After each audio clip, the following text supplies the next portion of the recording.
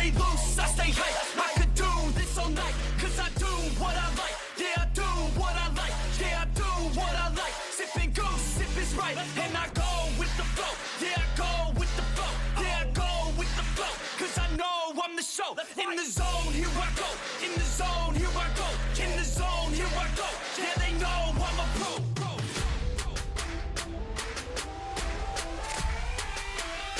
Let's go, let's go.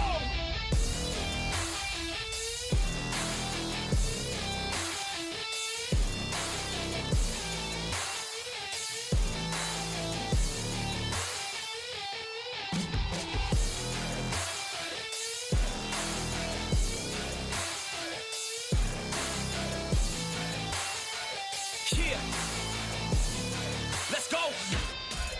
If I go, I'ma get. When I flow, I'ma hit. And I know I'm the kid. I'm a soul, don't forget. I'ma blow up winning. Got my flow so vivid. Here we go, just beginning. Yeah, I throw every inning. Got my flow so legit. All I know is my shit. Here I go, they come with. Post Malone in this bitch. Rock star making hits. Got guitar in this shit. Leaving scars cause we lit. All these bars that I spit. Yeah.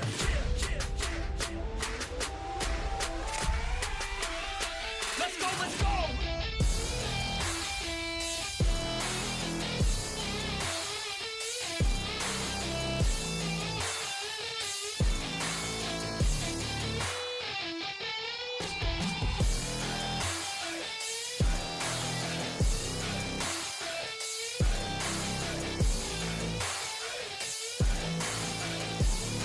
Let's go. If I know what I want, then I know what I get. If I go, they come with, cause they know I get lit. I'm a pro, not a myth, and my flow got some wit. Never slow, drink a fit. I get hype, I get lit. Here I go, I get lit. Here I go, I get lit. Here I go, I get lit. I get hype for the shit. Here I go, I get lit. Here I go, I get lit. Here I go, I get lit. I get hype for the shit. Right.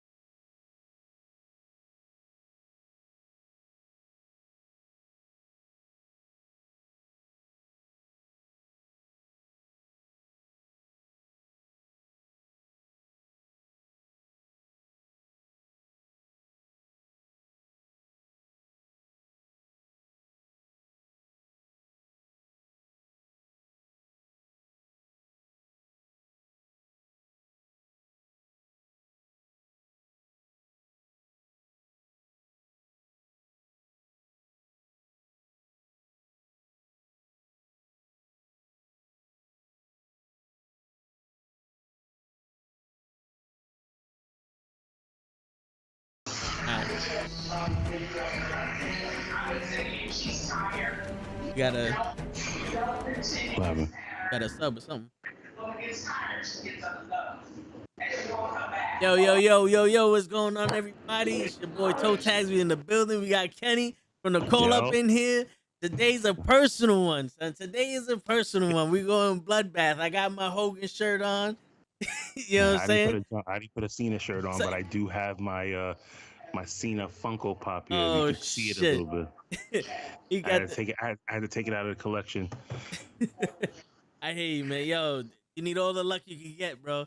I'm like a fucking time vault in here. What's going on, Harris? What up, Pimp? What up, Pump? What's going on, everybody? Yo, and you know what's funny? My man Kenny did an interview yesterday with Gigi.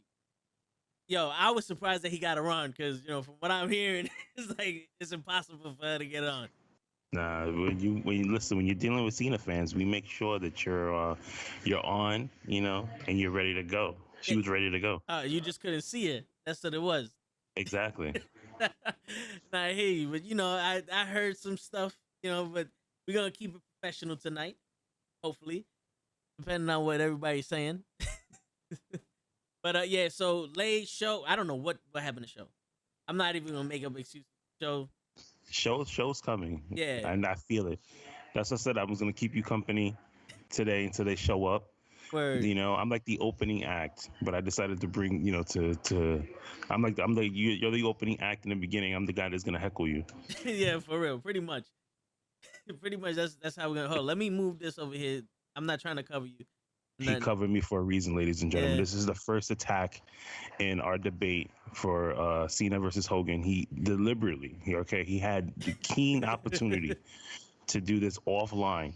He just wanted to make sure that I wasn't in the picture as I was talking about heckling him because he likes he likes Hulk Hogan. Word. Yeah, that's exactly what happened. Yo, you wanted to mess with me, so I gotta throw little things at you. You know what I'm saying? Listen, I'm waiting to hear everything you have to say about Hulk Hogan. I like Hulk Hogan. Don't get me wrong. The wrestler, Hulk Hogan, but Terry, man, I don't know.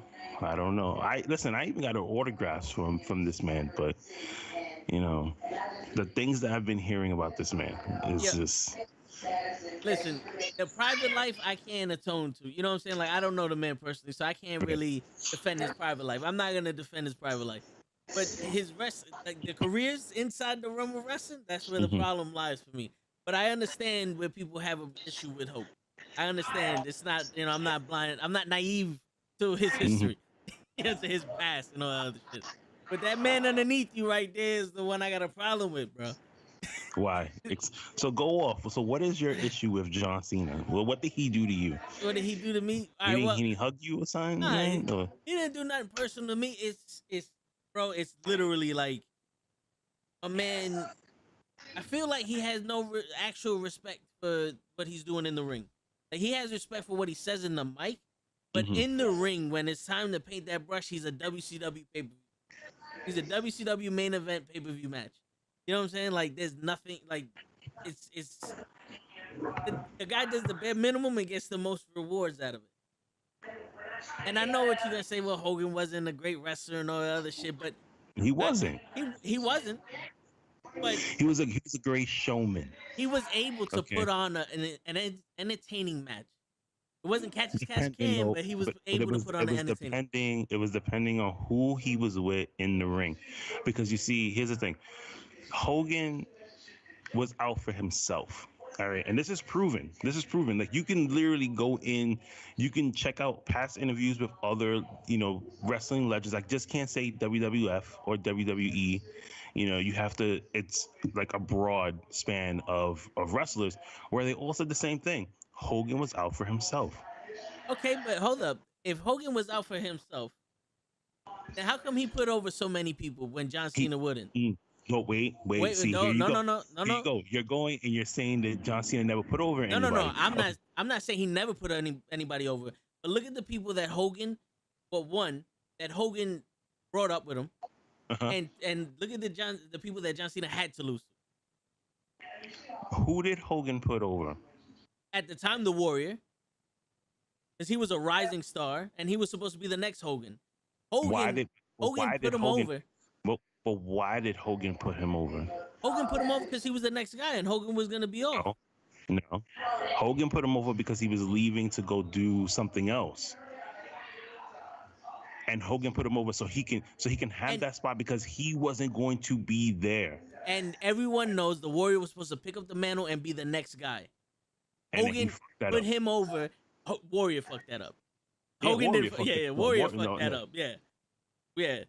But also, who did John Cena put over? If you think about it, you want to just wrestling storyline wise. You think about it. Right back. As soon as he got into that storyline with John Cena, career was over. Kennedy was literally fired because of Randy Orton and John Cena, mostly because of Cena. Rusev, undefeated until WrestleMania, lost to John Cena, never became anything other than that. And then when he did become someone, he was Rusev Day, they shut his ass down and let him go. Yeah, because he was getting too over. No, yeah. But the thing about it is that those storylines. Okay, so you said Rusev, right? We're gonna go back. All right, I'm gonna reverse back. Go ahead. All right, go ahead. and reverse back. We'll reverse all the way to the beginning to who you said the first to the first guy because thank God I have good memory. Yeah. So you say Rusev, right? First guy I said was right back. But okay. yeah, we talk about Rusev.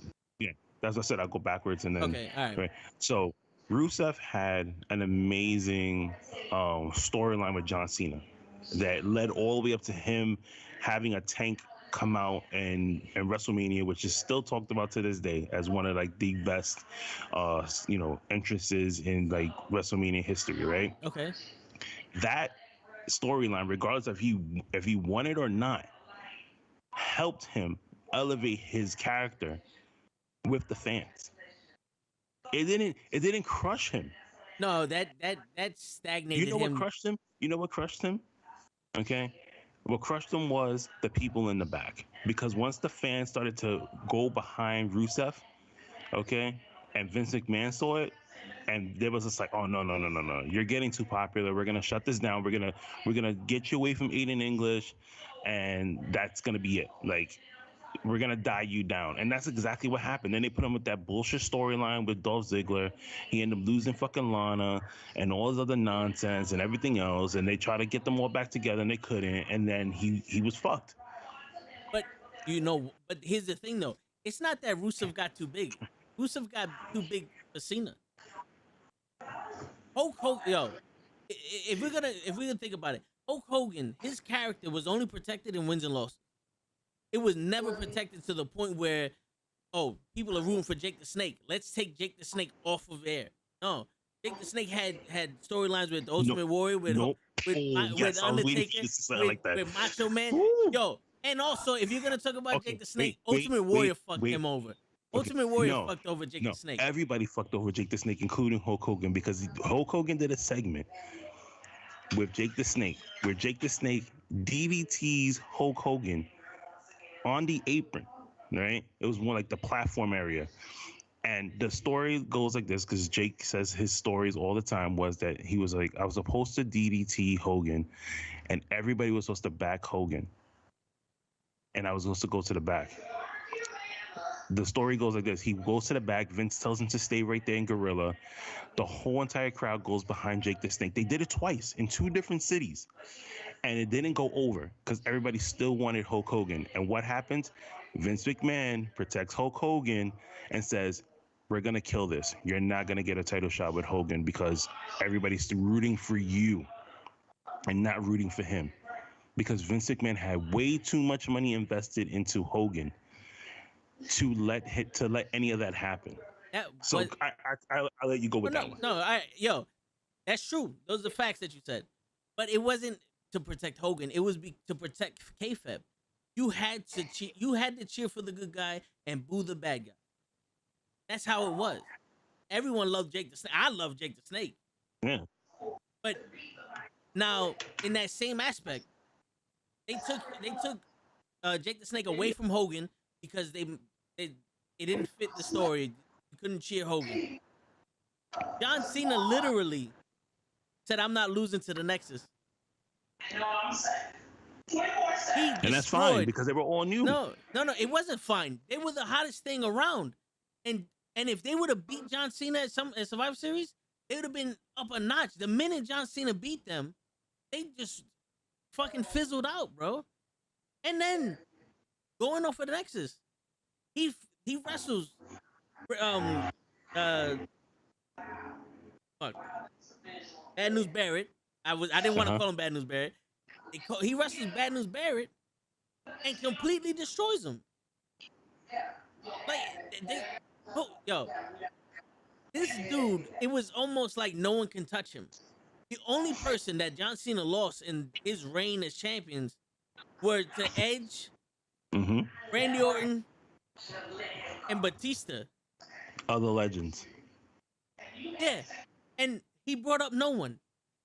In his time, no one was able to come up. CM Punk had to literally throw a pipe bomb to get noticed. Daniel Bryan had to get the whole arena to come in the ring to get noticed. These guys were nowhere near a WrestleMania match. But when Hogan was at the top of his prime, Macho Man became champion, and he became one of the biggest baby faces when he was in the Mega Powers with Hogan. That was a huge storyline for an entire year. Ultimate Warrior became champion, and that was for almost a year if he didn't fuck that up and become greedy. Bret the Hitman Hart and British Bulldog main evented SummerSlam. Ric Flair came in, and he had his title run with Ric Flair. Psycho Sid was somebody. There were so many people that main evented with Hogan. That had that top spot with Hogan. You named all these people, right? And these are all periods in time when Hogan was out doing other stuff because he wasn't really involved in wrestling, because Vince was just letting him go and do what he wanted to do because he always knew that Hogan was going to come back. Until Ted Turner came. That's not true. How is that not true?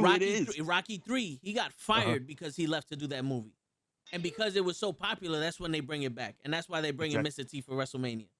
Because Hogan said, fuck yeah, I'm doing the movie. Because he knew that it was going to make wrestling more popular. They had no vision. This man Senior and Junior had no vision of that. It wasn't because he knew it was going to make wrestling popular. He did it because he knew it was going to make himself popular. There is no himself, because if you want to go against the movies and his TV shows and all that, he did Rocky 3, his first major film, and then brings Mr. T into WrestleMania. He does Thunder in Paradise.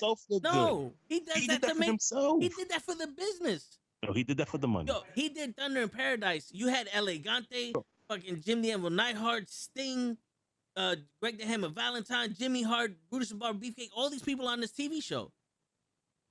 What other wrestler did John Cena work with in any of his projects? What star did he bring into the WWE to make us bigger?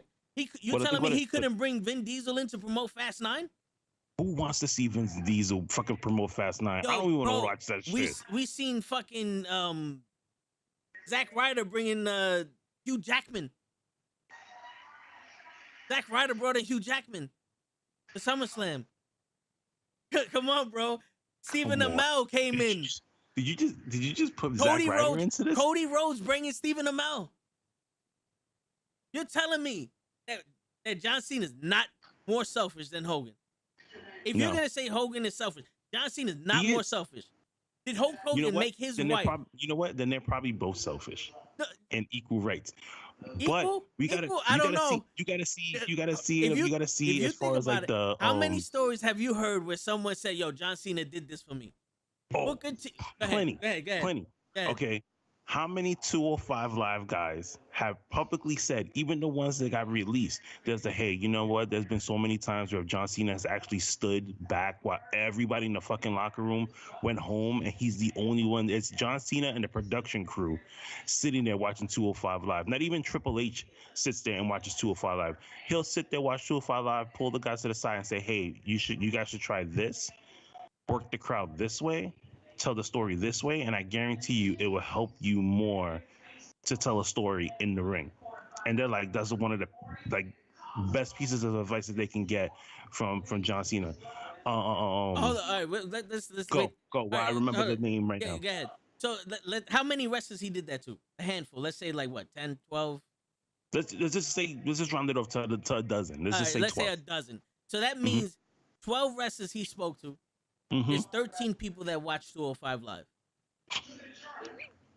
Maybe he gave them advice, but he did nothing for that TV show.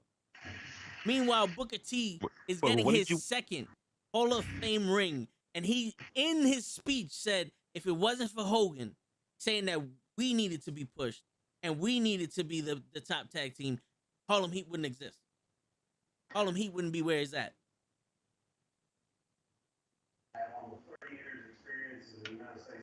There's a difference between telling somebody how to take a headlock and actually saying, these are your guys right here.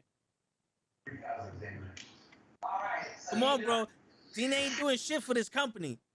He ain't doing shit but sitting there making Nikki Bella sign documents. Oh, see, now you want to go into the private life. Man. I thought we wasn't going into the private life. That's not private. That's on TV, bro. That's on Total Divas. Listen, That's a WWE publication. That's because she wants to put that out there, not him. What's going on, LaFlocka? Okay. What's up, Sonny? Terrence, my bad. But you gotta think about it like this. Okay, so if he was greedy in the beginning and he didn't want to do certain stuff, then that's the same way like Hogan. Hogan was the same exact way until he came a certain point in time in his career where he knew he needed to have certain people in line in order to make himself look good, in order to get to where he wanted to get to. Of course, he's gonna have somebody like Harlem Heat there because he needs that factor in order to play out and say like, hey, if you push Harlem Heat and they do well, and it's because of me backing them, what is in it for me? Oh, okay, well, you know what? We'll give you a title run afterwards. Okay, that's great. Because guess what? You're smiling right now. You know why? No. Because he did it before. No, I'm smiling because that has to be fully opinionated. That has to be your opinion on what happened. There's no way that Hogan's going to be like, if they do good, you got to do something for me. Nah, he's seen the potential in Hogan, in Booker T and Stevie Ray. Come on. Yo, it's undeniable that Booker T and Stevie Ray were not going to be something. You know what I'm saying? All they needed was someone go, nah, these are your people. So you telling me that Hogan never worked himself into a title picture, into more money than anybody else, into booking people a certain way? Hold on. That was old Eric Bischoff and WCW right there, bro. They all had that contract of if you hire somebody else, I get paid more. But also, to my point again, WCW hires Hogan. WWE goes, yo, Macho Man, we're not doing nothing with you. You too old. Come on, Macho Man. Hogan brings Macho Man into WCW. He brings all these guys all of his boys into WCW. No, see, and WCW wins the Monday Night Wars because of Hogan NWO. did not bring Macho into WCW. He opened up the floodgates. Ted Turner and his money brung Macho Man into WCW. He opened up the floodgates for him, bro. I'm telling you, there's a lot more history of people following Hogan and Hogan being related to other people's success outside of them wrestling than there is to John Cena. Of course, because Eric Bischoff was sitting there fucking plucking everybody. It was just like, when you were not supposed to poach people in this business, and he was going out there and doing the one thing that everybody said don't do. But now let's do hand in hand here. All those people went to WCW after Hogan, and they made a lot of money. Of course, because they already knew he was already making money. And look at it's just like, wait, hold on. It's just like AEW right now. You got Tony Khan sitting there. He's like one owner. And I hate when people say like, oh, he owns the whole entire Jaguars. He owns a portion of the Jaguars. Like him and his family own a big portion of the Jaguars. He has a lot of money. Of course, some of your friends are good. That's like if me and you quit right now. We quit our jobs right now, and Show goes and says, "Hey, man, I can get you a job in City Hall, and they're making good money because they just hiring like crazy, and they're paying you top dollar. What are we gonna do? We're gonna go with him." Yeah, but here's the thing though. Now in that same argument, but what if me and you quit our jobs and Show goes, "Yo, if you do this with me, you'll make more money." All right, let's do that. And then you see Lay making all the money in the world, not putting out any handouts, not going, "Yo, bro, come with me to make it." He's just there. He's just doing his thing. And then when we apply, nah, get out of here. See, All those here's the guys you thing. mentioned that went to AEW, why they go to AEW? Why did 'Cause their Cody friends are Rhodes? there. Why did Cody Rhodes start AEW? Because he knew that the WWE wasn't gonna hold him in the same regard as someone the size of Cena. Because Cody Rhodes too small. And I'm not saying Hulk Hogan's small, Cody's too small but now. but there's a lot of people that's in AEW right now that's been held back because of the shine of Cena. And guess what? They're gonna be And held back even more. there's gonna be 2 more people that's coming because of the Allegedly. shine of Cena, allegedly. No. Oh, see, wait, hold on, wait. No. You cannot blame CM Punk and Daniel Bryan going to AEW on Cena. There's no way in the world. I can't blame at least CM Punk leaving. No. No, CM Punk was the hottest thing when he was the WWE And he said- champion. but the thing No, about it is he that was he the said he liked WWE Cena. champion. It doesn't matter if he likes him or not. He Oh was my the God. WWE champion going into the Royal Rumble, and they needed to take that title off of him so Cena could fight for the title at WrestleMania, and then they make him fight the Undertaker. They took away CM Punk's main event spot at WrestleMania for John Cena versus The Rock. They didn't need to have John Cena versus The Rock for the title. So what did you want Cena to do? Say, no, I don't want this storyline. Do something else. If he's a man of integrity, and he's a man of the business, let CM Punk be the main event. Me and The Rock could be co-main event. What is? Oh, I'm looking at the comments. That It's match did not make. Go ahead, look at the It comments. says Kenny Cena, John Cena is the most overrated wrestler in wrestling history. I'm gonna fight that because he is not the overrated person in wrestling history. Okay, that's a little far fetched now. Okay, because if you want to take it back, then I'm gonna say Hogan is as well, because when Hulk Hogan decided to wrestle, he did not. He came in and he was not getting any love from the fans when he was doing his thing. Okay. It wasn't until later on that he stole somebody's gimmick and became the guy that he is today. He didn't steal anybody's gimmick. They gave him. Who The gave him? title. Who gave him that gimmick? Who gave him that gimmick? Where did he come up with this Hulk Hogan, ripping the shirt off and changing his beard color and all that other nonsense? Where did he get that from? Superstar Billy Graham. Go get your folder.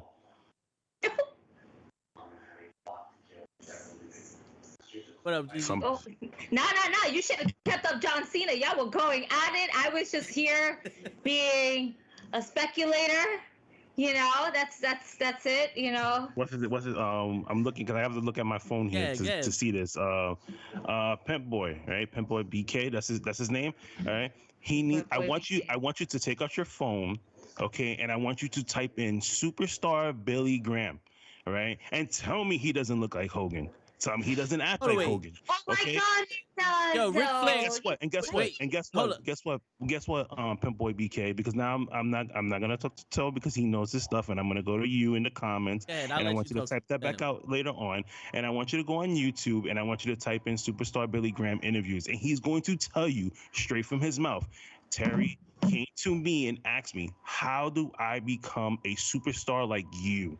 And he says, you need to come up with a different gimmick. What does he do? He leaves before going to WWF, steals superstar Billy Graham's and whole entire gimmick with the ripping of the shirt because superstar Billy Graham was doing it, the whole coming out to the fans, superstar Billy Graham was doing it, and then all of a sudden he comes out with this whole entire red, white, and blue shit or whatever other colors he was coming out in the beginning before he turned yellow and red, and he stole the man's gimmick. If you look at superstar Billy Graham's action figure, it looks like fucking Hogan.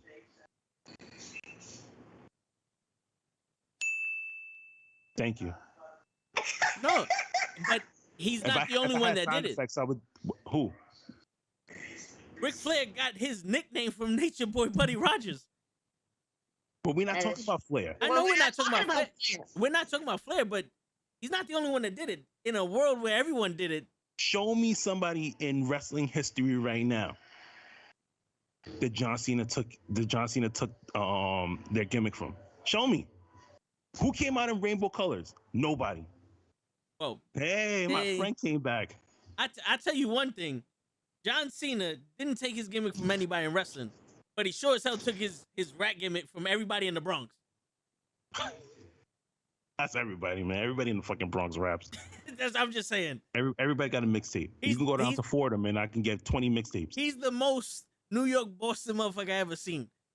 But that's not the argument today, all right? We can say that for another time. Yeah.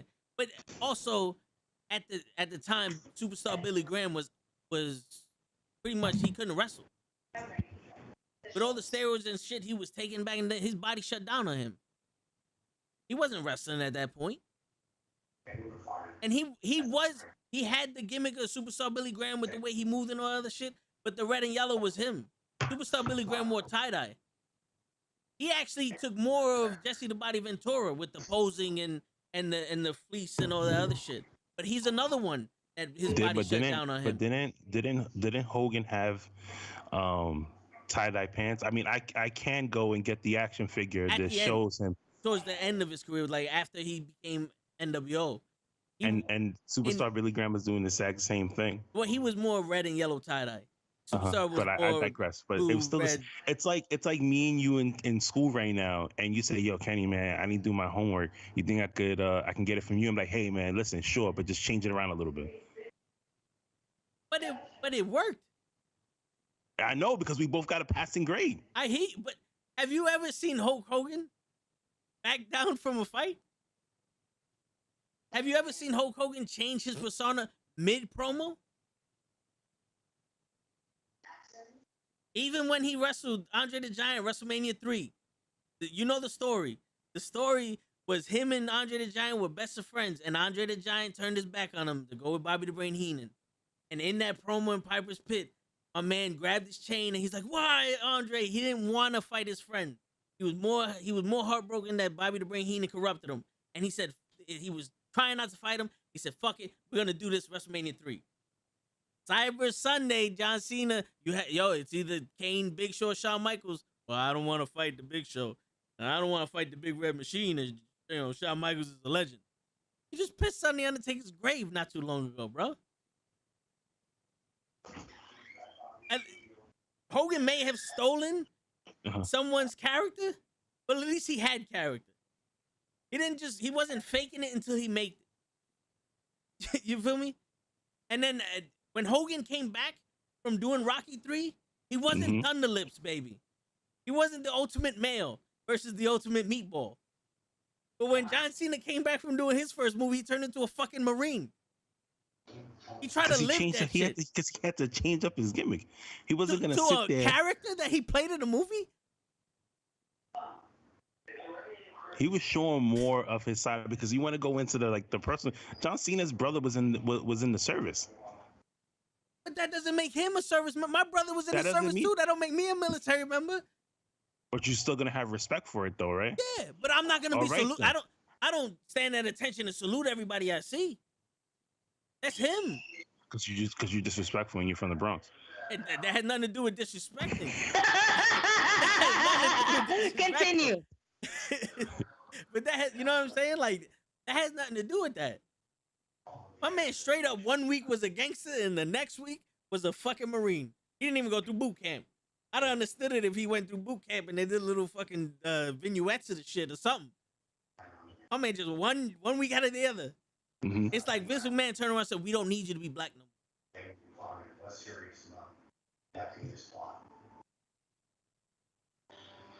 You finished? Go ahead. Ooh. Yeah.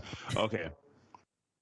So you talk about how he changed. You said John Cena, 1 minute he's thugonomics, and all of a sudden he goes into boot camp and he becomes this soldier. But God, there was a time where I'm trying to remember it was another pay-per-view where you had the Outsiders come in, right? That should be. And they switch it up, and they're taking over WCW, and Tony Schiavone goes and says, "We need help. We need somebody to help us against Macho Man." Okay, and then out comes Hulk Hogan. Who is he with? Oh my God! They said Hulk Hogan, not Hollywood Hogan. They said Hulk Hogan, Mr. Red and yellow or whatever color he had on, right? That he brought over from WWF. And they said, oh, he's going to be the one to save us. And then what does he do? He turns his back on WCW in all storyline and goes with Hall and Nash, right? And then all of a sudden, the following week, where's the yellow? Where's the red? All of a sudden, he's black and white. All of a sudden, he's not Hulk Hogan anymore. He's Hollywood Hogan. And then the following month, he comes out with the sunglasses and the boa and all this other stuff. So, I mean, I don't know if he changed in a way, but God, I mean, if I look in the dictionary as far as change, it would tell me that Hulk Hogan was there. I think there'll be a picture of him in yellow and red, and then all of a sudden in black and white. I mean, I don't know if that. I mean, if you want me to, I can change my shirt and to yellow and red, and it's still gonna. People in the comments are gonna be like, "Did he change his shirt?" I completely understand where you're getting at, but the difference between that is one that was storyline related, which made sense for the storyline. Wait. So you telling me that the John Cena thing is not storyline related? Explain to me the storyline where he changed his attitude. He was evolving into another. He was evolving into another part of Cena. He didn't wrestle someone and that awakened a serious John Cena. He didn't have someone motivate him to be that. He just literally walked out as a different person.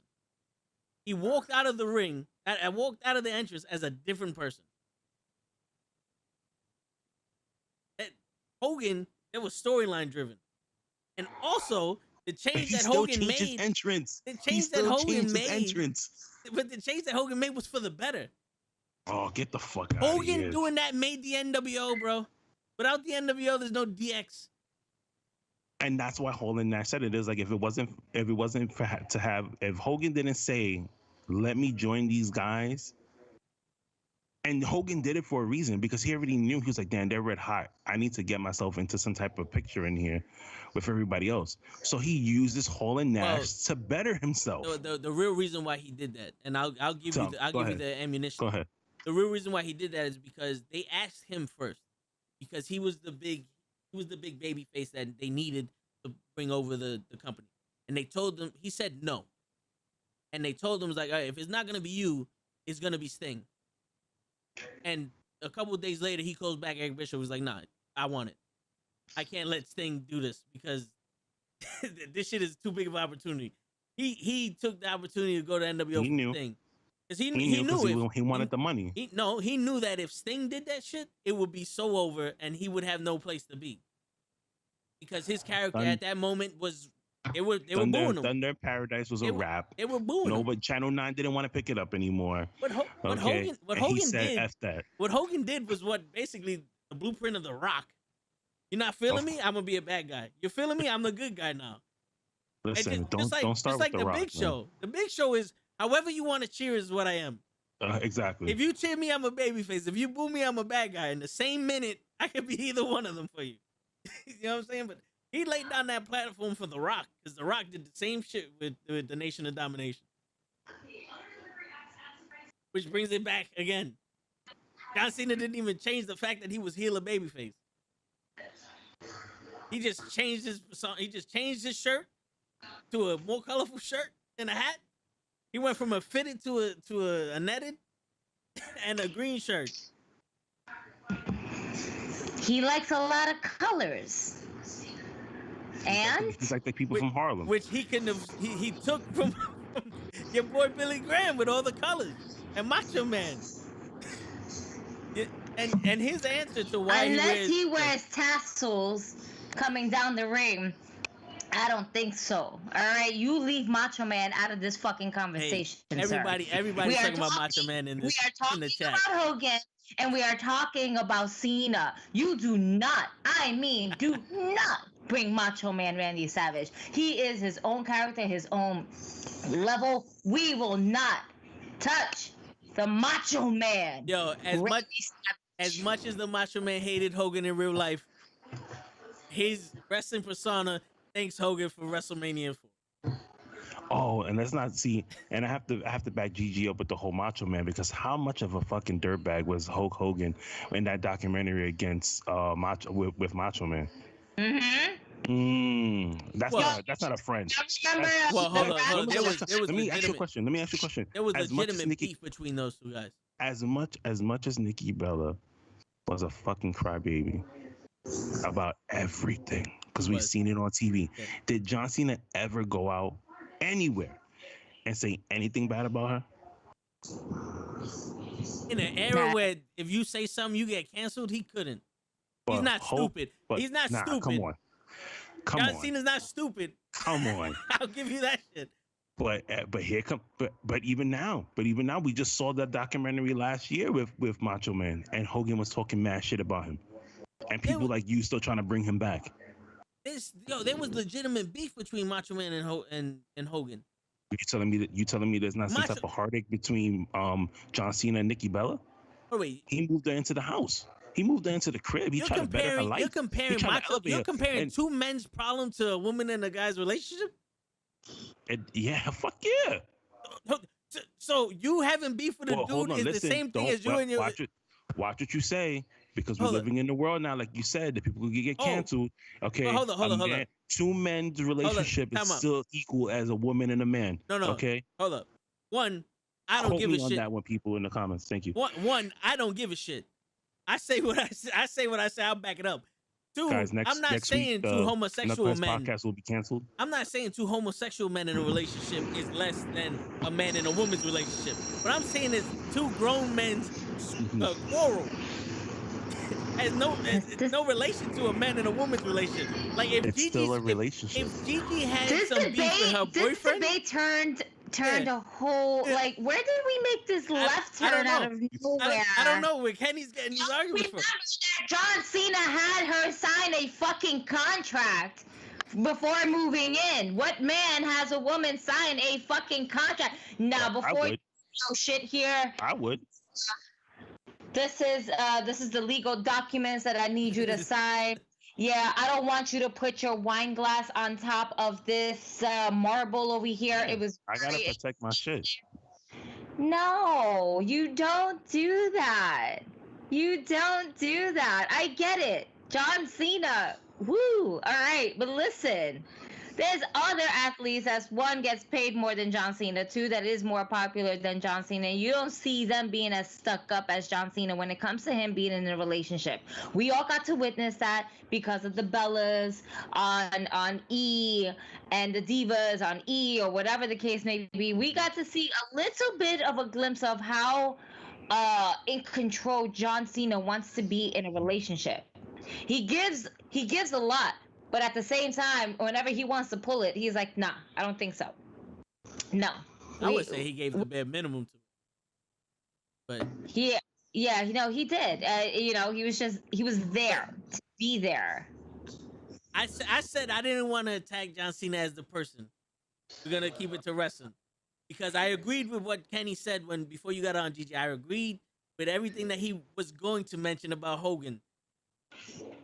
Oh, because we can get deep. Personally, We can you know what I'm we can saying? get dark. yeah, because we don't know the history of Hogan. If you don't know the history of Hogan, we give it to you. But but I'm just saying, it's like I think John Cena gave her the minimum. If we're gonna talk about it, like I don't think John Cena liked Nikki Bella like that.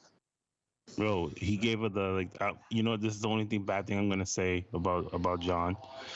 Okay, he gave her like the trial version of John Cena. It's like here's a 7-day trial, and let's see how you do. You know, He and then we'll work out the details from there. He gave her. Here's your 3 months of a premium subscription. After your Oh. 3rd month, please make sure you cancel, or we will continue to charge you until you cancel. My man basically said, "What do I have to do to keep you fucking me? I want to move in. Here goes a contract. I can kick you out whenever the fuck I want." And you know what? And that was smart. You know something? It could have been smart, but it would have been smarter if he said no.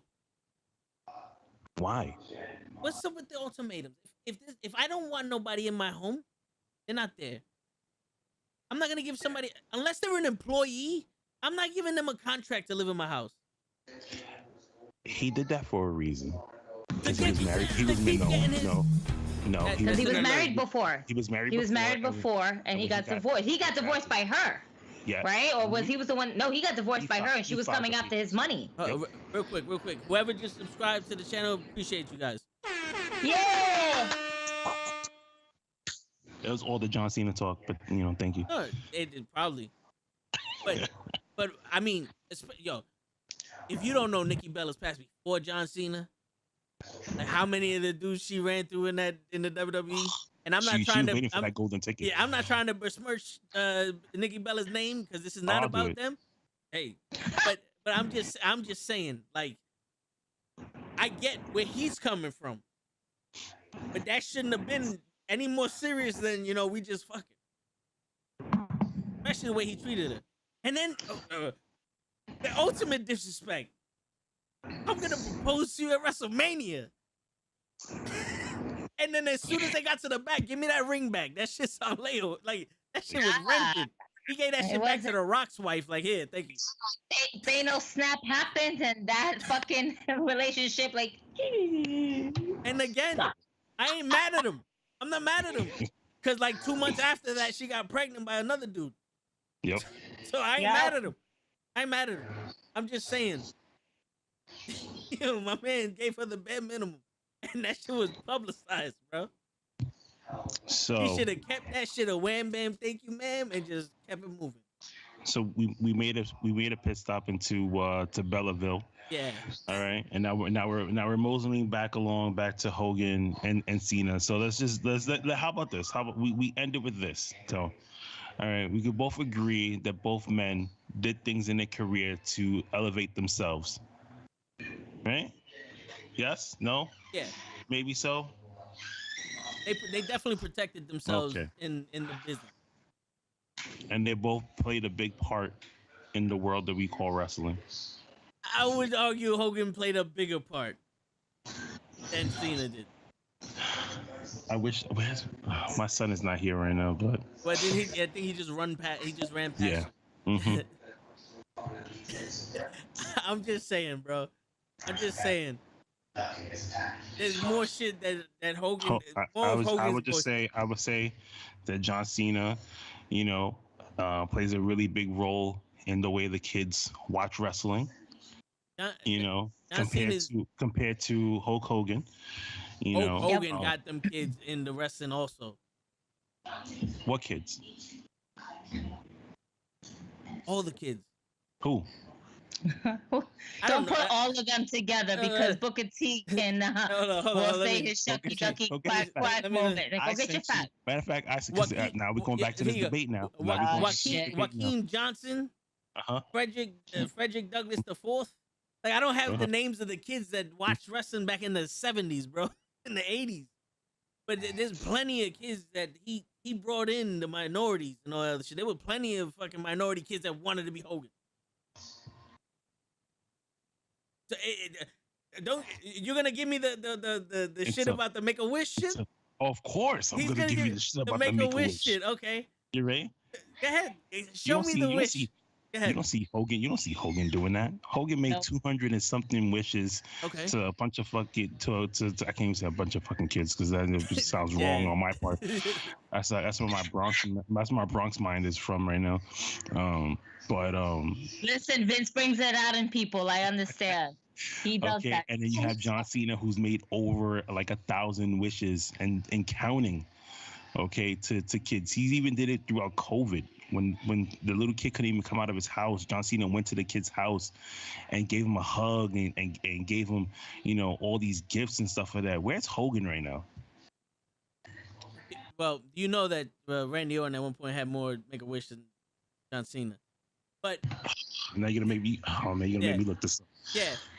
Also, they weren't as partnered with Make-A-Wish back in the days as they were now. And you telling me wait, hold on. You telling me Hogan right now is so busy that he can't sit there and to a freaking hospital with a kid and talk to him from Make-A-Wish? John Cena went to a movie premiere in full getup did the movie premiere, went to a wrestling show. Before the wrestling show, got dressed, went to go Make-A-Wish, went to the arena, did the show, came out of the show, went to another press event. And then the next day went back and did another Make-A-Wish. What is Hogan John doing right now? Cena also. What is Hogan doing right now? Go get your facts Hold paper up. right You now want- and show me what Hulk Hogan is you want- doing you right want now. some- You want some facts? Go ahead. you I'm want gonna some look at Hogan's. I'm gonna look at Hogan's Hulk Twitter and see what the last. Hulk- Payroll for all those people that work in his shop in Florida. Hulk Hogan. Oh, that's right. He's charging freaking fans $300 for a freaking Funko Pop signed autograph at his beach shop. That he calls it, and asking people for $500 for a freaking belt. But Hulk Hogan never You know how signed much I someone paid for a else's John Cena contract and stole autograph? their title shot. You know how much I paid for a John Cena autograph? You know how much I paid? Go ahead, tell me. $20. $20. And he took a picture with my kid. And he did a video. Good for him. Hogan was a lot more at Comic Con. Hogan was about like 120. He was $88. Just He was as $88 for the picture. But You know what? Hold on. Wait. Hold wait. on. No. Did John Cena lose 4 inches of his Mute height? him. What? Did John Cena lose 4 inches of his fucking height? No, but he was Did John losing Cena- his hair and he got it back, unlike Hogan. Does he got it back? No. Does he got a gait looking like JBL out here? He still has hair. He has I more would hair than I would Hogan. rather be bald than look like JBL. Yeah? How about Hogan? You think Hogan likes to be bald too like that? Or he's still Hogan's holding on been to them hair bald since extensions? birth. My man's still holding on to them hair extensions. He needs to let it go. I think you need to convince him to go completely bald. Hold up, time out. Let's go. Let's see what Terry's up to right now. Yeah, let's see what Terry is You're up to. What's Terry? You're comparing. How old is fucking Terry Bollea? Like what? He's got to be what, 70 something? I think he's 74. Let's see. 68. Let's check. What? 68 years old. He was born in 53. 68? Get the fuck out of here. Somebody done lied in that Wikipedia. That's what Google told me. He was born August 11th, 1953. He just missed his birthday. Happy birthday, Hogan. Happy Fuck birthday, you. Hogan. No, No. thank you. No, fuck Cena. All right? We're going to do that one. Fuck Cena. Hulk Hogan was 6'9" when he was wrestling. Now he's 6'4", bro. They Because showed all his those true leg build drops. because they don't give a shit about him. No, because all those fucking leg drops. He had how many back surgeries and he replaced both of his hips twice.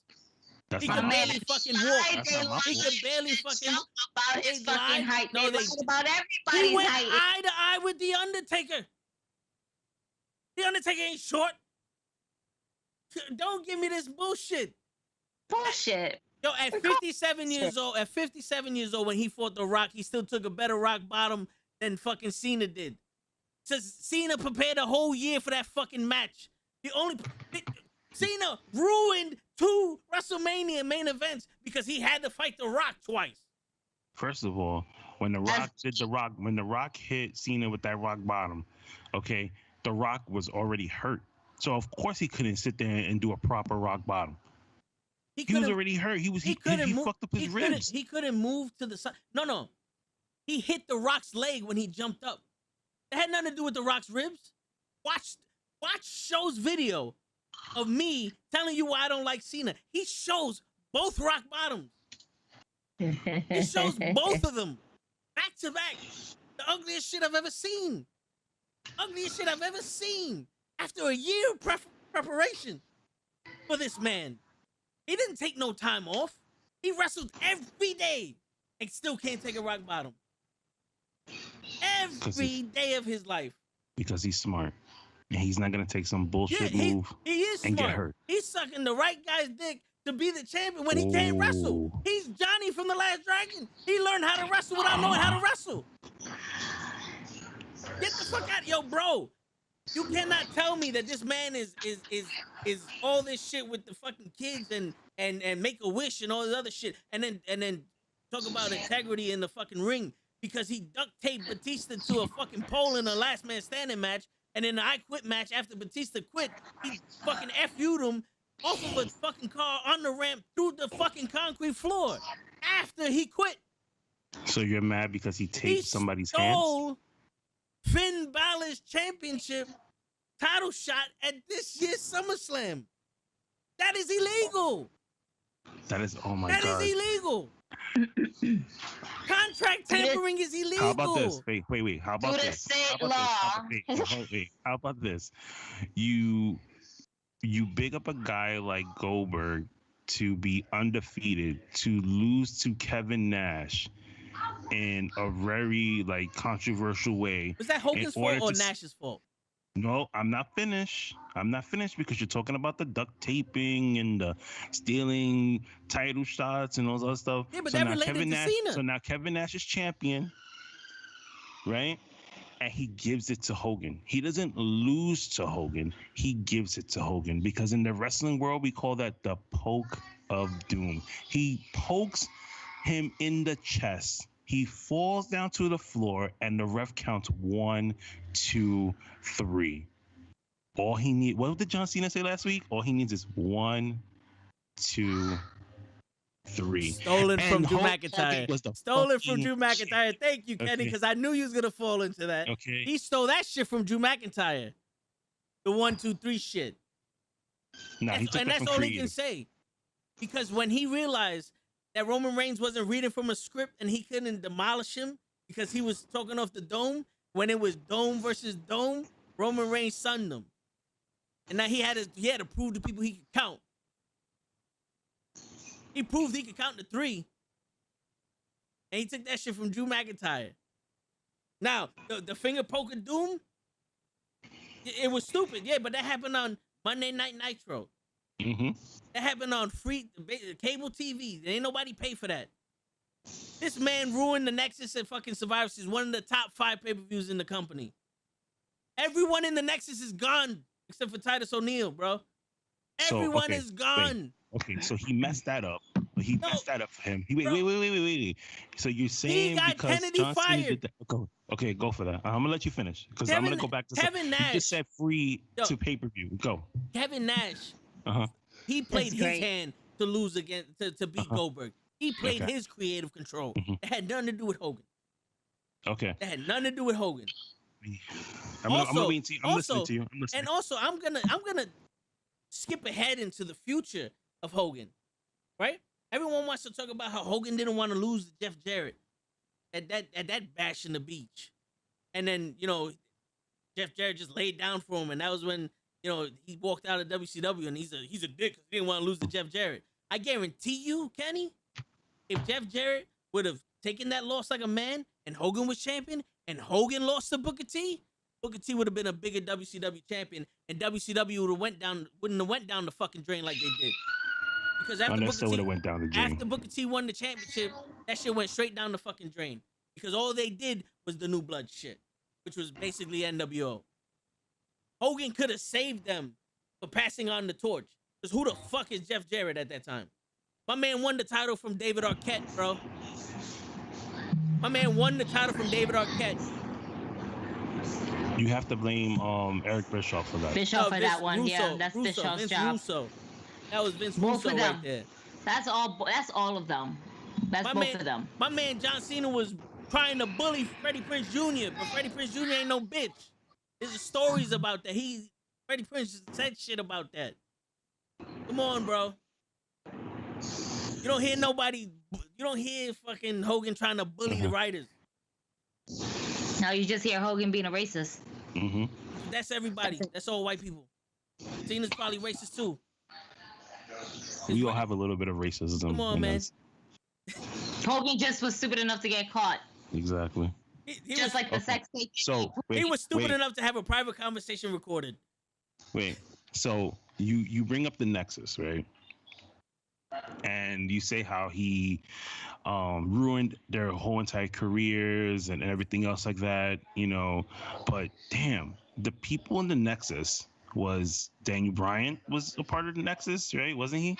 Right? Yeah. He went on to become, the Daniel Bryan that we know. He left WWF. Hold up, time out. He wasn't in that match. He was on the WWF side with Cena. Remember, he got fired. He got fired for that shit that they did when he hit the announcer. He was on Cena's side. He wasn't in the match with Nexus. You're not saying them individually. You put them in a whole entire category. And let's put and the right said ones. Nexus. Let's put them in the right ones. John Cena beat the Before Nexus. we go back, Daniel before we Bryan go wasn't back in to the Nexus. Nexus when he beat him. Okay, before we go back into the Nexus, right? Because you said he fucked up the Nexus and their opportunities Yeah. and all the other stuff, right? WrestleMania 9, a pay-per-view that we all had to pay for. This is not something that we had to go online and stream it for free because, Gigi has it and I can see it for free. Everybody else had to pay the $49.99 or whatever the price was back in the day. Wait a minute. I'm sorry. You never had la caja? I know I had You the never box, had- but I'm just saying, everybody else. Oh. Oh, come on now. Everybody You had know, that box. Exactly, with the freaking red button in the back. Everybody Right. had that one. Or the Switch. I'm just saying. Continue. Either one. And the main event to WrestleMania 9, if everybody doesn't know, was Bret the Hitman Hart, who was the champion at the time, versus Yokozuna. Yoko goes over. What happens after that? So we agree that Bret the Hitman Hart lost the title He did. that night. Yeah. Okay. Then Hogan comes out. Wait, And- hold on a second. Wait. All right. We'll wait until he comes back. Because I was waiting for this also.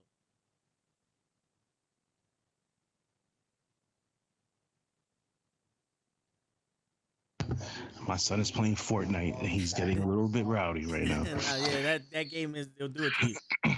So he came out and Yoko wins the title, right? Hogan sees the crowd and how big it is, goes to Vince McMahon. This is documented here, okay? This is documented, and goes and says, "Hey, you know what will be great right now? If I go out there and challenge Yokozuna and win the title from him the exact same night that he won it." Vince McMahon looks at him and says, "You know what? You're right." And they changed the finish of the match and have Hulk Hogan win the title. Didn't even let the man enjoy the title run. okay, but hold up. Okay, this is like some Money in the Bank bullshit. Okay. And then he lets him win it. And you know what? And then you go and say John Cena messed up the Nexus. How about what Hogan did to Yoko? Like he said he couldn't even enjoy it. His feelings were hurt.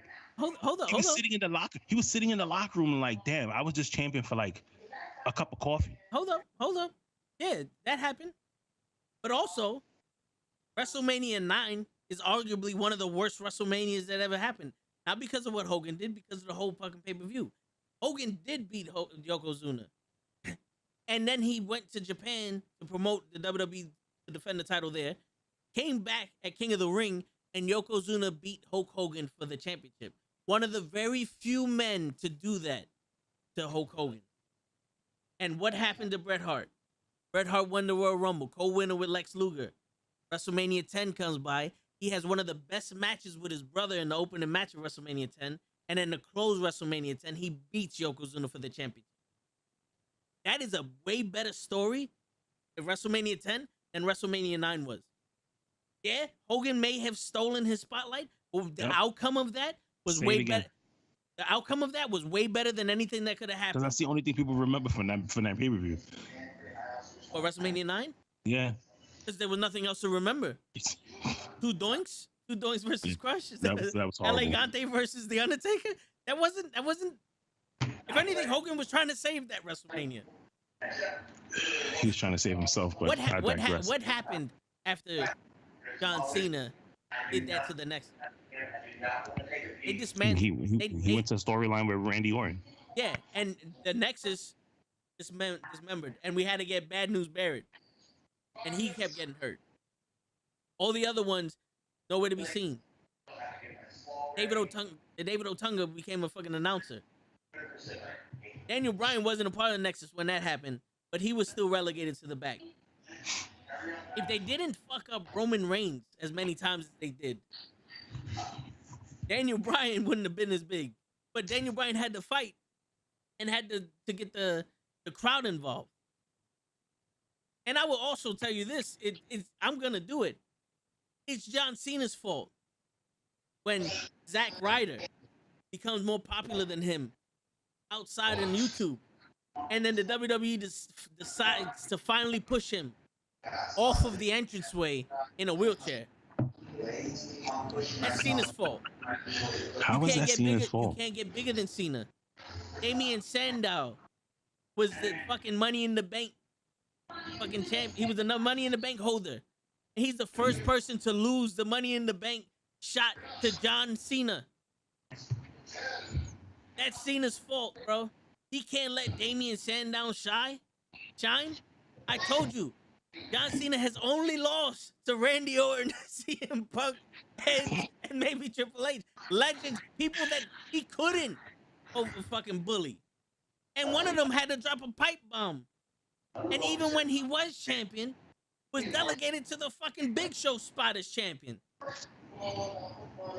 Because we all know what happened to Big Show when he became champion. That motherfucker started every fucking event. What's going on, Lay? What's up, man? Lay's in the building. There had never been someone, my bad, Lay. There's never been someone that Hogan wrestled that he destroyed. Like, professionally. In the storyline wise, come on, Lay. When Macho Man. Hey man, listen, I came in here just to watch, but come on, man, we can do that Hogan shit. Well, not many have Cena, but we can be honest about this. There's a lot of people that could have been bigger if Hogan wasn't such a douche. Mm-hmm. Cena did it more often, but when Hogan did it, he did it almost at a grander scale. Like, yo, my man, look what he did to Bret Hart in that WrestleMania. Look what he did to Psycho Sid. Yo, but yeah.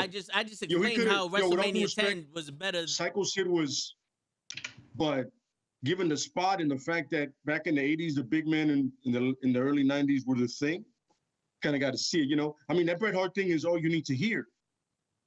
Literally, all Bret Hart was going to do was win that match against Yokozuna.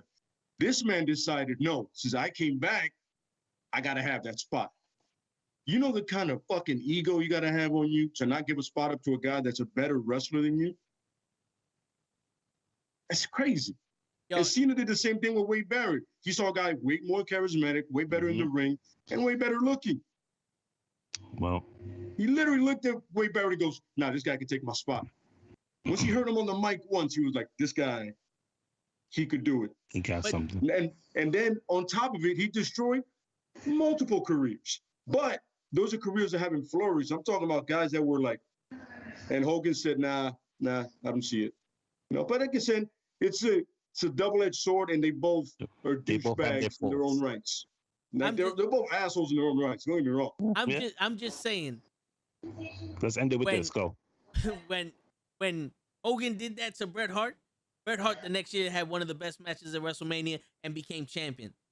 But why couldn't he have that moment and then have that year? No. But he could have literally went into the whole year like that. Well, I already told him WrestleMania 9 was not one of the best WrestleManias in the world. It was one of the worst. WrestleMania 9? Oh, that shit was ass. Yeah. So that was not even the Undertaker could have saved that shit. Yeah, that was his attempt at trying to save the shit. But they also Gonzalez, he was like, come on, guys. Yeah. Come on, guys. But also, when John Cena does that to anyone, they don't come back from that. That's true. That is true. They don't come back from that at all. I'll give you that. So guys, that's some Triple H Booker T WrestleMania moment.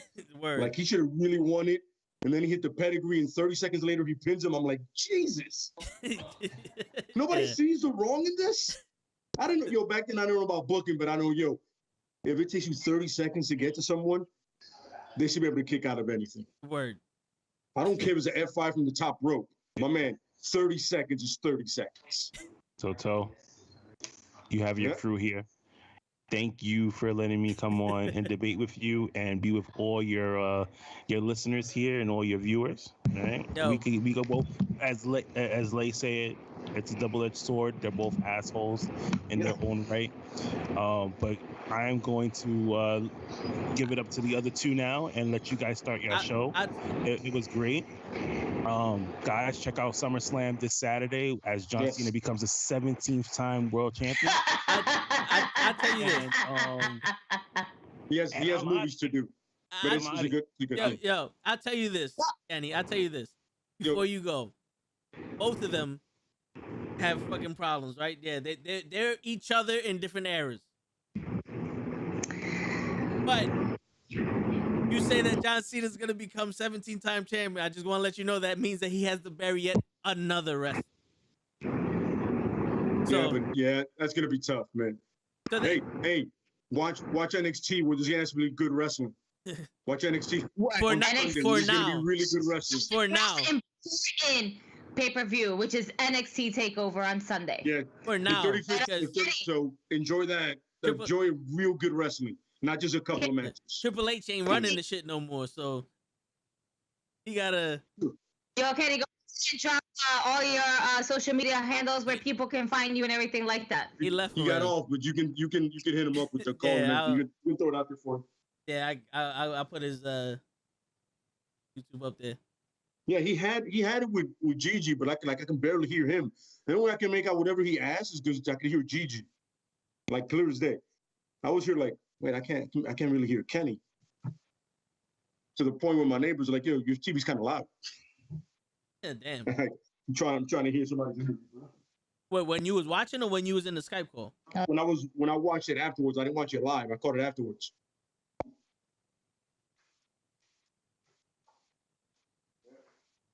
Are you talking about the podcast that I was on with Kenny yesterday? The one you were on with him, and I was like, I could barely hear him, but I could hear you clear as day. And that's how I knew what questions he was asking you.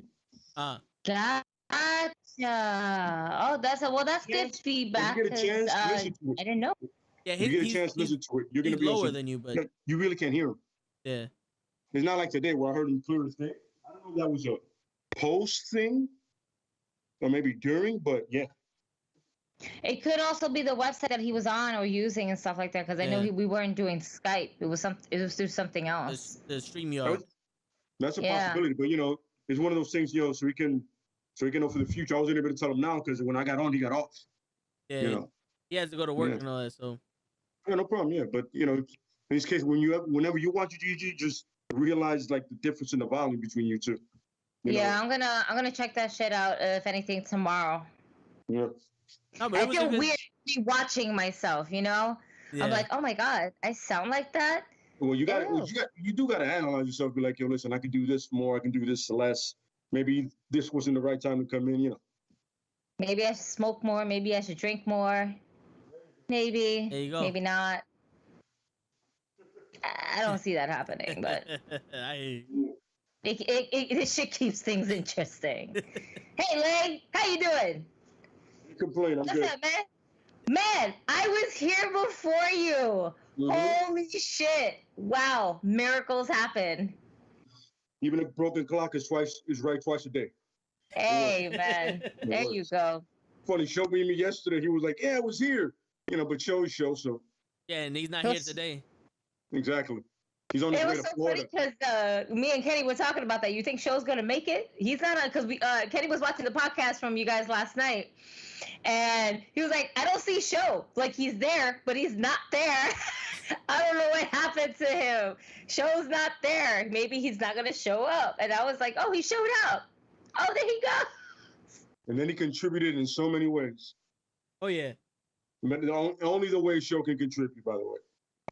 Yo, bro, my brother is still baffled by his fucking review of The Last Dragon. Yeah, he was like, did you watch the movie? Like any one of his reviews are like, they're like side eye review. Like I kind of saw that from the side of my eyes. You kind of heard what he said or she said or they said or whatever the fucking pronoun helps you. I got to say that just in case. Yeah. Awesome. Like I caught it. I heard something and it sounded like The Glow. I don't know what that was. Yeah. Like, man, the fact that Quills was knee deep into it tells you a lot. Oh yeah. Takes a lot to get Quills' attention. So, yeah. That's dope. I gotta share this with you guys. Somebody just went ahead and tagged me into this by Deputy Dog 313. They just this shit is great. We don't know who did this, but whoever did, they are a genius. Whoopi Goldberg. And see it without my ring light all up in the way. This is absolutely phenomenal. This will be going on my IG stories, but by all means, you guys gotta check it out. That shit is funny as fuck. I don't know who did that, but that's amazing. And I'm just wondering if Whoopi Goldberg is gonna be in Sister Act again. Let's just go for it. I would love it. I would love her to be like MVP, but that'd be too much. For real.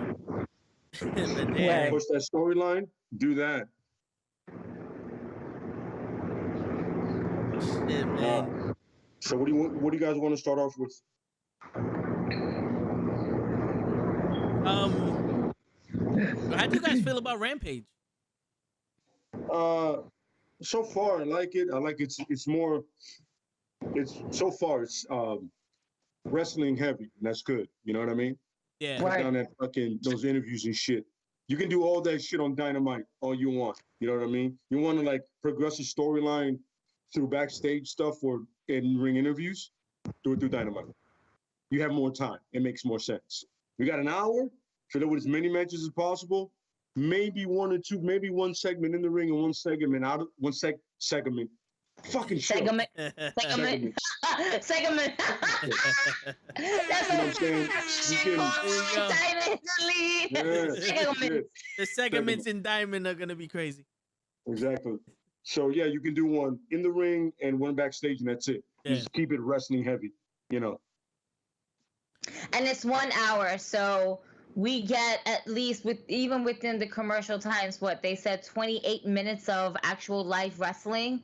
Mm-hmm. And then somebody compared it to at least, what was it? Was it SmackDown? I think they compared it to, where it was a 2-hour show of SmackDown versus a 1-hour show of Rampage. Each of them have both 28 minutes of actual wrestling, and one of them was a 2-hour show. And one of them, I remember the matches. Yeah, exactly. It was good. I enjoyed Rampage, man.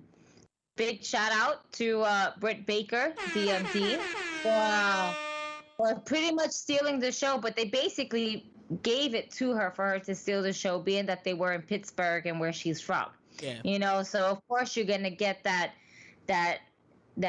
good town, like hometown crowd just backing up their one person that they're like, nah, she's the one that's representing us.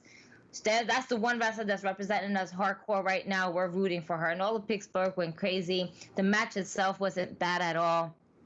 Her and Red Velvet have really great chemistry together, and they can go at it. Obviously, they weren't going to change the titles.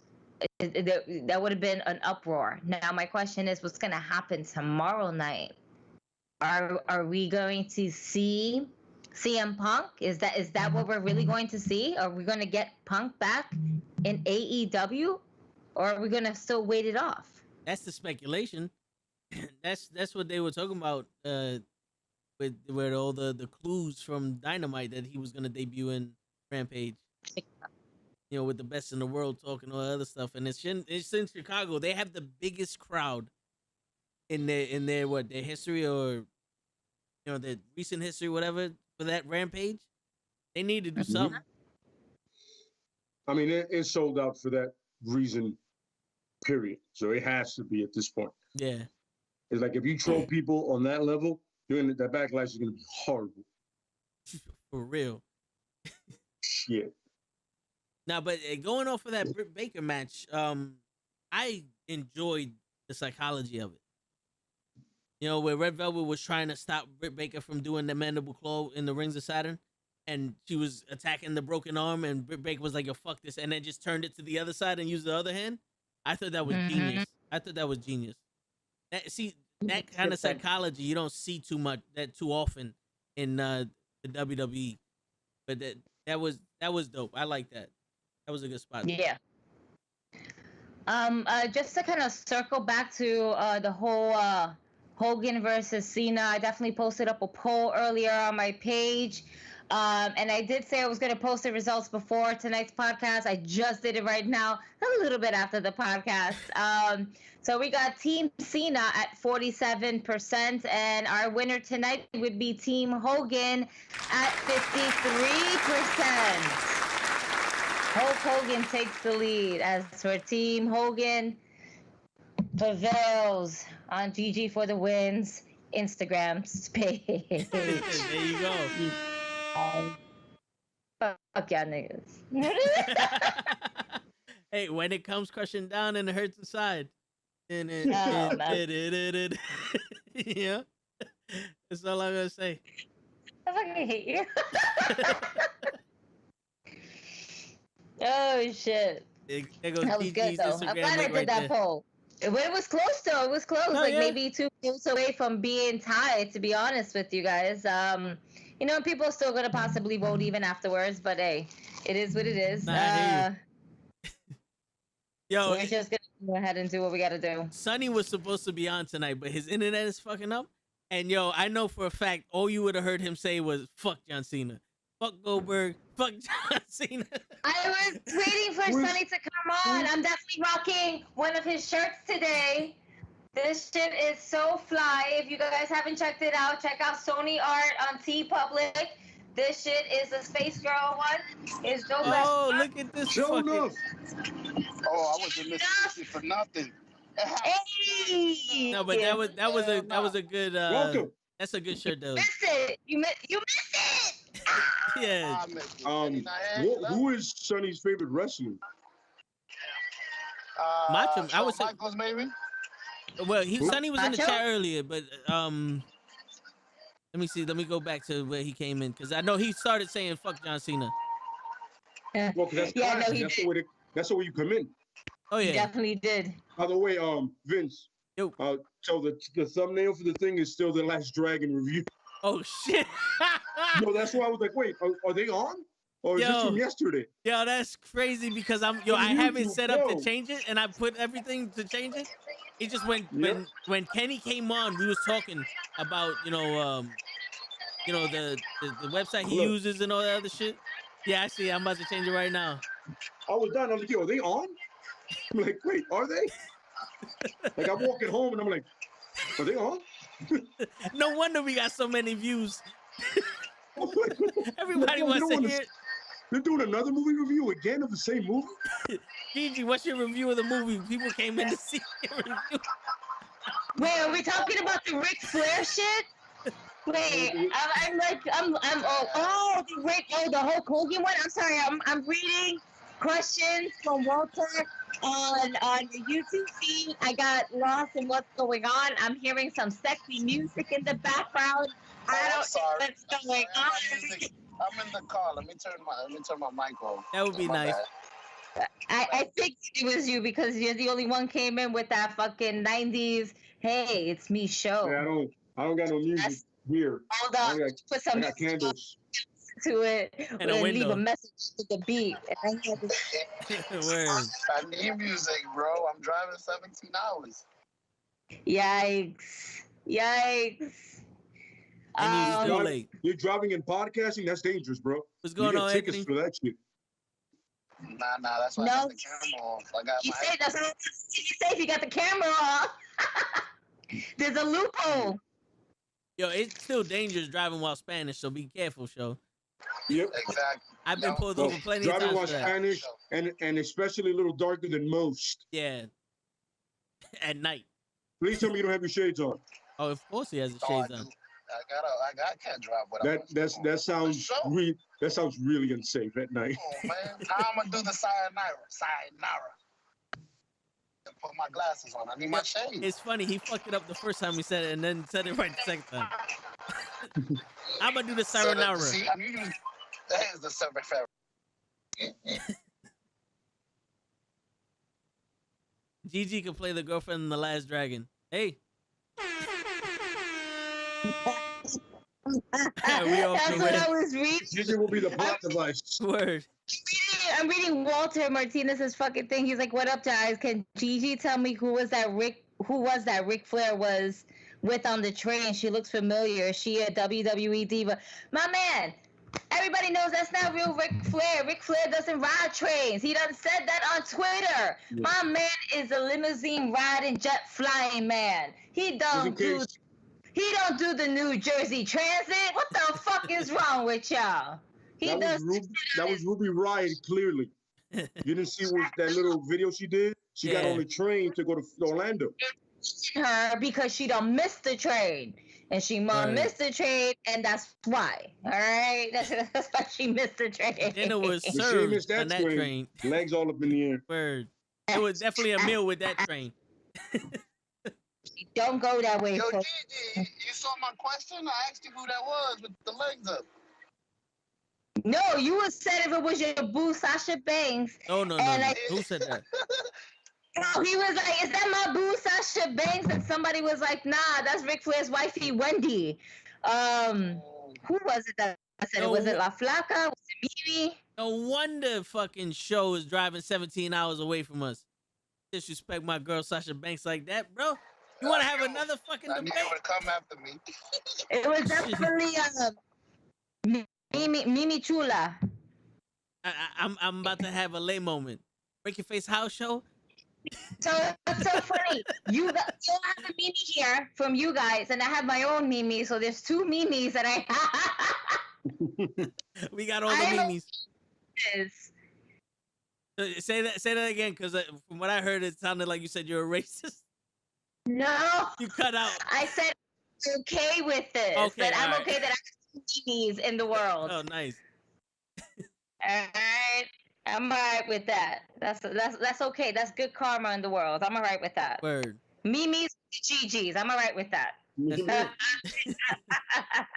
Name so nice, you gotta say it twice. There you go. Shit, man. We went off the rails on that one. Shit. Yo, all right, let's go into some NXT. You think Adam Cole is signing with the WWE after this match? I don't know, man. I hope not. I feel like he's happy though at NXT. My thing is as though Vince wants him for the main roster. We don't want to see him in the main roster because we all fear that he's going to get lost in the shuffle like everyone else in the weight class that he is in. And if he doesn't get lost in the shuffle, he's going to automatically be put in some sort of tag team that is just, you know what? If they put him on SmackDown, let's just think about this. You have AJ on SmackDown. Yes? No, he's on Raw? He's on Raw. Yes, he's on Raw. Let's move him to SmackDown. You got Finn Balor on SmackDown. And if you bring Adam Cole in SmackDown, you have your own Bullet Club on SmackDown. I can see that. Yeah, but you got potentially you got three would-be leaders in one team. And that's so two people got to take a back seat, and it shouldn't be Balor because he's the original. Yeah. If you literally started it, you should never take a back seat to anybody. Nope. But ever. You know, all three of them have the charisma to be like a New Day style of group where there is no leader, but they all support each other. Yeah, but the problem is Bullet Club never works like that. Bullet Club is there's one leader, de facto leader, period. It's always been like that. Let's be honest. You know what I'm saying? It was Balor, Carl Anderson, then everybody else kind of fell into place because they were the first two originals. You know? Mm-hmm. Yeah. You know what I'm saying? So it's kind of it would have to be Balor, and then in the little order would be Balor, AJ, then Cole, because that's the way it went. That's the way they joined in that order. Yeah. Like if you're doing it legitly as a storyline, the originator, the guy, and the funny thing is AJ said, "Yo, I was never the leader. I was just the best wrestler in the group at that time." Yeah. And everybody literally goes, "Yo, so AJ's the leader." He was like, no, I'm not. It's Carl, but all right, whatever." Carl said, "Yo, no problem." And then Adam was the leader for Ring of Honor's Bullet Club, not necessarily all of it. Japan. Right. Yeah, no, it wasn't New Japan. There was still AJ because he came sometimes and wrestled, and then went back and then went to WWE. You know, so it's one of those things where, at essence, you have three leaders, but all three of them don't have that ego that they can work with each other because they know each other and they respect each other's work, and they all came from the indies and they all built themselves up without the machine backing them. Yeah, it's true. So it could work. That could potentially work.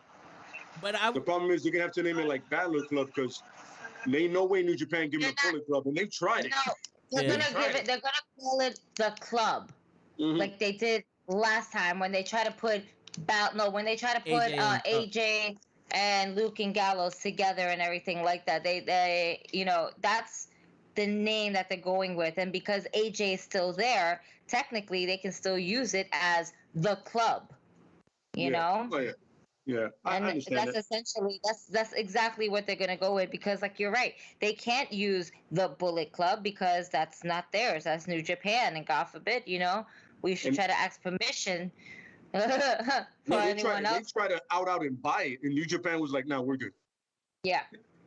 We literally have like 400 members of that thing. We can't just take it away from them. They try to do what WCW did with the NWO. Because it's the NWO. That's why. Yeah. Yeah, but the funny thing is, all of that should stem from the same thing. So whatever, you know what I mean? Yeah. The colors are the same, but the way it all came together, it's different. And the funny thing, here's the irony that Eric Bischoff got that idea from New Japan, the NWO. Yep. So in reality, everybody goes, "Oh, the Bullet Club is copying the NWO." No, if you think about it, you flip that because it's a New Japan thing for real. You know what I mean? But nobody's going to go that far into thinking about that. We're not going to do that. Because nobody wants to dig that far except for us.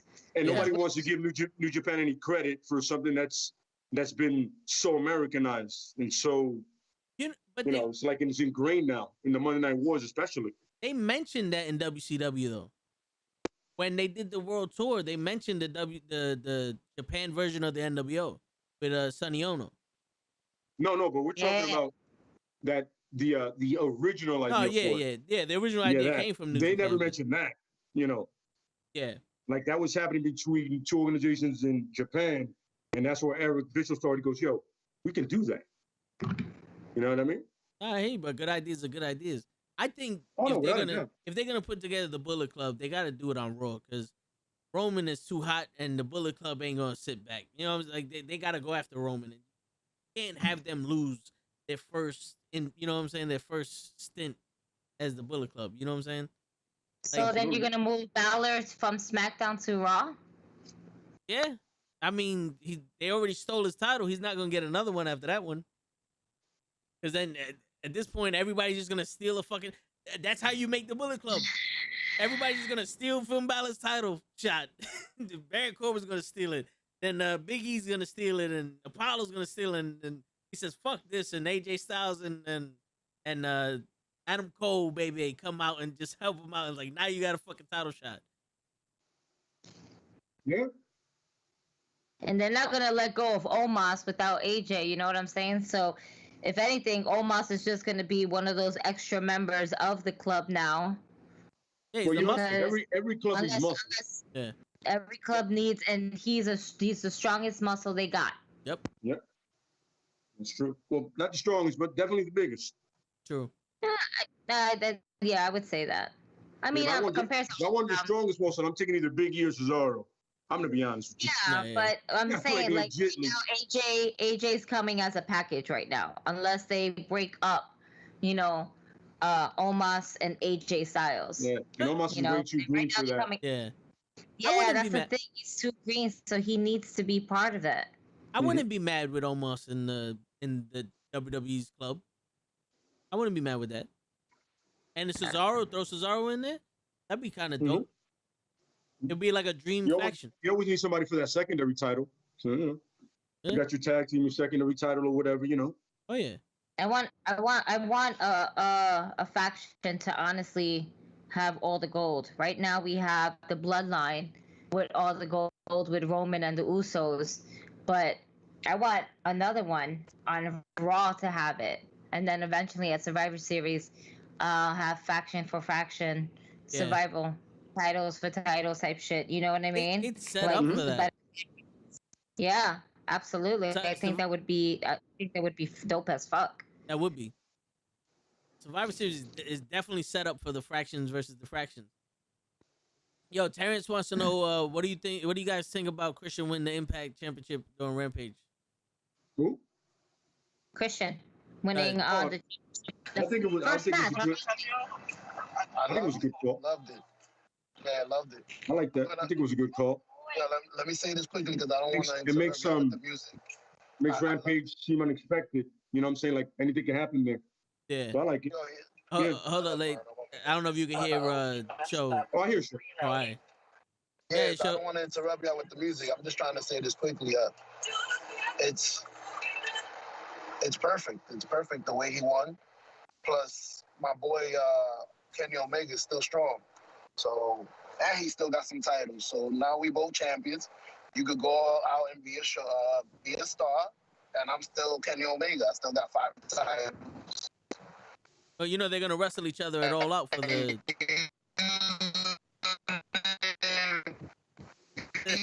Correctly, you had to use a chair. That was his Last Dragon review last night. He didn't beat him legally, so.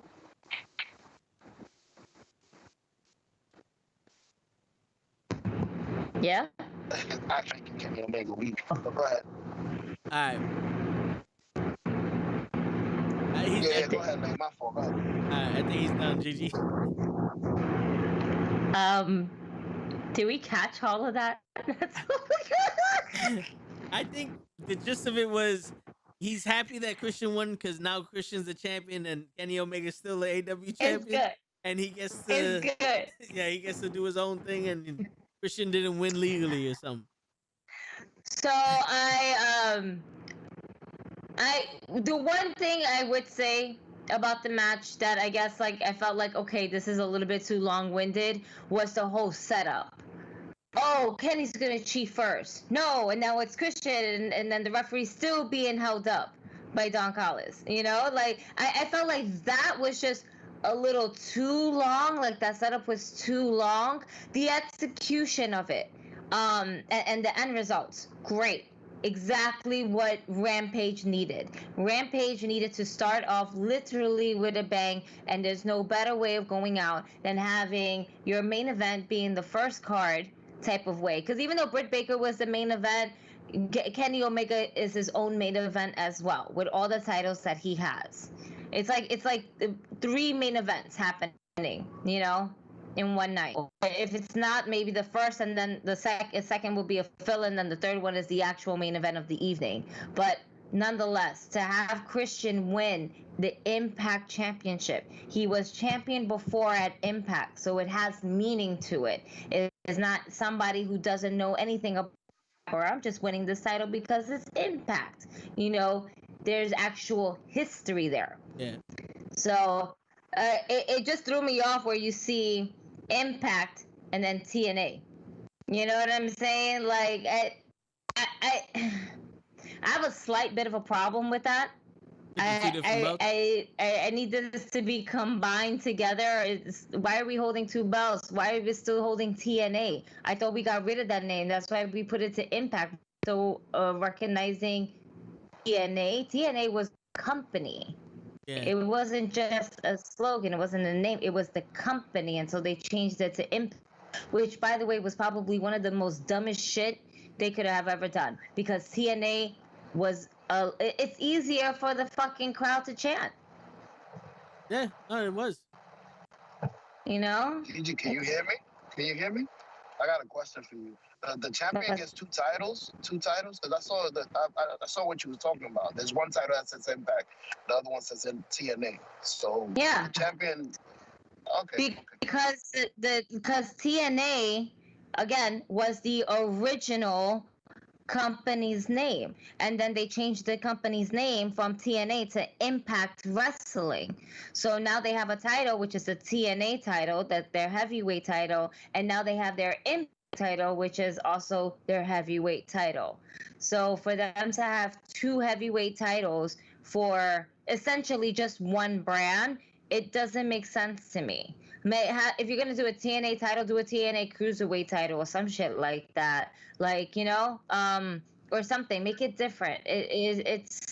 It's two for one, and it shouldn't be, because if we're not really trying to acknowledge TNA like that as a company, then why are we even like, why consistently remind us of it? TNA, when I was watching TNA, that shit was bomb. When I was watching Impact, it went bombed. Like, it was terrible. They got rid of the octagon ring, which I thought it was the most creative shit ever.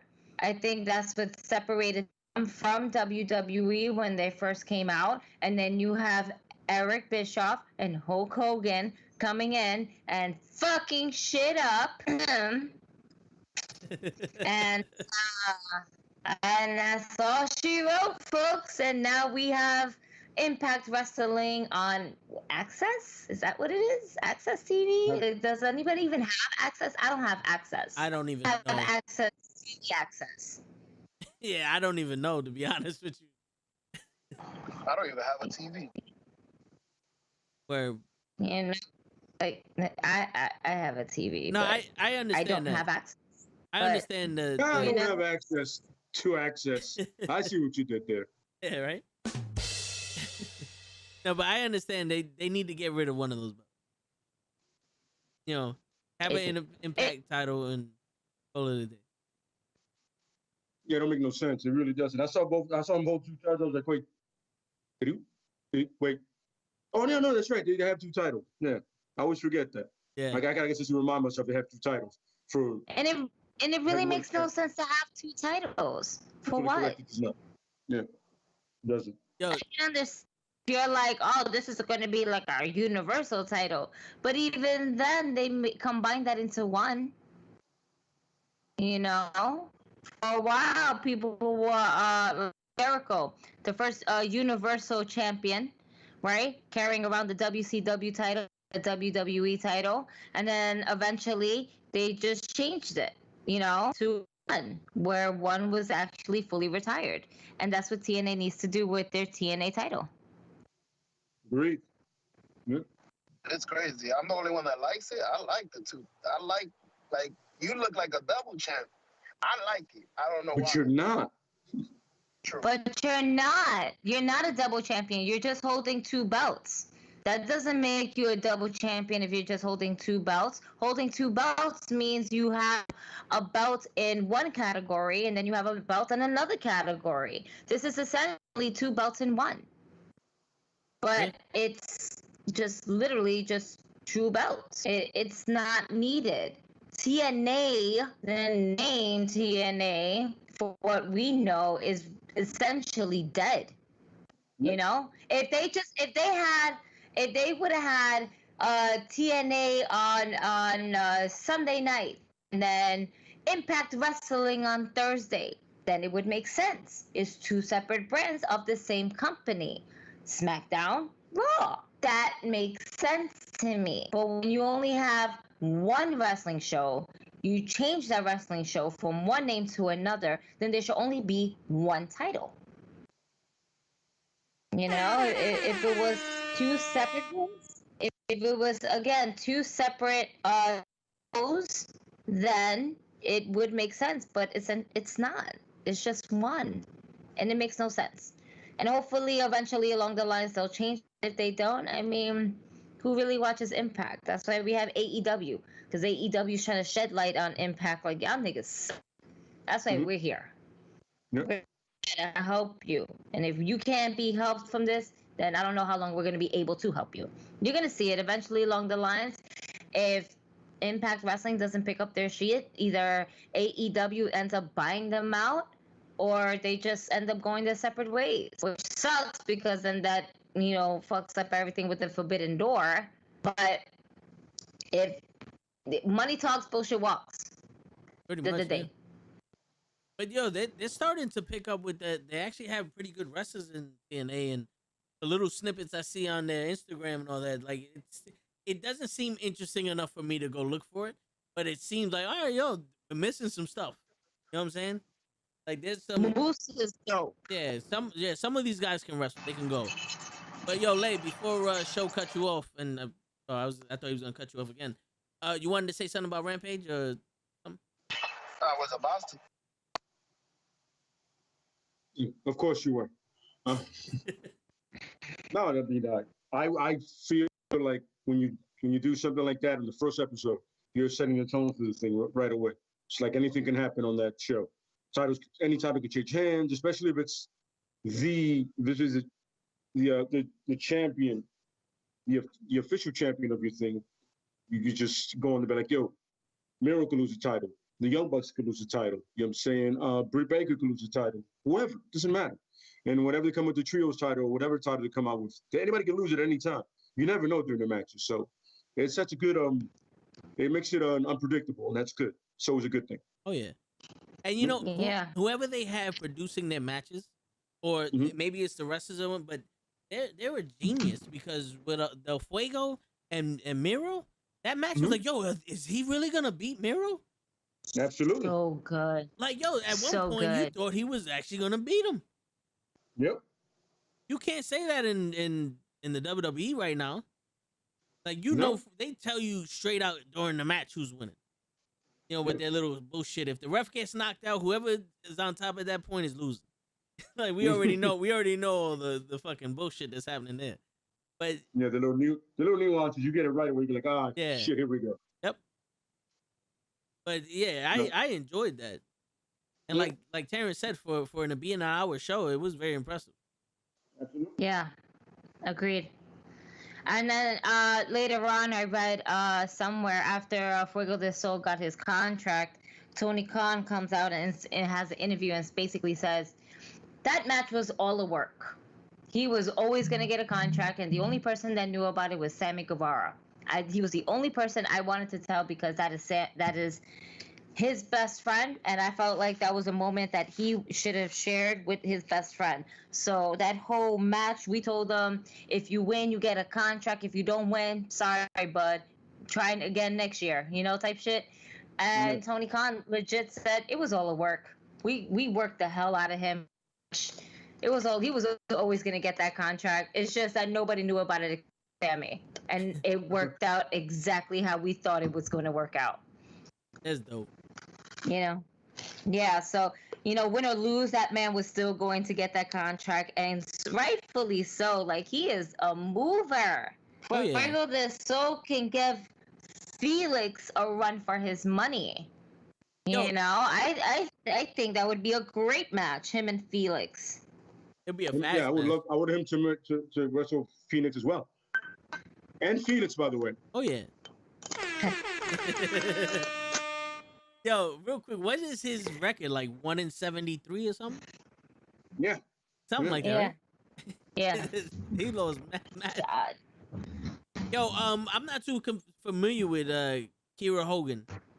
She's wrestling Jade this Friday on Rampage. You guys know anything about her? I know she did some stuff in Impact, I believe. And I think might have been in MLW as well. I'm not like, don't quote me on that. You know what I mean? But I could have sworn. Oh, no, I'm sorry. Ring of Honor. I apologize. That's what I think. I saw her. Ring of Honor. Let me check that. Yeah. So, yeah. I think she did some work in Ring of Honor. So, apparently she can go from what I'm understanding. I did a little research. I think I'm understanding she's a really good wrestler. So, she should be able to put over Jade and make her look good. Oh, I'm kind of excited to see Jade's progression.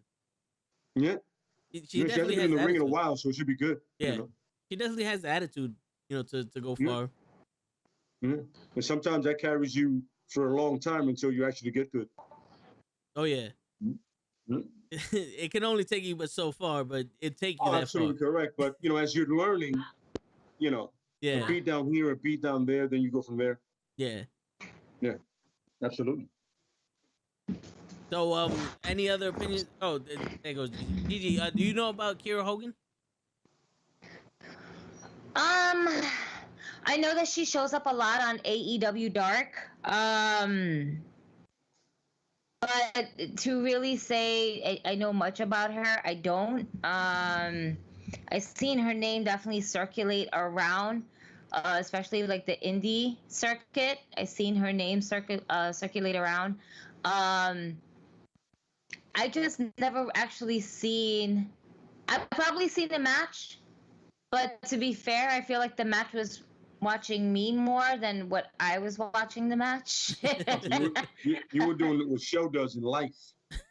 Yeah, no, I do that sometimes, but then again, it's AEW Dark, so because it's on YouTube, I think what happens with me is just like, oh, it's on YouTube, I can do other things. If I miss it, oh, just rewind it, no problem. It's not true. an issue. Yeah. You know, I think I get into the habit of doing that, and I miss a match, and then by the time, let's say AEW is done, like AEW Dark, I'm like, oh, I watched it already, and I won't even think about going back to the matches that I missed. You know, That's how I watched the Suicide Squad.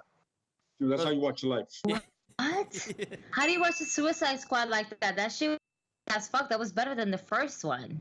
Yo, we should have had let's you not on get that into movie that. Let's leave review. that alone. Let's not do that. Let's not do that. All right? Please just not do that. He didn't know Idris Elba and Will Smith played two different characters. Yeah, he had no idea. Yeah, that was a shock to him. He said one black man with a daughter is another black man with a daughter. Same person. Yeah. All right, so before we get off the rails again, Terrence wants to know, Sammy Guevara, is he really getting married, or is that just for the show? Him proposing to his wife? He's getting married. That's his girl. Like, that's I legit. was about to ask that question. Are they like separating him from the inner circle? Is this their like push him away from the inner circle, or is this just a way for him to be a character outside of it and let Jericho do his thing? I don't think it's either. To be quite honest with you, I just think that, you know, AEW is a closer family sometimes, or it showcases that they're a closer family than what WWE does. And I think it doesn't showcase of him being out of the inner circle or doing his own thing away from the inner circle. I think it's just, you know, something that, you know, he wanted to do for his other, you know, and Tony was like, bro, do it. We all love her. We all love you guys. Just do it. You know, Tony Khan's that type of person. Just do it. You know, Matt Caster, just do it. Whoa, buddy. Yeah. We're gonna have to take everything away from you right now. Anyway. Yeah. Essentially, that's what they did. But, you know, I don't think it's gonna get him away from the inner circle. If anything, it's gonna possibly put him more in a title range, you know, in the title picture. Not for the biggest title in the company, but definitely,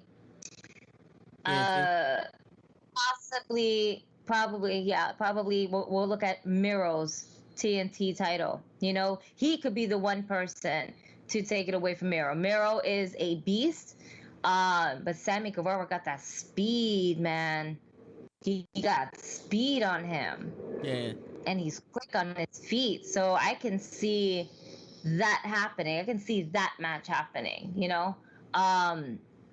Santana Ortiz, they need to win the tag team titles in Queens, and they're going to win the tag team titles in Queens. I'm manifesting it into the future of this is what we're going to get in Queens, and if we don't, I'm going to be seriously pissed because I'm not vaccinated and I'm getting my one fucking vaccination shot just to go ahead and see this shit happen. And if it doesn't happen, god damn it, we're going to riot. And I'm going to stab every one of you motherfuckers in the eyeball with the vaccination needle and be like, shove this in your vaccination card, and then I will take the train back to the Bronx. I hear you. Probably have to stab Tony Khan in the eye, not everybody, right? No, everybody Tony Khan in the eye, not us. Everybody gonna get it. Everybody. Tony Khan, Cody, the niggas in catering. You know, niggas in catering probably be rioting with me too. Be like, mira, concha, coño. They didn't win. Because you know back then, they're all Latinos, especially in Queens. For real, cooking that Italian food. Up in Queens, all right? And then we're going to hit up the hookah spot right afterwards. Wow, you just downgraded us like a motherfucker right there. We was like up here. You said hookahs. I'm like, Queens has a lot of hookah spots, man. More than what I actually... You know what else Queens has? Bars that don't have fucking hookahs. They're not as popular. You get a drink. I don't have to fucking... You ready to share this? I'm not a hookah fan. I smoke the fine greenery of life, not the fucking hookah shit in life. I smoke cigars, so there we go. I don't want my clothes to smell like a fucking cherry blossom shit that they want to fucking have over here. You want cherry? You want watermelon? No, I want to drink and for you to go fuck off. And for Santana and Ortiz to win in Queens. I think I don't know if I said that enough. I hear you. Bet you they don't do hookah. No. God, no. But the people in Queens do. Hey. Of course they fucking do. Hey, from somebody from the Bronx, fuck Queens. Hey, yo, Walter has a question, but I want to ask you guys a question before we ask Walter's question. What did you guys think of Dynamite's ending of the story of the 5 Labors of Jericho? Well, you kind of saw it leading to that. Like he went 4-1. You're like, yeah, I saw that coming. You know what I'm saying? At the end of the day, you got to push MJF. At the end of the day, Jason? He is a younger guy. You know. Yeah. And Jericho has no ego, no qualms for doing that shit. Unlike some people, you know, he has no problem. Yeah. I kind of enjoyed the whole story of it. You know, it reminded me of almost like video game type, you know, storyline. Right. Exactly. I would definitely have to commend the crowd for singing Judas a cappella. Absolutely. Even the pirates was kind of perfect. And you saw those folks who was like, wait, I don't know all these words. I know the majority of them. Hold on. Yeah, they got their phones out. There were some people. I got him. Go. Keep going. I got him. Genius. That's what they were doing. Oh, yeah. Hold on, son. I got him. I know what we're up to. I can read a little bit. It was great. It was great. It's great with the music, but it was even better a cappella because it's like, well, you're not going to get this one. And the fact that you have these dedicated fans, that's like, nah, fuck that. We came here to sing Judas. Now, one of the most funniest things, though, I've seen that's not shown on TV, I was on DDT Lounge on Instagram, and then on their story, he attended the AEW event, and there was a guy dressed as Jesus. And it says, Jesus is pissed. And then I had to ask him, was it because everybody was singing Judas? And the irony would have been great. However, Jesus got locked up. And so was apparently the drunk girl that was with him. That was, I guess, trying to, you know, bless everybody by putting her hand in popcorn, being a belligerent drunk white people shit, you know. She was in Eve. Oh, yeah. Yeah, but Jesus was in the crowd, and Jesus was pissed, and he ended up getting arrested before everybody could sing Judas, so he can save everybody's souls, you know, in the AEW arena. But hey, shit happens. Yeah. Nah, I hear you. All right, so Walter wants to know if you guys are feeling the storyline with Baron Corbin being broke and being homeless and all that. I actually am. This is probably the most interesting he's been since NXT. Like, I am legitimately, because first of all, the absurdity of the amount of money he's asking for to get back on his feet. And like, what kind of lifestyle are you living? By the way, I follow him on Instagram. Awesome, right? Like, it's, you know, whiskey, cigars, like red meat. Like, he's a typical man. Yeah. You know, like a guy's guy. But then when you're like hearing 100,000 to get back on my feet, I go, my man, what feet are you talking about? And the fact that he's so condescending when he's asking people, goes, look, Kevin Owens, you clearly don't spend your money on clothing, right? You just he's like, wait, and I know you have money because you don't dress away. I was like, have you seen your wrestling gear? This shit's atrocious, bro. Oh yeah. But yes, it's I like the fact that he's like, you can see the fact that he's completely balding at this point and the hair growing. I like it. I think once again, the most interesting I've seen him since NXT. Yeah, he's fully committed too. Oh yeah, absolutely. Fully committed to that. Yeah. You know what I'm saying? But once again, he was the first one. Let's remember this. He was the first one to try to steal Balor's contract, which once again, it's highly illegal, doesn't make sense, but whatever, you know. But yo, I'll tell you one thing though. I'll take $100,000 to, jumpstart my life over. Yeah. I'll take $100,000 for anything at this point. Just give it to me. Right? Shit. Yeah. Gigi, what do you think about Baron Corbin? Yo, I love it. I love every bit of it. I love the fact that he's a fucking bum right now, and the fact that he's running with it. It is great storytelling. We have to change it up. He's no longer a king, and after he lost his crown, he lost his kingdom, he lost his money, he lost his cryptocurrency. He got ketchup on one side one week, mustard on the other side the next week, which mustard is fucking disgusting. You are allowed to wear mustard, and you can stand the smell, then God bless you. All right, mustard, man, fuck you, mustard. All right, fuck that shit. Word. Okay, just went off the rails a little bit there. Listen, I have a story about mustard, but that would be for a different day, okay? And anyone that really knows me and knows my birthday shenanigans can honestly say, fuck mustard. And that's that. But yeah, Baron Corbin being a broke-ass nigga stealing Big E's Money in the Bank contract, I think it's great. I mean, he's going to get his ass handled by Big E, and it's just great. It's great storytelling. And eventually he's going to end up winning something along the lines where everything is going to be back on the up and up, and then he's going to be a heel again. And it's so funny how he's still a heel being a broke ass nigga that he is. Yeah. Like, we still don't like you, a bum ass nigga. We still don't like your bum ass now. We didn't like you when you was rich. We don't like you when you a bum nigga. You ain't shit. Word. And it's great. His hair's growing out. The balding spot is still there.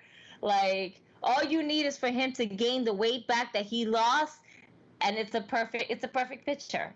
It's a perfect picture. Oh, but we don't want him to go all nutty professor type of fat. All right, we don't need that. You don't want to wear a fat. Well, if he's broke, he can't be eating, so he got to get thin. Yeah. Oh yeah, you're right. Now, once you get some money back, you put on that weight, you're like, oh, now you eating right because you got money. I hear you. I got you. Yo, Eric says he thinks he loves the broke gimmick, but he thinks it'll be interesting if Grimes comes up to help him out with Ted DiBiase. That'd be a way to get his money back. Yeah. That's funny. That's something that I was thinking about. Because the whole LA Knight and Grimes thing, that would be interesting. That would be a real interesting angle. But the problem is, I don't trust it on the main roster. I'll trust it in NXT for him to go down there and be like, yo, listen, I'm desperate, man. He shows up one day, and Grimes is like, all right, but I just can't give you money. You got to earn it because I'll do whatever. You know what I mean? And when Grimes is about to lose a match, here comes broke. Coming down to save him, to help him out. That's it. You know what I'm saying? It's like muscle, but like really desperate muscle. Word. Yo, like I said, I wouldn't trust in the main roster, but I'll trust in NXT. Yeah, it would work in NXT. I don't think it would work in the main roster like that. Not with this dude. Nope. Not with Grimes. People don't know Grimes, but in NXT they know Grimes. So yeah, I think it would work better in NXT. You're right about that. Yo, Jason. All right, so we got a few questions here. Jason wants to know is Jericho going back on tour with Fozzy, or is he retiring? Is that why they're doing this stuff with his song? I think they're just doing that because the crowd sings it, and they're giving the opportunity to the crowd to sing it and actually enjoy it. Because that was one thing that the WWE stopped after that. They didn't like the chanting and shit. They like the Nakamura shit, so they stopped it. Yeah. Yeah. And then they gave him that guitar shit. It was just terrible. Yep. That guitar shit was absolutely like how can I say, the new rewritten version of his song was just no, it didn't do anything for me. Like, I like the guitar for the song itself, but I didn't need no Japanese dude doing some lyrics over it. Yeah. And I didn't feel like it really, how can I say, it didn't really represent Shinsuke Nakamura, because you still had the beat that everybody wanted to sing to. That's what made Nakamura so fucking, not to say his wrestling skills wasn't making him amazing, because his wrestling skills speaks on its own. However, the music just adds a total package to him. Yep. You know? And to have Rick Boogs doing this shit now on a weekly basis is what the crowd wants. It's WWE's version of singing Judas at this point. You know, unless you bring Rick Rude back in his Glorious song, which was phenomenal, you know? Yeah, they ended that shit real quick. Bobby Roode, not Rick Rude. So if you bring back Rick Rude, Robert Roode or Bobby Roode, because they keep changing that first name of his. It's like, why are we changing his name consistently? There's no reason for that. He came in as Robert Roode, and let him be Robert Roode. Right. Yo, and all right, so Eric has a question. He goes, you think Sammy Guevara got a chance to be this generation's Eddie Guerrero? With all due respect, I love Eddie, man, but Sammy is the real deal now. I don't see it. You know, I think Sammy's gonna be a great baby face, or probably heal in his own right, but I don't see like that Eddie quality in him.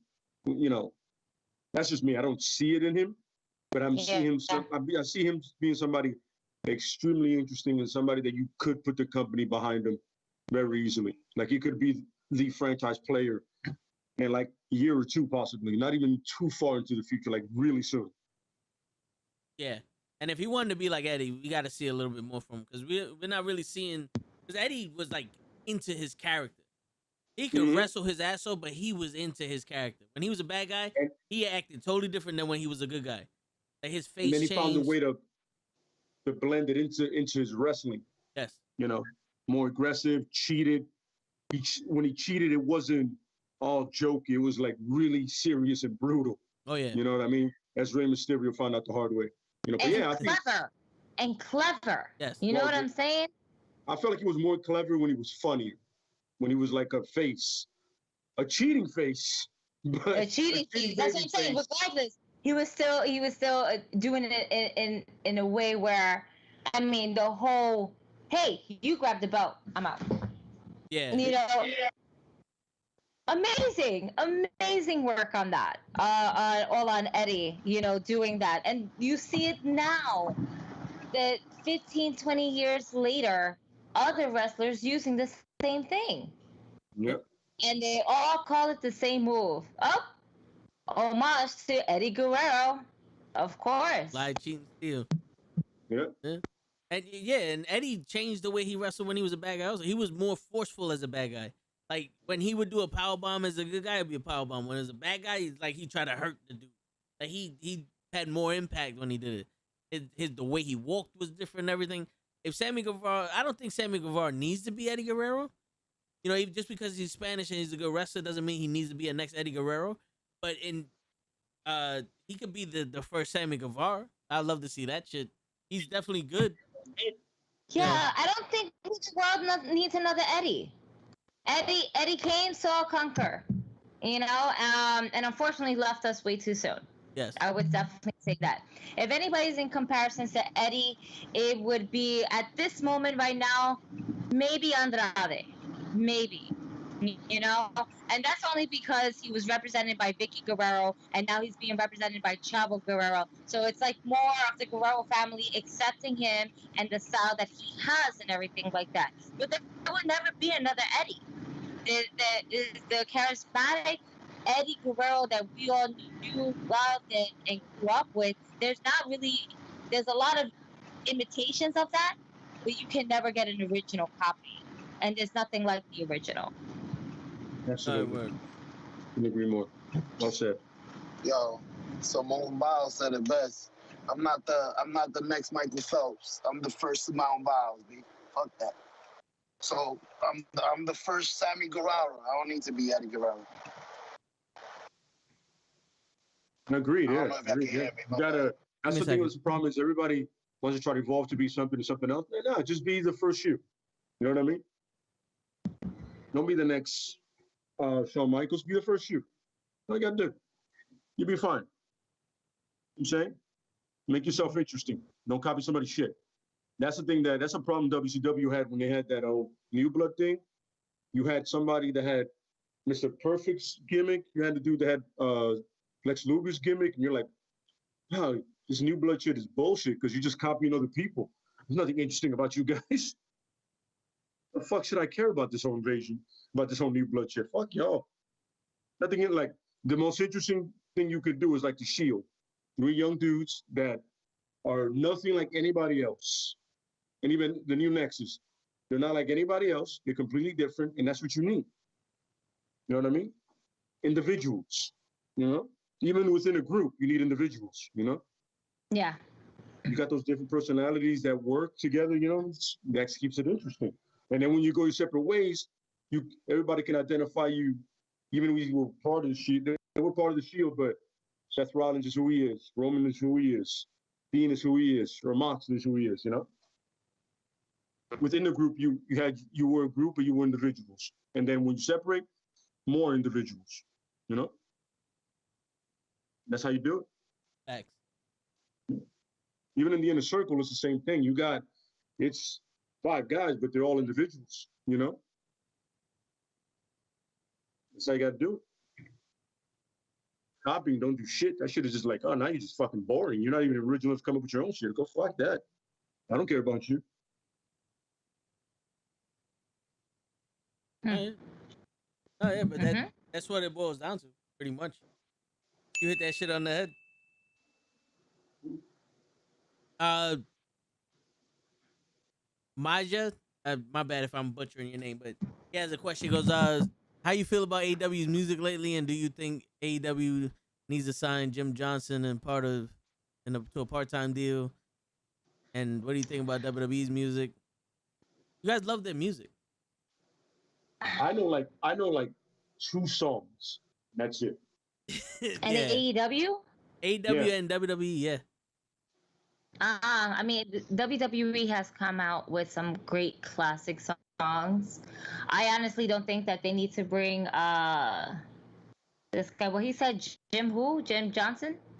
Yeah, she got to make Stone Cold theme and all that stuff, like the Rock stuff. Yeah, no, I don't think they need to bring him. In all honesty, I think they should bring CFO Dollar Sign. They were the ones that actually made the music for some of the best NXT call-ups there is. They made Charlotte Flair's music. They originally made Sasha Banks song before they did the remix with Snoop Dogg. The Shinsuke Nakamura song, Bobby Roode song. They just, they have some amazing talent. Yeah, they came with so many great contests for everything like that.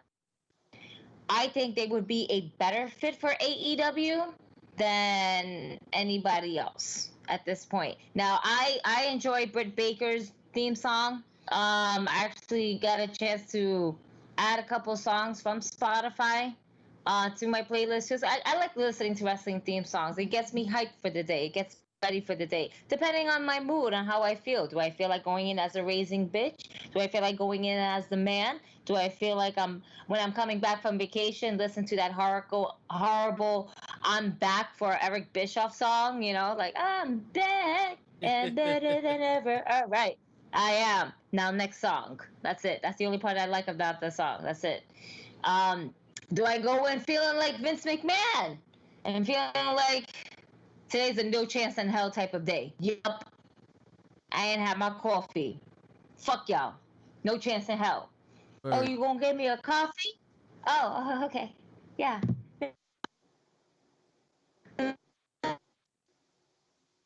Photo show. He'll put on his camera and mess everything up. What happened? It was like I was part of show. I was one with show. Word. My man. You muted, It Joe. is. Espérate, hold on. Yeah, It is 11:16, and it's dark as fuck where you at right now, and you are still wearing your fucking glasses, my man. You thought I told you out here driving 18 hours in shades, baby. I'm telling you, Florida, that's the thing I'm gonna say. You're a fucking hazard, brother. You don't see the raccoons across the street from you? Oh shit! Hold on, I thought I saw some an eyeball. Let me see if this light helps me, B. Let me see if this.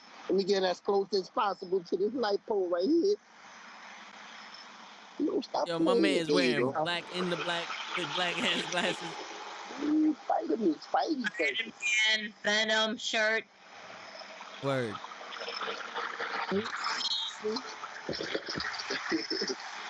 Let me go to the bathroom. I gotta talk to you. I'm gonna mute myself again.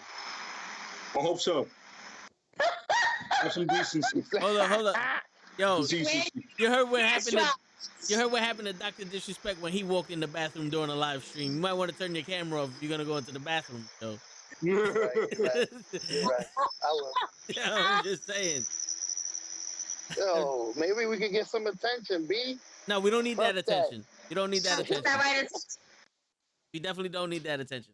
Maybe you want that attention. Word. That's for OnlyFans. Man, y'all got so many people fired. Y'all worried? We not trying to get fired. Oh, there goes the light right there. That's a perfect light right You there. already know I made it. Oh, this is a woman. Damn. You need to start doing that in the I'm about to bathroom, get except arrested. away from what you about to do. Yeah. Word.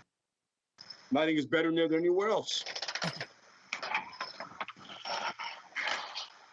All right, so now mute yourself, Joe. 'Cause we don't want to mute hear the you. sound. Yeah, we don't want to hear you. Mute the piss and sound. shit. Mute. There you go. The sound. There we go. There you go. I heard the door lock. I'm like, the sound. Fuck the door. I don't want to hear that shit. All right, yo. All right. So we'll answer Chris's question, then we'll get back to wrestling. So, what's the most iconic entrance of the wrestling history? Your most iconic Theme. wrestling. Theme, right? He said entrance. So, you want to say entrance theme? Go do the music. Or- Everybody loves the music. What's your most iconic music for wrestling? Damn, that's a big toss up. It's either for me it's always either been like Rey Mysterio's, Stone Cold's, which absolutely is fucking amazing. And surprisingly battles, because the crowd really gets into battles. When he does the lights go on and stuff, I'm like, yo, it's pretty. I love crazy. it. I love it. Yeah, it's pretty It's crazy. so fun being part of the crowd. Just throw your arms up in the air, like And absolutely. waving like you nothing. don't care. Yeah, Right. no, man, it's crazy. Yeah, and of course, back in the days, I mean, you couldn't get hype without listening to the Hogan thing. You had to. Yeah. That's Like, you know what I'm saying? I that's- still work out to that song to this day, even though he's racist. And to this day, I still listen to that song. His song isn't. No, legit, that song comes on, I'm like, yo, put another plate on there. Let's do it. I'm gonna be able to do this one again. Word. I'm Yeah. gonna step away for at least hopefully 10, 15 minutes, hopefully less than that. I gotta put my seed to sleep because she is up and it's like, are you done with the podcast? She's up and she wants Are to you smoke. done? Are you done? Nah, chill. Don't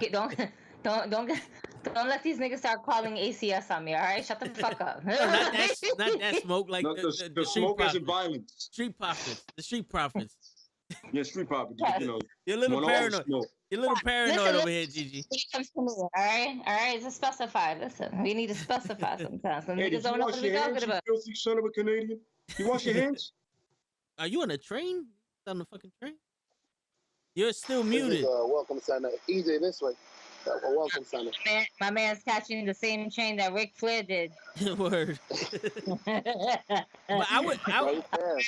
I would say the Ultimate Warrior. He had some very iconic music. True.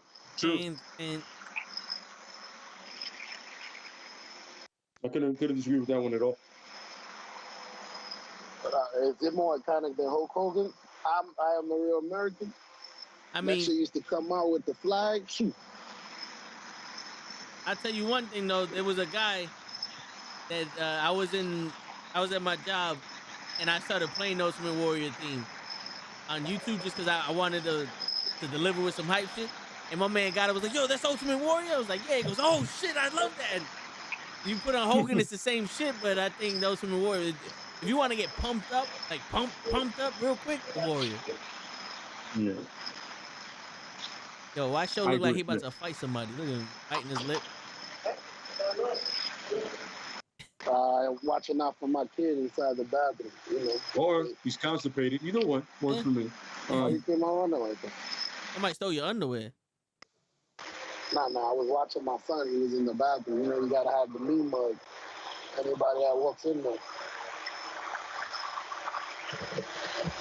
Some crazy people out there. Where am I? Hello. All right, so what are we moving on to now? No. SummerSlam. You want to do the predictions for SummerSlam? Predictions. All right, yeah. Figure you can go first. All right, so let's go through Hogan, The Rock, The Miz, John Cena, Keith Lee, and Johnny Wrestling. I guess those are Kenny's picks for iconic music. Did he say Miz? Yeah. Wow. Okay. Wow. Yeah, I would never put that on my list, but okay. Everybody has their own taste. Some bad, some good. Yo, are we gonna do this in 2 weeks? The debate, The Miz versus Edge. Oh wait, what? The Miz versus who's your guy? Kenny, we can have you. We'll have Lay and Kenny debate. Oh, because versus Stone Cold? That's not even fair. Miz versus Stone How can you compare those two? That's impossible. Kenny hates the Stone Cold? Nah, Lay just hates the Miz. No, I do. Yeah, well, I do. you gotta put him against Kenny's hated wrestler. Who else Kenny hates? Oh, it could be me against Kenny. I mean, me against Lay. Yo, who do I hate? Shoot. Yeah, that's sort of lopsided, but I go with it. Yeah, Matt Riddle. Matt Riddle. That's another one that can't compare to the guy I said, but okay. Kenny said, hold on, wait. He just likes the music. He's like, yo, fuck that. He just likes the music. Yo, I find that song to be some stupid ass song. Stupid gimmick, idiot of a man. I respect the way he got to where he got, but he still ain't shit in my book. I hear you. The levels of go fuck himself are almost comparable to Edge. All right, we'll do that. We'll talk about that match then. No problem. Yeah. Edge versus Seth Rollins. Edge versus Seth Rollins. You want to do a prediction and you want to talk about it? Because I have some feelings. I have some reservations on that match. Yeah, I mean, that's why I want you to go first, because I can see you clearly do. Yeah, well, all right. So the thing is, like, one, I don't really get the storyline. You know, it's like fucking Seth Rollins turned into fucking Joker or the Riddler all of a sudden. It's like the Mad Hatter. He saw Edge and now he doesn't like him. And you know, yeah, go ahead. Yeah, I get it. You know, and they're making parallels to their careers and shit, and like that's cute and all, but Edge came back for this. Like, this is the best you got. This is like a show, fantasy booking where they're two guys in the Royal Rumble match, and the winner gets Hogan at WrestleMania. You know, it's like there's so many people that could have been doing what he's doing, and he just came back and just he John Cena he just did the same shit over and over again. I feel you, Lay. And don't get me wrong, I was excited to see Edge come back because he was hurt. And you know, who doesn't like to see somebody overcome their injury and come back and wrestle? But I don't like to see somebody fucking take somebody's opportunity, you know? When I saw him, I was like, and then you hear that he was the one that came up with the idea for him to win the Rumble. You go, you son of a bitch. For real. Well, he booked himself to win the Rumble. Throwing it out there. And then they waste that with Daniel Bryan basically going, can I have a match too?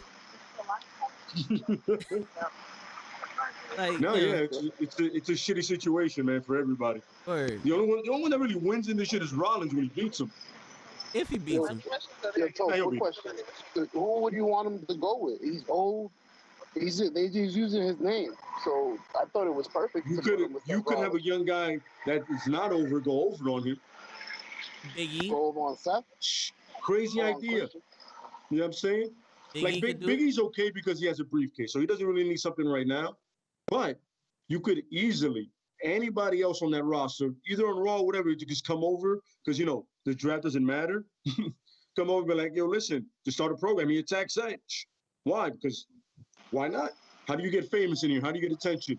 You attack a veteran. You attack somebody that's at the top. Shit always works in wrestling. I thought they took his briefcase. I mean, he's gonna get it back. Just cut the shit. Yeah. That's a nice little thing. I hope so. Like I said, it's for him. It's for him to. Was for Big E to be doing something while he's holding it. You know. Yeah, you have a young guy attack Edge. Always works. Shit is like a wrestling.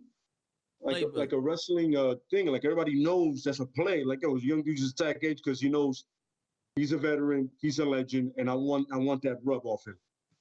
Yeah. Shit. You know, don't need that shit. You know what they could have had was if they needed somebody to face Edge, have Cesaro do it. Yeah. You know, I think Cesaro would benefit from wrestling Edge more than Seth Rollins. It's almost Seth Rollins don't need that shit. You really don't. Yeah. The last thing Seth Rollins needs is like, oh, I need to beat a legend. You know, you're good. Yeah, you're fine. It's almost like they keep saying we need to test Edge's neck to make sure that it's all right. Yep. You know, and it's like, yeah, but you're gonna do it at SummerSlam. Like, if Edge was wrestling somebody like Cesaro or somebody that, you know, like you said, that was coming up and, you know, grooming those new guys, beautiful. Rollins doesn't need that shit. He doesn't need that shit. He could be a main event wrestler with anybody. And it's weird because I'm fucking literally racking my brain to pick other people, and I've only come up with two people, Big E and Cesaro. I don't know who else is in this fucking SmackDown. You could have had somebody like Damian Priest come over and get that rub from him. Yeah. Shit, Keith Lee. Anybody. But Apollo. Keith Lee has to take it slow. Yeah. You know what I'm saying? And this is the thing, because of his heart condition and everything like that, he can't go as fast as he wants to. He can't do certain moves because of his condition and everything like that. So right now with Keith Lee, it changes a lot of his wrestling moves that he's done many years ago and everything like that. Now he's kind of, the limitless one has become limited when it comes to his movesets, and it sucks because it's not like he wants to.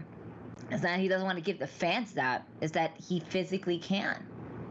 And, you know, for the fact that he's still giving us something instead of just be like, you know what, I'm just gonna hang up my wrestling boots now. You know, he's still going for it. Like, yeah, why not give him a push? But is that the right push that we want to give him right now? You know, that's other things that we want to go ahead and consider. Damian Priest, I think he needs it. You know, at this point, he's still feuding with the Muse. The Muse is now a new member of Diamond Elite. The Muse is in the building. The Muse is in the building. Oh shit! What the fuck happened to my? Yeah, I got kicked from the. With that, I thought my ass got kicked from the fucking Skype. I thought we finished that with the zombies that Dave Bautista decided to bring over. You know, I thought we finished that. You know, and now we're bringing it back. Why? ¿Por qué? April, May, June, July, August. We're still running the same fucking storyline 4 months later. Let it go. Let it go. I agree. Let it go. I thought you heard of me was enough.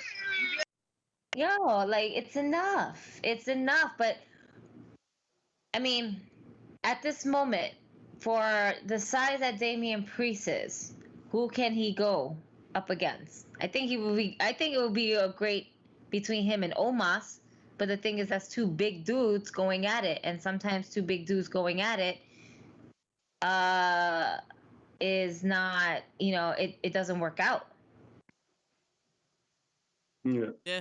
You know, it sometimes it's good to have like a big guy and a small guy. Yeah, but it doesn't really work out because Priest is pretty experienced and Omos is not. So you're gonna see that. Mm-hmm. We haven't been able to see if Priest can carry somebody yet. You know what I mean? Especially somebody so inexperienced.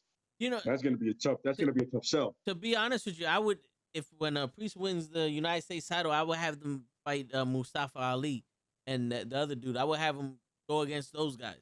Because Priest can move and those guys can move, and let's get some new blood in there. Omos is already with who? Jinder Mahal.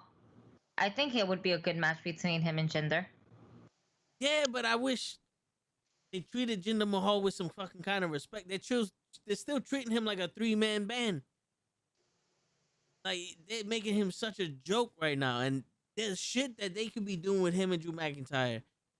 Yo, it's crazy. They could have been doing some real personal shit. You know, like they were the 3-man band. Like, yo, you left me behind, blah blah blah, whatever. You know, get personal in there. They were fucking friends. They had similar upbringings. I just want to know how Drew McIntyre continues to get through security with that sword. I just want to know at this point. The sword is the Martha. Is the sword a carry on? Is this a sort of carry on the airplane? Are we allowed certain things like this on the airplane? How sharp is this? Can I bring it to Comic-Con? There's a lot of important questions here that the people want to know. And most importantly, are we done hearing about the fucking stories and the goddamn sword all the fucking time? No, I'm done with it. Are we done? Are we done? I'm done with it. What's the story about his mom? I haven't watched Raw in so long. I don't even know it. Oh, like I know some of it. Like so my explain man. to me. Yeah. And I'm there's a story about his mom. A story about his dad. The story about Braveheart. All that fine shit. Hold on, Gigi's breaking up now. See, the WWE got her. She got too passionate about the sword. Yeah, But that's what it was. I'm patching. Nah, wait, not on my screen. My screen shows that I'm smooth sailing over here. When I got kicked out of the Skype meeting, I came back and then everybody's thing just got jumbled up. All right, but okay, so it's not just me, because when you had it up, it was just we saw everything. I know I did. I saw what you was doing, controlling, show on, all of that shit, and now it's just us here on the Skype and. So fucking up again. There we go. Wait, what's happening? I don't know what's happening. Yo, I swear to God, I'm gonna try to get something different than fucking Skype. Lay's like 6 times the size now on the screen. Lay's larger than life, baby. He's larger than life, baby. He cannot be contained. Get out of Gigi's spot. He cannot be contained. What? I'm supposed to take that corner, not your fucking forehead. Get that shit out of my screen. God. Lay cannot be contained. Just like fucking Christian, G. Fucking thing. Just like Edge, be always in the way, B. Man. Yo, all right. So, Brian, thank you for joining us. He says that this wrestling podcast that he listens to on the regular said that Bobby Lashley's world title run is a bust. Do you agree or disagree? Agree. Not because of him, though. Sammy. I agree for where he's at right now. When he first got it and he was with the Hurt Business between Shelton Benjamin and fucking what was it? Alexander. There you go. That was hot. That was hot. When they broke up the Hurt Business, that's what hurt him. Yeah. You want to make your champion look strong, you have a team behind him. You have followers behind him. What happens? The followers started slacking up. You weren't champions no more. We're starting to, whatever. We're all part of the Hurt Business. The Hurt Business. And it's just so, it's just trash. What happened? Somebody put us in a together view. That was me, my bad. Oh, all right. I was like, what happened? They wanted us together. Yo, I swear I'm about to pull a show and be like, I'll turn this fucking car around, kids. I'll turn this fucking car around. You keep fucking with my Skype. Stop fucking with me. Word. It's hard enough to keep show contained. Go ahead, Together mode has been enabled for this call. Go ahead. That's when I'm literally reading right off the screen right here. It says together mode has been enabled for this call. Learn more.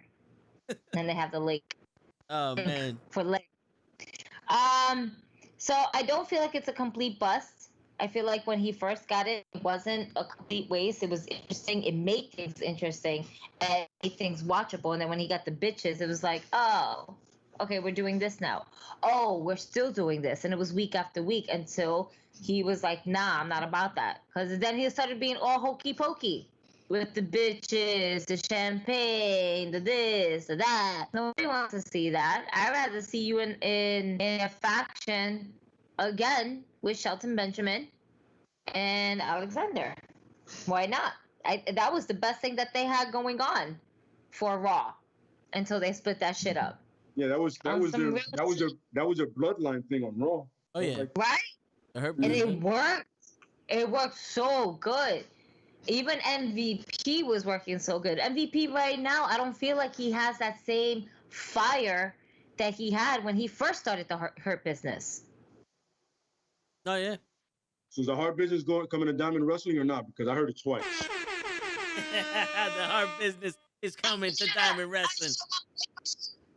You know, but the Hurt Business is coming to Diamond Wrestling. No, but yo, my take on Bobby Lashley, I think when he was in the Hurt Business and he did that shit with the Miz and won the title, they knew what they were going for. Like, they knew exactly the direction that they wanted to bring Bobby Lashley, and they fulfilled that direction. And the minute they broke up the Hurt Business, they had no idea what they wanted to do with Bobby Lashley. They had no idea what direction he was going in. So they said, fuck it. You're with MVP. MVP's a baller. He needs women.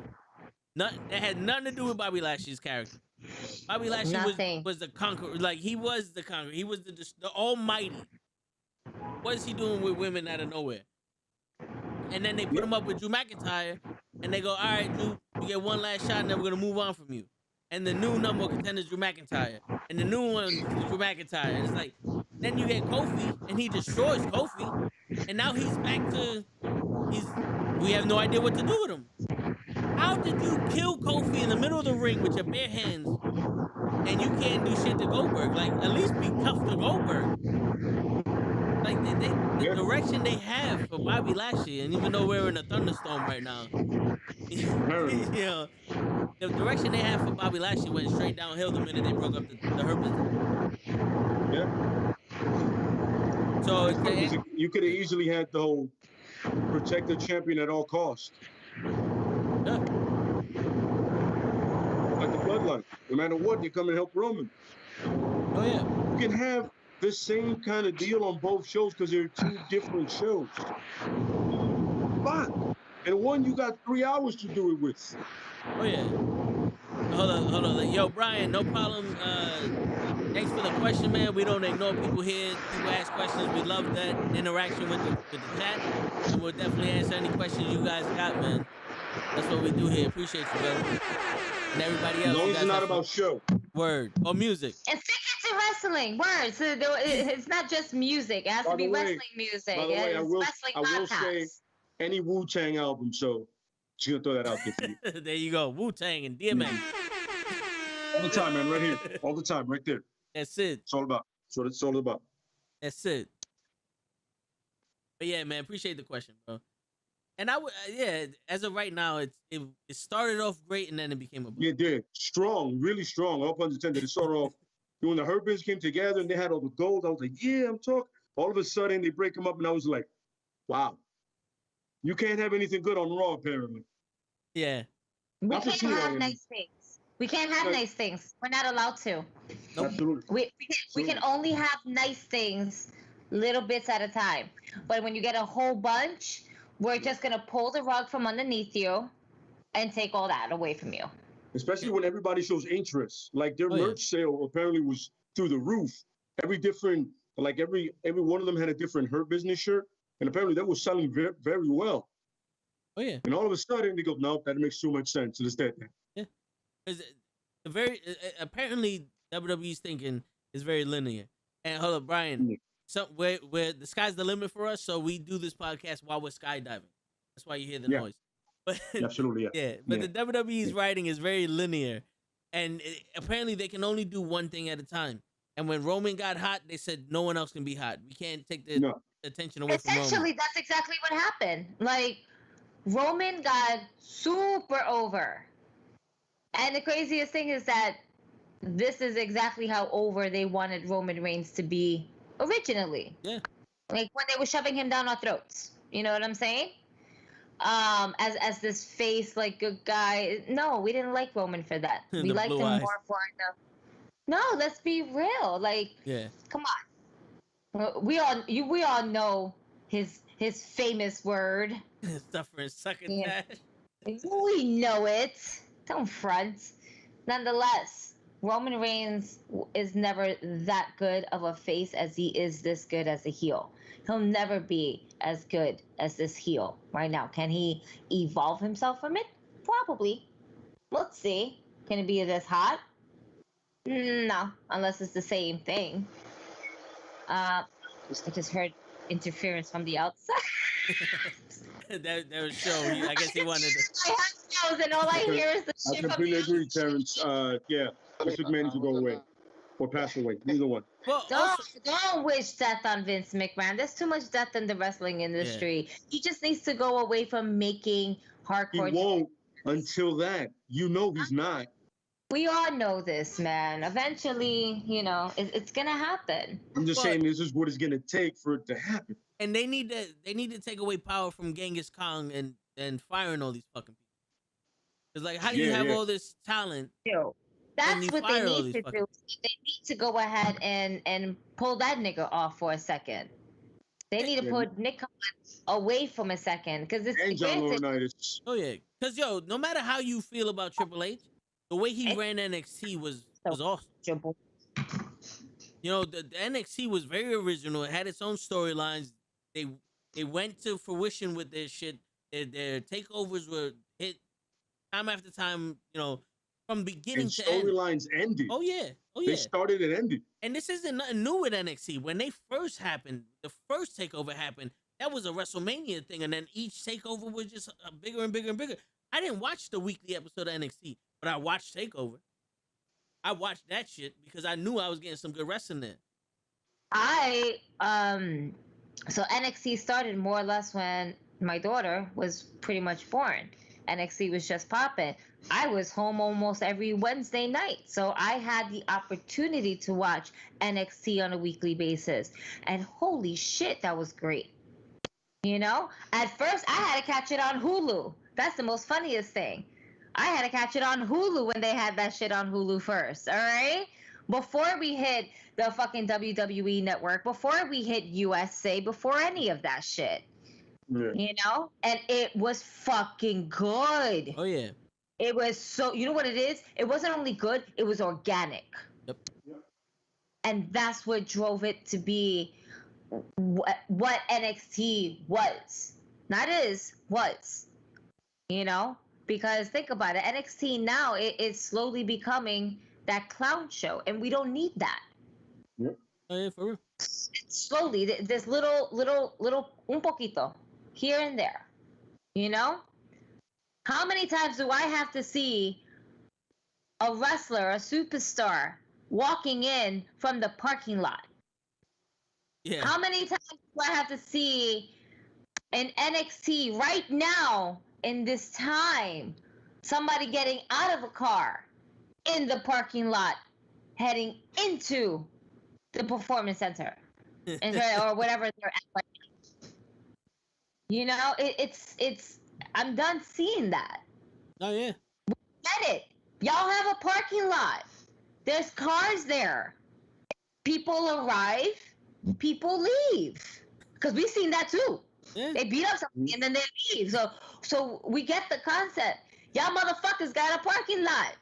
Congratulations. Can we take it elsewhere now? Can we take it a little bit more backstage? Let's go to catering this week. Can we at least do that? Can we change scenery? Everybody got to eat. For real. And it's 2 hours. Let's see how much wrestling time we're going to get, you know, compared to, you know what? We should actually start fucking figuring that shit out. What's the time frame of an actual wrestling match on NXT nowadays, or possibly moving forward from when it started. What, 7 years ago, 8 years ago, almost 6. I don't know. I lost count. Oh yeah. You know, but I will commend this. As hokey pokey as you can see it, we can all see it in NXT. Takeover will always be the better show from the main pay-per-view. I'm sorry, every pay-per-view event I have ever really fucking seen and watched always was on a Sunday. If you was on a Sunday show, that means you were the fucking show. Yeah. Saturday became the new fucking show that everybody wanted to see because Saturday was NXT TakeOver. Now you have SummerSlam before TakeOver. How is that? That's so fucking weird. I'm like, what? I think they did that to combat the Pacquiao fight because that's the same night. But you know, that's not really the best excuse in the world. No, it's not. That's just some lazy shit right there. Yeah. Whatever. When has a SummerSlam been on a Saturday? We had Saturday and Sundays events recently with WrestleMania and shit like that. SummerSlam to me, every time it came to town, it was like a whole week fucking partying shit where they go into different spots with wrestlers and everything like that. That was the best part of SummerSlam, you know? But to put the show actually on a Saturday instead of the original date on a Sunday, it feels a bit off. You know what? NXT TakeOver is normally on Saturdays, and they always be the better show. You know what? Let's put SummerSlam on Saturday so it can be the better show. I promise you, NXT will still steal the weekend.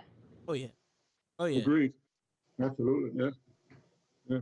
You got Raquel Gonzalez versus Dakota Kai. That's gonna be a good match. That's gonna be a damn good match. I'm excited to see that match. All this shit on SummerSlam, I don't know. Bianca and Sasha, because them two have great chemistry in the ring, and you can't go wrong with a good match like that, unless they cut it extremely short, which I doubt it with these two, because they can go. Roman, you know, Roman and Cena, it's a toss-up, man. For me, it's a toss-up. I would want Roman to continue so he can continue the belt. But if we're going to end up switching title hands and it's going to be a legend or somebody more or less than that, it's not going to be Edge right now because they're too worried about Edge's neck and Edge's this. That's why we have him with Seth Rollins. Like, him and Seth Rollins is not bad, but Edge and Seth Rollins, they're going to try to steal the show, and it's not going to happen. I don't think it's going to happen, yeah. No. I don't think it's going to happen at all. Didn't Seth hurt somebody's neck already? Yeah, he hurt Sting's neck. That nigga crippled Sting in the ring. Literally. Sting had a fucking Austin moment where he tried to walk and just fell because he couldn't move. Bro, yeah, Kenny, I agree with you on that one. Roman needs to keep the title. He needs to keep the title. Unless they're gonna do some bullshit where Cena wins and then The Rock wins it at Survivor Series and The Rock's like, see, I'm the real head of the table. But that's stupid. In my eyes, that's stupid. But one thing, if we're gonna circle back to NXT, because when you was talking, it sparked an idea in my head. The reason why WWE also is starting to lose me as a little bit is because NXT started out with a bunch of brand new faces and a brand new characters that we can grow in love with. And a lot of those characters went to the main roster and got shitted on. And we just kept with the same people. Like Tyler Breeze, I love Tyler Breeze in NXT. I loved him in NXT. And the minute he went up on Raw, I was like, they gave him a shot. What the fuck is this? Like, it was literally like, you had 3 seconds before you left Gorilla to prove that you can make it. You failed. Now go job out to some fucking bum on the street. How do you go? He was so good. Oh yeah. Oh man. I think the only people that survived that was Samoa Joe, Sami Zayn, and Kevin Owens. Everyone else from NXT they're suffering right now. And the women, the women had no choice. Yeah, they had no choice. The women, it's literally the showcase of 4 women for a really long time, and is still up to this day with Sasha Banks. Yeah. And not for You nothing, know? I'm not as excited for this match with Sasha Banks and Bianca Belair because of the build-up. It's like I don't want to see a build-up for a major match that lasts only 2 weeks. And it's such a fucking weak-ass build. Like, I love stories. Like, give me a real reason why. Either just go wrestle or give me a reason that you're gonna wrestle. Don't give me no bullshit. Like, you just came back and now it's like, all right, it's a weak story to me. For SummerSlam? She should have had at least a good month for it, or a month and 2 weeks if you really want to, try to a month and 2 weeks, or even a week. If you want to give it an extra week, that's fine, but give it at least solid month. Give it some weeks to go ahead. Like that first week, come back, do the backstabber. Let that be the ending of the first week per se, and then the following week really put in the work. Yeah. Good question. I'm sorry, just a statement. Side note: we went way off the rails of the prediction of SummerSlam. We're predicting SummerSlam's going to be the worst show out of the two.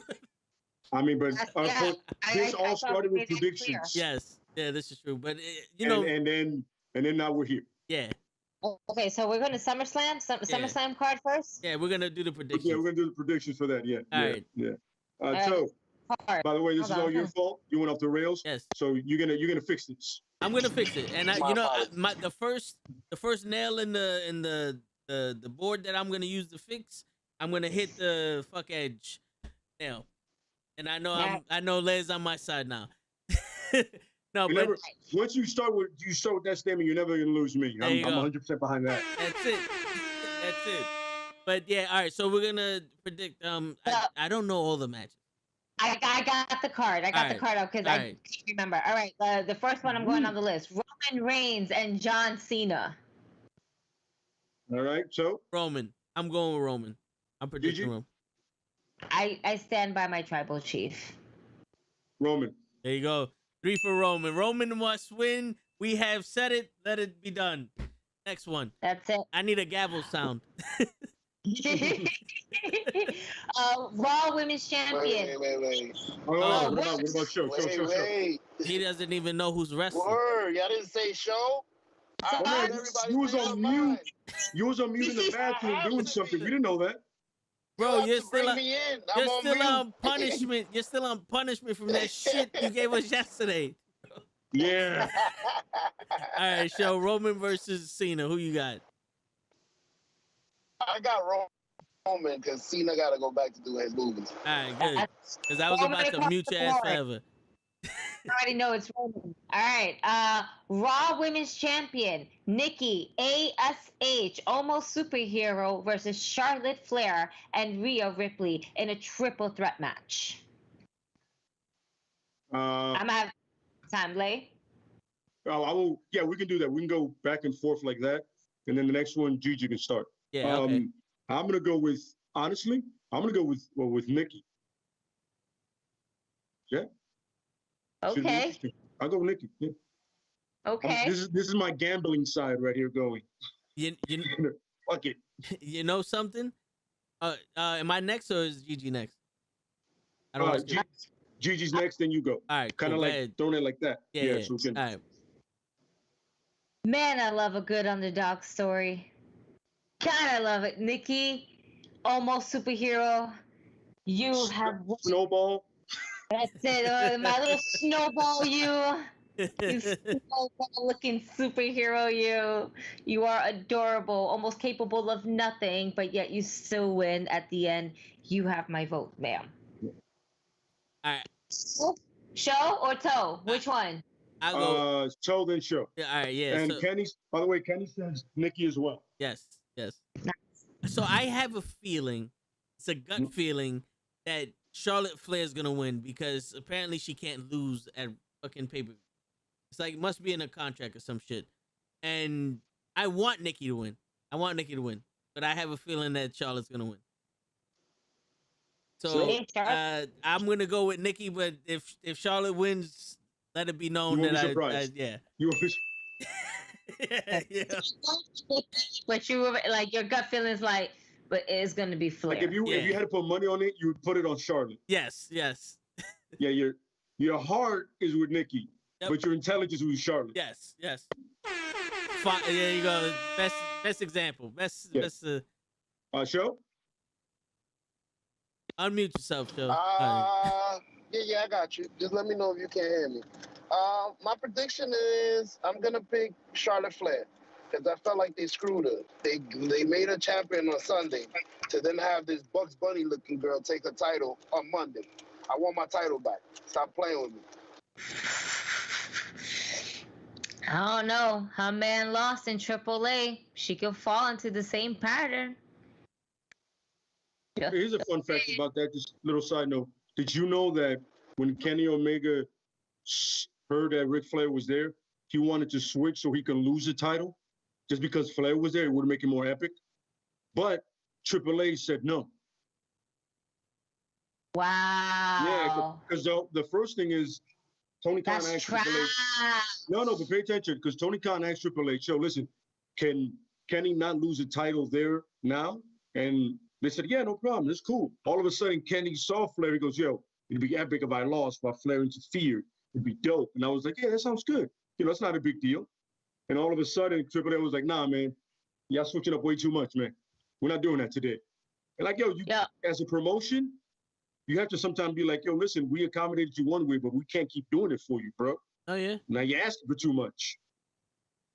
You know?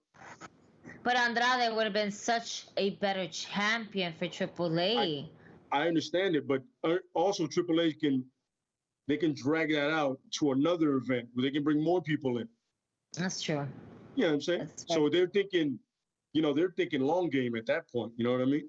And also, we're not going to bend to you all the time. We did once. But then your man came in and saw Flair, goes, yo, maybe we can. And they were like, nah, you're dead. They're gonna milk this whole Andrade versus Kenny Omega as much as they can because it's the hottest commodity. Oh, absolutely. Yeah. Absolutely. Although he can, and I said this yesterday on Kenny's podcast. Yeah, I heard that. You're right. It was sad. It was sad. It was sad. For those who didn't hear it, this is exactly what I said. All right. Ric Flair and Conan that has zero business being in the ring at that age. First and foremost, my man has a whole ass hunchback. Okay. What is he doing? ¿Qué le estás haciendo? All right. And that's the most funniest thing. You have him being this is the most funny. I can't get over this. Conan was in the corner of Kenny Omega, right, while Ric Flair was in the corner of Andrade, when it should be kind of like in the wrestling world mixed around the other way. All right. Why do the white dude Mexican with the Mexican? Let's keep it real. Like, where the fuck did this happen? Okay, we're living in the upside down world. I now understand. It's Bizarro right here. Bizarro world. Word. Bizarro world. Word. What universe is that again? Like, nonetheless, it was funny to see that just dynamic right there. But then to see Flair get in the ring, first and foremost, my man was getting up there slow. Conan was getting up there slow, and that nigga was slow. And then when he took that bump, just falling out of the ring, it was just bad. Like, what are we doing? Nah. Let them be in the corner. Let the wrestler come outside, and then you probably punch him or whatever. But don't get in the ring, man.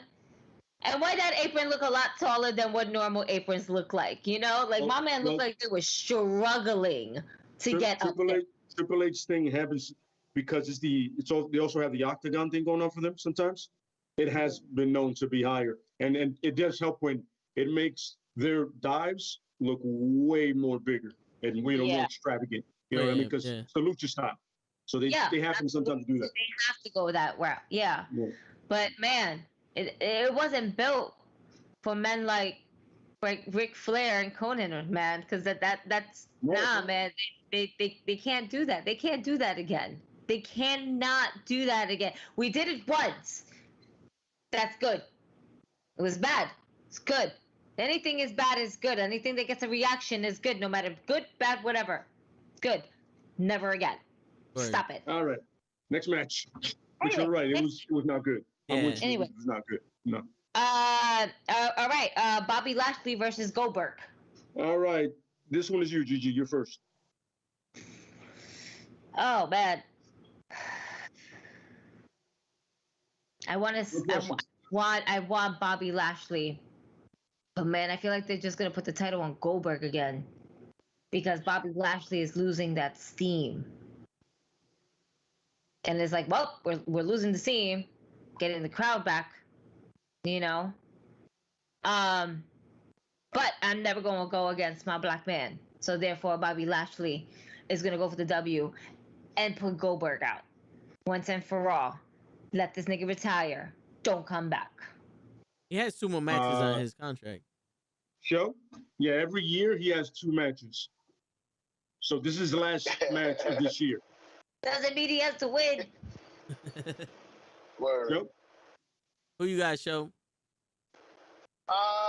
I'm gonna say Bobby Lashley because it would be stupid for them to put the title on Goldberg. Like, he's really not believable to me no more. He's knocking himself out. He can't do a super. If you came to me as Bobby Lashley and asked me to put him over, I'm gonna tell you no. I'm not putting Goldberg stone ass over for what? Why are you gonna mess me up? I gotta agree with him. The whole way. Yeah. Be like, no. My man, he doesn't have another match with us. He's gonna be gone till like next year. Are you serious? He's not Brock Lesnar. There's no interest like that. Yeah. All right. Joe? So before I go, Kenny commented saying Bobby and have Big E come out. That'd be very interesting. That would be very interesting to have that dynamic. Well, funny, I don't want him to avenge Kofi. I want Big E to go after Roman. But to milk it. You know what I mean? Yeah. Like, have him another program, like even for the briefcase or with some of that bullshit or whatever, you know. Yeah, no, I hear you, but I want Big E to win. As we're back in the hurricane.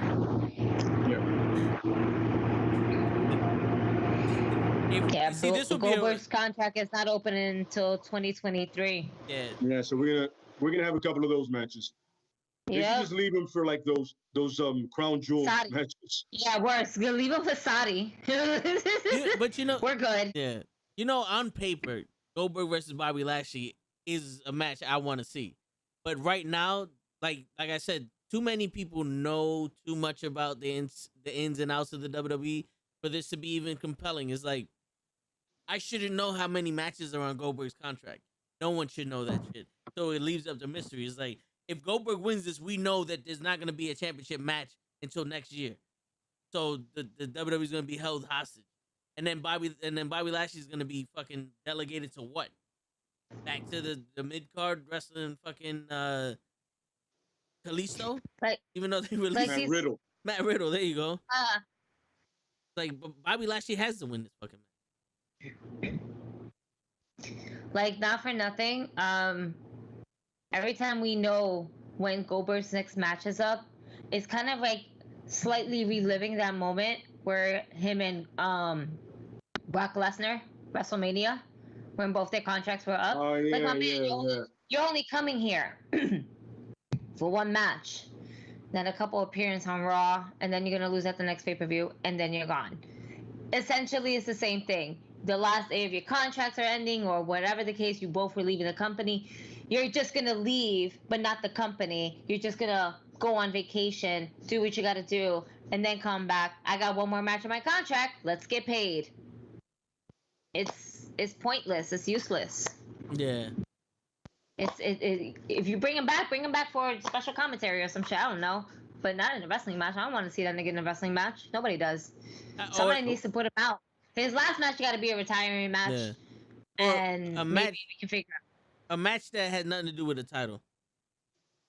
Word. You know, it has to do with pride. You know. Like, nah, I've been wanting, like, he has to go up against somebody, not to say more or less his age range, but something that would be a little bit, it would have been The Undertaker if he didn't fucking concuss himself like a fucking idiot, you know, but it was a little too late for all that shit, you know, it's like. Maybe he should wrestle Cena then. He'll be the man to do it. He'll be the man to put Cena out of his misery. It's either that or Edge. It's either that or Edge. What do you think, Lay? Goldberg versus Edge or Goldberg versus Cena? I would have no problem with him and Edge. No, four. No, it's one. You can't have It's one. Pick one. All right, no, I'm talking about him and Edge ending each other. They retire each other. Edge, what is your problem with Edge? Many problems. I'm not going to get into it. It's too long of a list. But the grand scheme is fuck Edge. Anyway, I'll go with Lashley. 100%. Lashley. Yep, Lashley. 100%. Hey, let's there you go. We have spoken and it shall be done. I gotta...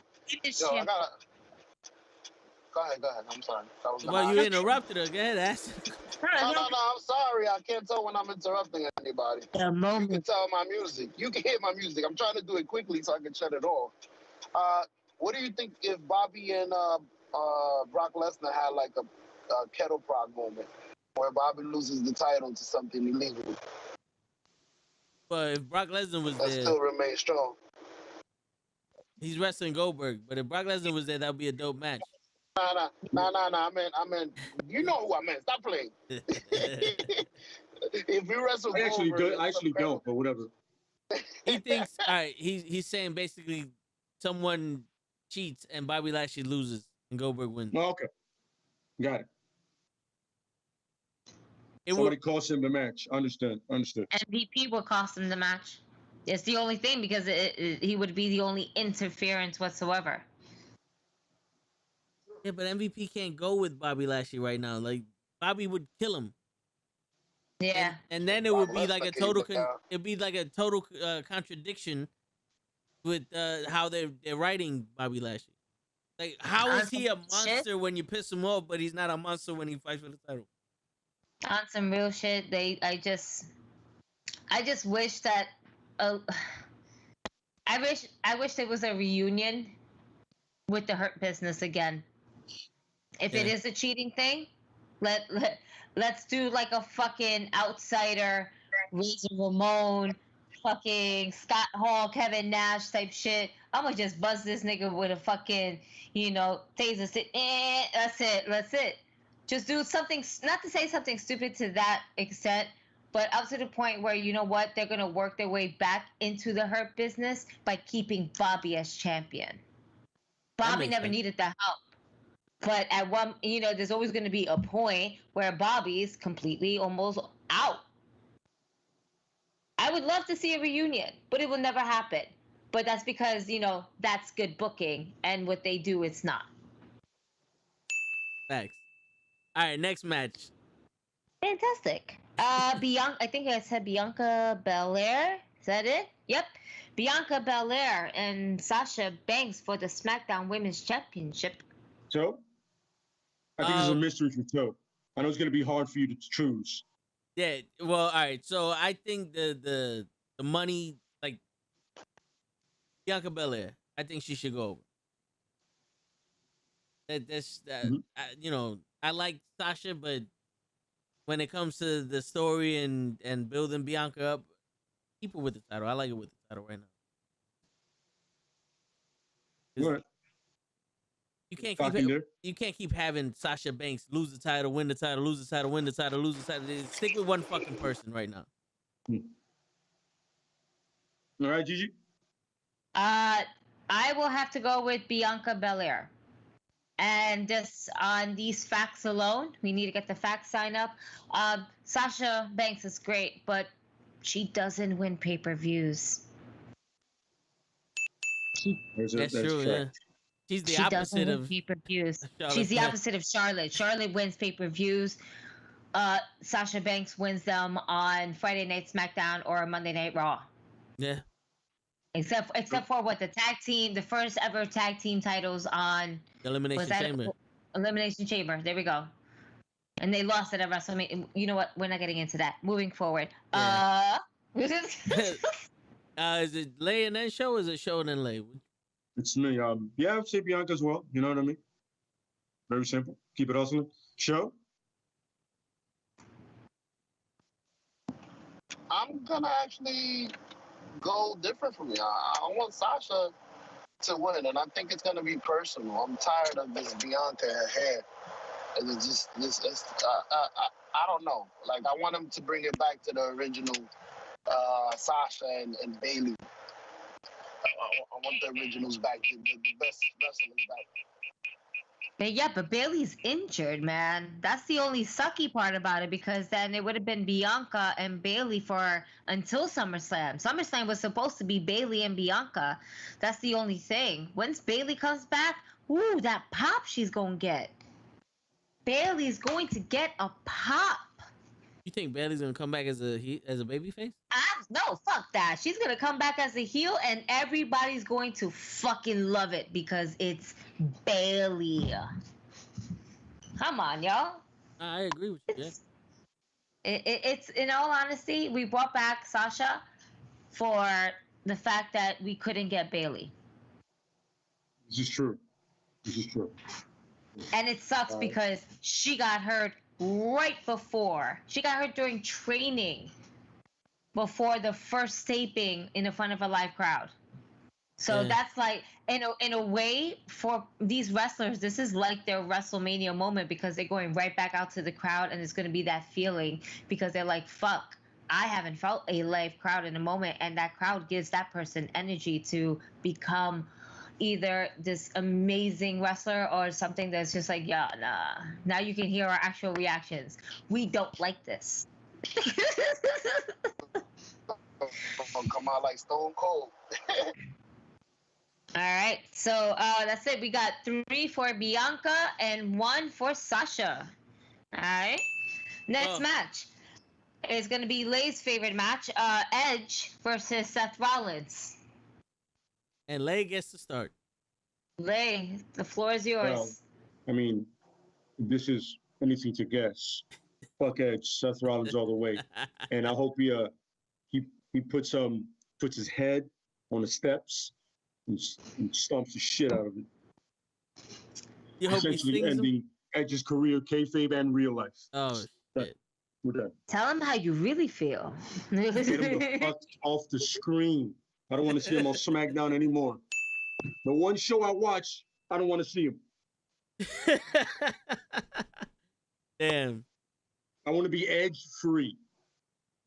You want Rollins to do his thing? Absolutely correct. Rollins keeps saying, he goes, yo, I should have done it years ago. I agree, Rollins. You should have. You fucking hesitate. You should have pulled the trigger. Never hesitate. No way for Sean Connery and The Rock. Never hesitate. That's right. Yo, don't do it Saturday. It's fine. That was weird to say. Don't do it Saturday. Wow. Fucking weird. Yeah. That's right. Yeah. So I told you, right? Yeah. It's not the same. No. SummerSlam is on Sundays, not Saturdays. Yo, Kenny. Why are you fucking the system up? What? Yo, for real. Nah, yeah. Unless it's gonna be, I thought it was gonna be 2 days, Saturday and Sunday, but apparently not. Essentially, I thought the same thing. I thought we were gonna have Takeover on Friday, SummerSlam 1, SummerSlam 2, but now they have a live crowd. They're like, nope, we're just gonna work with one crowd and that's about it. You know, it would have been made sense for 2 nights because they probably would have got more revenue from it, but because they're putting out shitty product, they're like, yeah, let's not waste her money. For real. Yo, Kenny, we're gonna have a show later on, a couple weeks from now, and everyone's gonna explain why they hate the characters that they hate, and we're gonna deep dive into Lay. I'm gonna get into the person on the inside, deep down inside of his molecular structure, and we're gonna figure out why he hates Lay, and we're gonna figure out why Gigi hates who she hates, and show's gonna be there. The show's gonna be there. Hey, there's somebody that show hates too. Yeah, What? Matt Riddle. Okay, yeah, we'll talk about Matt Riddle and Bianca's hair. Apparently, he hates Bianca's hair. I hate Eva Marie. There you go. Do you hate Bianca because she's an impressive athlete, or is it just a hair? Honestly, no. I see that she's an impressive athlete. I see how she holds women over her head and goes up steps. But I don't know. There was a match I was watching, and her hair kept getting in the way. When they went to slam her, or they went to do a move on her, the hair was getting in the way. I'm like, that's a little annoying. You need to cut that.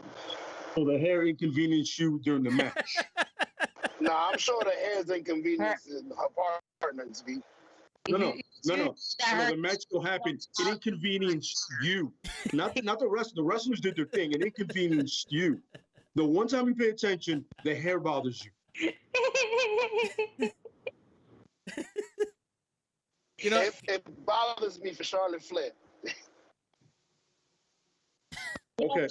All right. Like I said, show's just gonna be there. So Gigi, who you got? On the topic of hair, I would have to go ahead and say I'm very happy that Sasha Banks got rid of that fucking purple hair, because after a while, them wigs and weaves was not working for her. Anyway, moving forward. Let's see. I have to go with Seth Rollins. I have to. He needs this win. I need Seth drip, okay? All right? Because all that swag that he got on every fucking week, and it's eccentric. Just wish he wore socks. Yo, listen. Apparently, that's pants is extra tight. I'm like, yo, no, man, no. They all can't be winners, all right? However, they're not. However, in this case, he will be. Okay, he's going to take this W. Is going to be for the win for Seth. Let's go. You know, we need this Seth Rollins back. You know, and yeah, I need a curse stomp. Why not? Why not? If that's what it's gonna take for the rated R superstar, let's go then. You know, Edge is great. Edge is great. I like Edge. I don't have a hatred for Edge. Lay, on the other hand, has a hatred for him. I do not, and I'm okay with that. You know, and you know, it's okay. It happens. It's all right, because never gonna stop me. Never gonna stop. All right, moving forward. Moving forward. Who else needs to go? That's it? Nah, me and Show. I'm gonna pick Rollins. No soliloquy from me, Rollins. Show, who you got?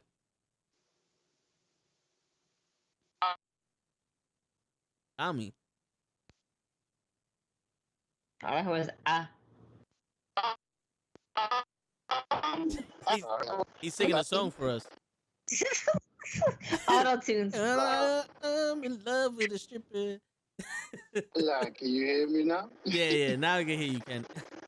All right, my apologies. I said I'm going to pick Edge. And for the reason that Seth Rollins, to me, is turning into the typical heel.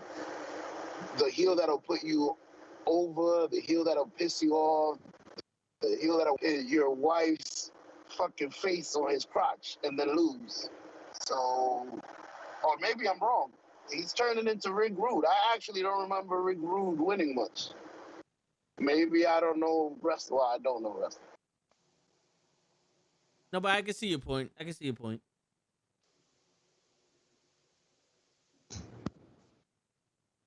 Hey, just by the way, Lay's giving you the finger. Thank you for telling me that, because I wasn't seeing it. Fucking Edge supporter. You son of a Canadian, you Edge supporter. It's not because of Edge. Shut the fuck up. I don't want to hear any excuses. No excuses. In the words of Lopez, no excuses. That's it. All right, what's the next match?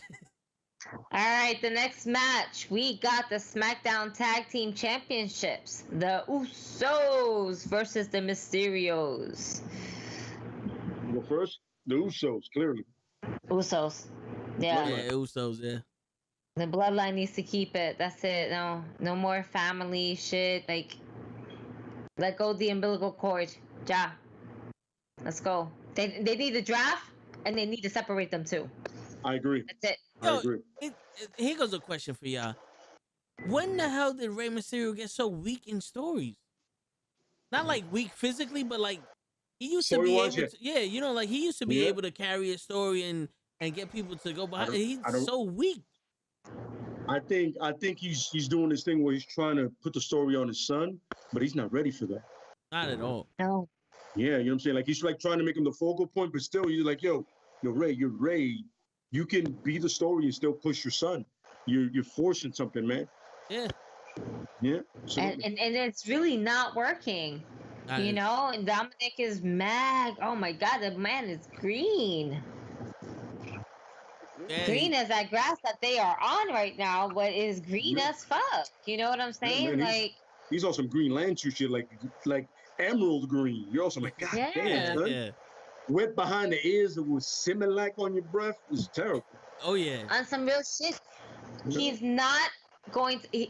On some real shit, I wish that Dominic would have started in NXT because that's where he should have started. Absolutely correct.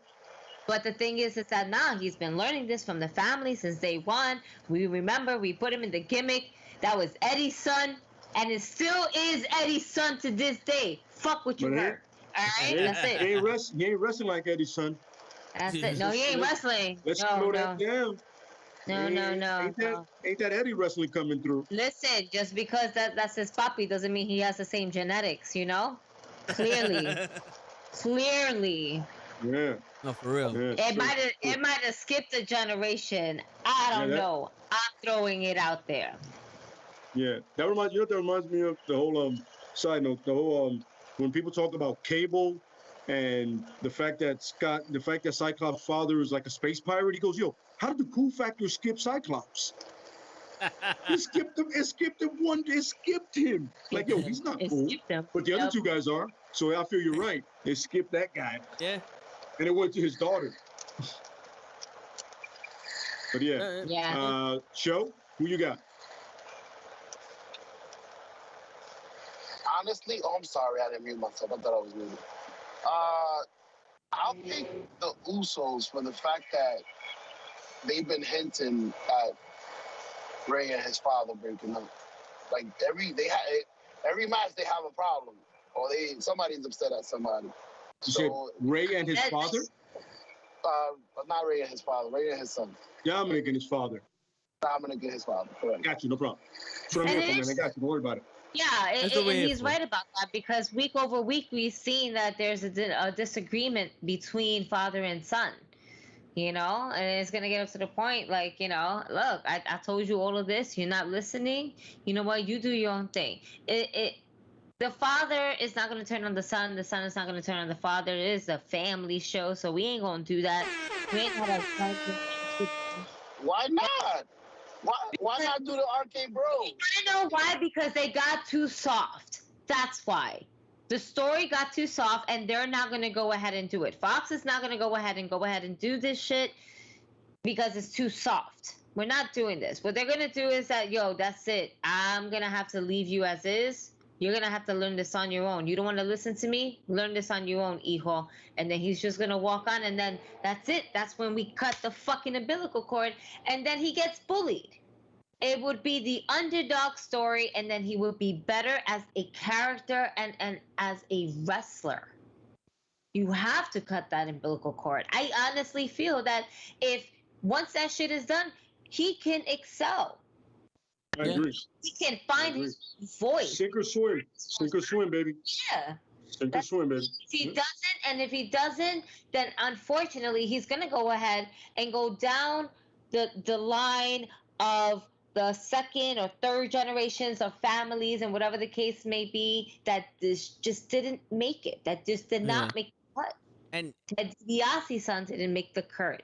You know, Kurt Axel. You know, Kurt had the DiBiase's son is so disappointing because he was better built than his pops, and he should have been that. Like, he had the look. But he didn't have. But he was so fucking bleh and boring. Yeah. He didn't have the He didn't have personality. He didn't have the charisma. He had nothing. He had the look. All he had was the look and some good moves. Some, not all. You know what I'm saying? Yeah. He would struggle to put a good match together unless he did it with Cody or Orton. It was somebody else. You're just like, ew. No. But it's not for nothing. Out of all those, I would hate to say failures, but out of all those that just did not make that cut, it would be more disappointing to see Dominic fall in that same line, especially knowing more history, because we all know that he's been always training, and we always kind of knew about the other ones. It was never out there where they're actually kind of like, this is my boy, we're pushing him. You know, DiBiase gave his son the belt, and DiBiase's pushing more of fucking Grimes on NXT than he ever did for his actual kid on the main roster. Yeah. And it's not to shit on it, but it's the story. No, You know, it's the truth. Yeah. the story. We're selling the story. The problem. We got Grimes versus LA Knight, and we're pushing him more like that. And we don't want to see Dominic fall in that same category. Yeah. It would be he just needs to honestly that's it, separate from his dad. They're not gonna win it. Yeah. Like I said before, don't be a copy of somebody. Be you. Don't be your dad. Yeah. Be yourself. Seriously, but You gotta do. the biggest Don't be problem. Ray. Be Dominic. The biggest problem they have with Dominic is the fact that they're too busy trying to do spots for nostalgia with his father. Let him wrestle. He's not. If you watch his matches, he's not doing a lot of wrestling. He's doing a lot of jumping off of shit. Doing a lot of jumping through shit. And I get it. You know, this era of wrestling is a bunch of spots, but you have to know how to wrestle. You have to know the basics. You know, and if he's gonna learn in front of us, let him do it in front of us. Because it doesn't impress me that he can do the 619 like his father, wrestle like your father. You know, like put on a good wrestling match like your father, and then we'll discuss all that other shit. You know? You do some chain wrestling, and I'll be like, all right, there we go. Yeah. That's what I'm talking about. Yeah. You know what I'm talking about? You have the match, all of a sudden the two guys get up and look at each other and go, all right, I see you. I see you. Because believe it or not, the luchadors. This is the way I compare it. This is the way I do it, right? When the Usos were like the fun-loving Rikishi kind of guys, you know, they were dancing, they were like, you know, they do all that spot, they had the face paint, right? They do all that shit, they do the haka thing. Great. But when they came out, like who they really are, two dudes from the hood. Yep. Everything got better for them. Oh yeah. Yeah.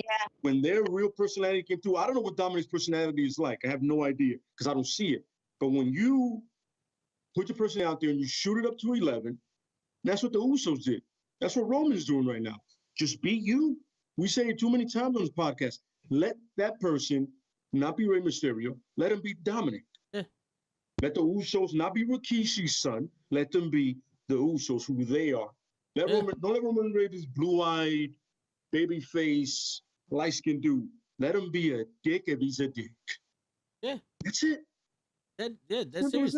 And that's it. One thing about the luchadors and the cruiserweights back in the day, they can out chain wrestle anybody. Yeah. It wasn't all just high flying. They put together, you know, chain wrestling like crazy. They was fast paced wrestling. The high flying was extra. They were fast paced chain wrestling. The high flying was extra. Nowadays it's all about flips and shit. And I appreciate it, and I like seeing it, but you also have to wrestle. It's not all about that. Yeah. Yeah, it's not all about that. Agree. You know, my favorite thing used to be I like Van Damme and Jerry Lynn. When they used to do those spots back and forth, they almost catch each other. All of a sudden they get up and they do even Van Damme goes. Yep. It's great. That's good. He's good. He's okay.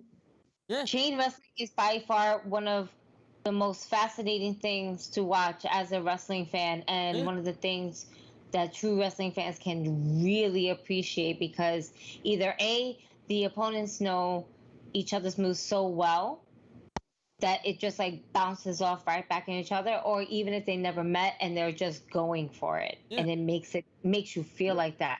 And then it's like a warm up to the start of the match, and it's like, hey, I got you, now let's do this. Because if that wasn't a factor, Benoit and all those guys. I'm sorry, Jericho, Benoit, you know, that kind of thing. Eddie or Benoit, Angle with almost anybody. You know what I mean? Yeah. If that wasn't a factor in wrestling, and we basically just picked the best wrestler based off of his agility and being able to flip, then Amazing Red would be the best wrestler alive. Absolutely. And I'm pretty sure most people don't even know who Amazing Red is. I know Show don't know who he is, but that motherfucker, he was he was the high flyingest of the flyingest back in the day. He was 5-0, and the man could do everything you wanted and then some. Like if you imagined it, he would do something better than that. Yeah. Yeah. You know what I'm saying?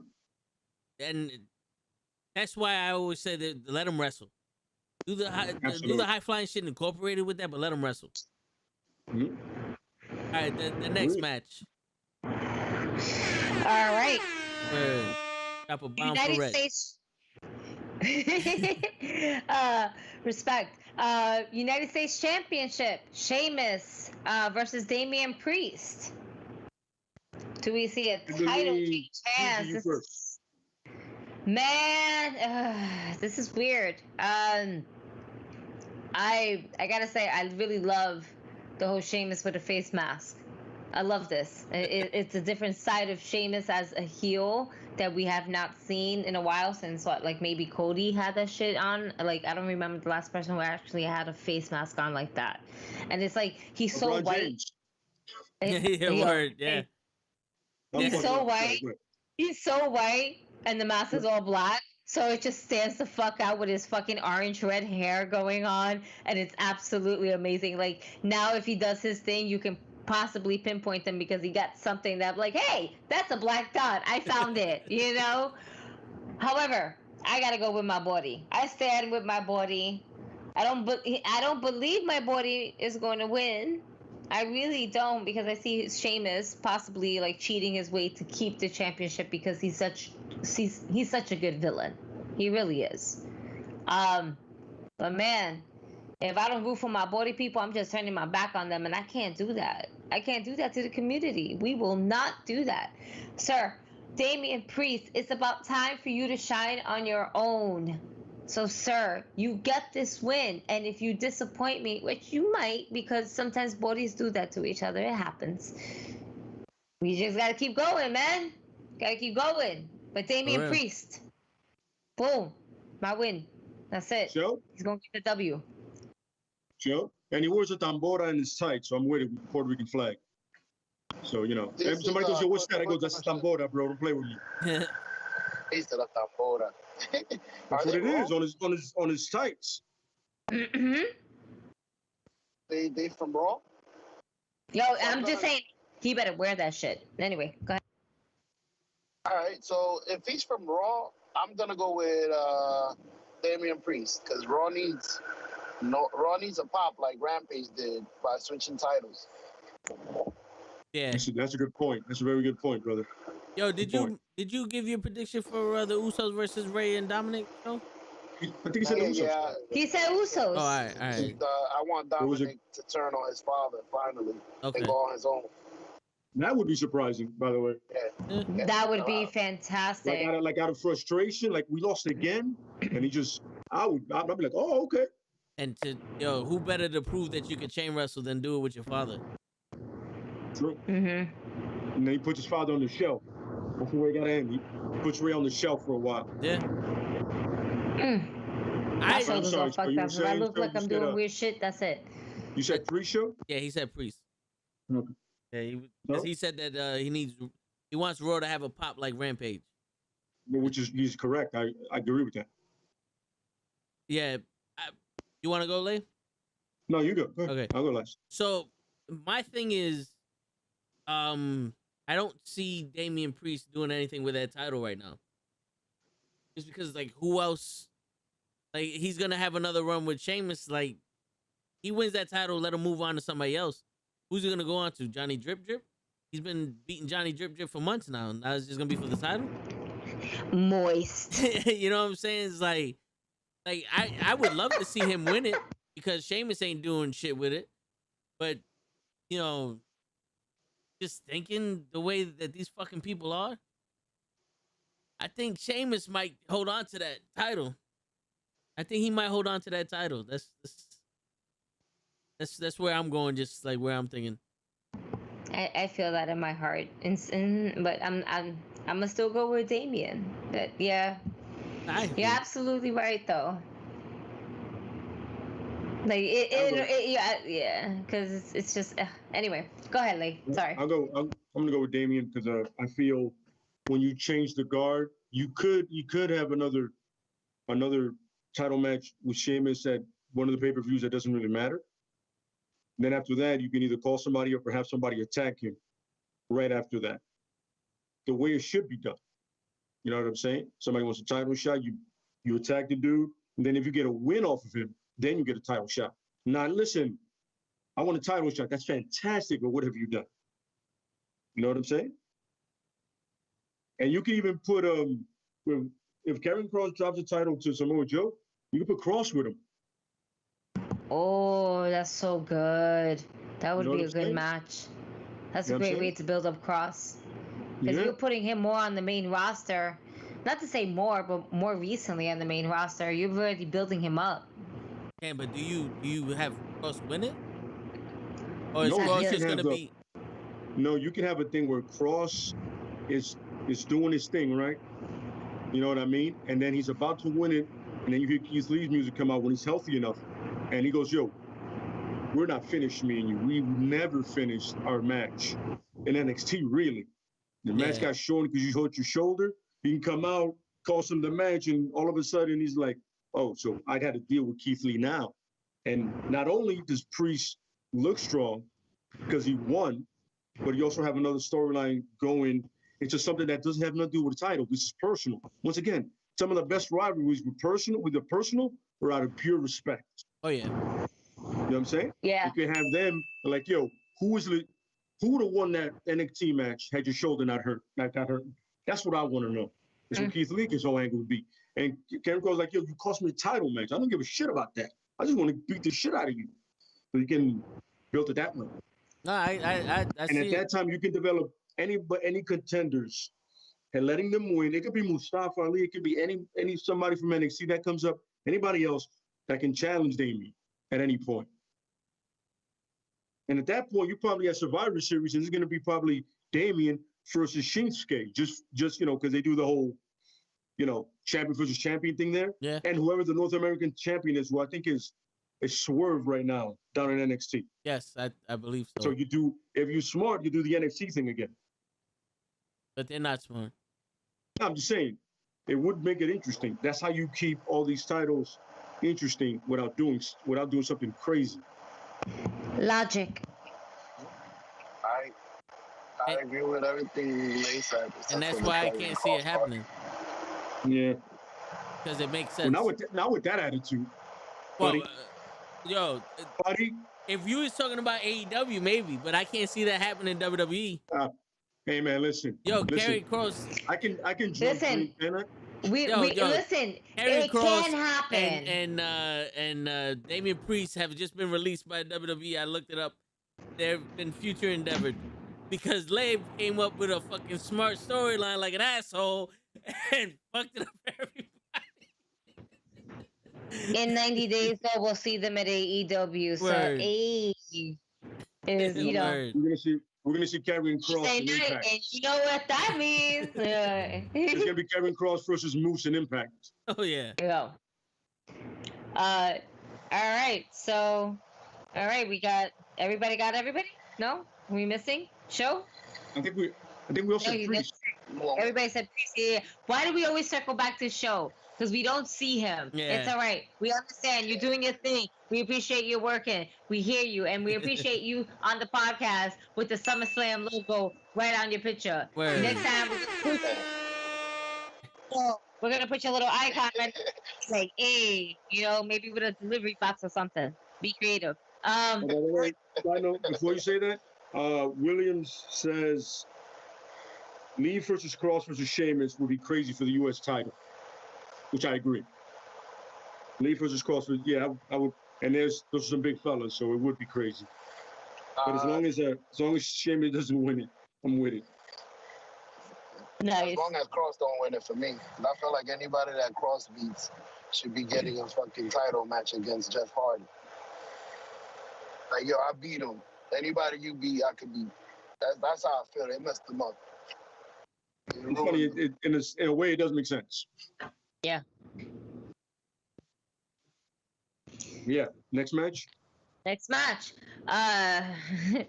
McIntyre versus Jinder Mahal.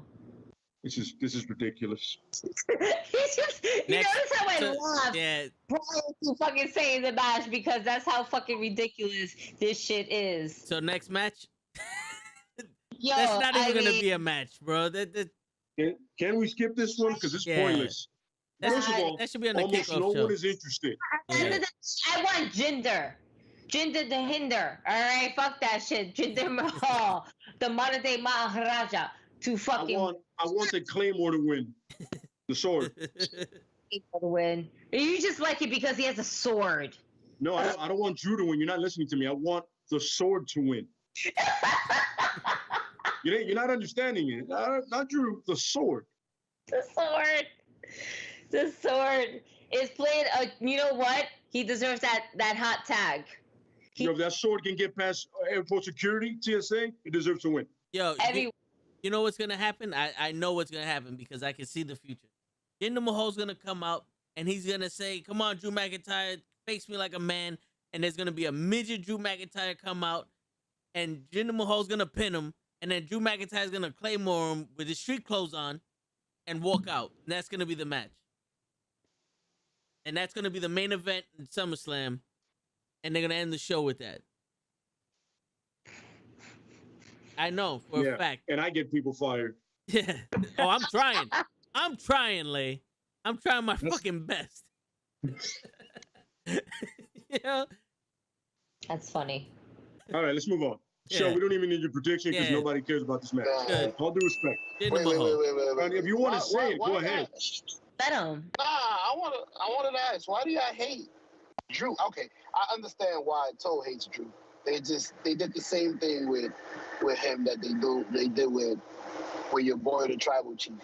But it worked for the Tribal Chief. He's over now, so y'all never gonna give Drew a chance. I like his appeal. I like how he looks. No homo. So The hair, the entrance. I like the gimmick. Like, well, what is it you don't like? The way they're writing him. yeah. That's the only problem I see. He needs another Because writer. when he won the Royal Rumble, I popped for that shit. I popped hard. Me too. I was like, holy shit, yes, this is what we got. But this is that problem. The pandemic happened, and there was no crowd. And because there was no crowd, he had no reaction. And with no reaction, he became dull. Real quick. Because he didn't know what worked and what didn't work. And then by the time the Thunderdome came around, it was, we all knew from the jump that they're probably gonna fucking fuck with the audio, more or less. Have any of you guys actually been in the Thunderdome? No. So I tried it. I tried it once, and it's the most ridiculous thing ever. First and foremost, you have to sign up because it's pre-signed up. That's it. Oh, you get in, cool. You're part of the Thunderdome. At a certain time, you have to hit this link. And mind you, it's not 8:30. No, it's more like 9:30, 10:15 at first. And then it became possibly, 9:15. You hit the link at that time. They tell you, if you reload it, it won't work. That's a bunch of bullshit. Okay? People reloaded it. It worked just fine. And they entered it. And then you have somebody on that end that when somebody comes out, like say Drew McIntyre, all right, Drew McIntyre's coming out. Big noise, you guys. Yeah, we're doing this all together. Big noise. Drew McIntyre's coming out. And I'm like, are you fucking serious? I was like, you guys are getting coached from Gorilla? yes. Wow, legit. son. The Thunderdome, you're getting coached through Gorilla by somebody telling you to cheer for this person. Like, yeah, we want to hear big noise. Yeah, you guys got this. So they took the audio from obviously the laptops, and you're always gonna have those people like, this is bullshit. This is bullshit, you know? Yeah. But what to do?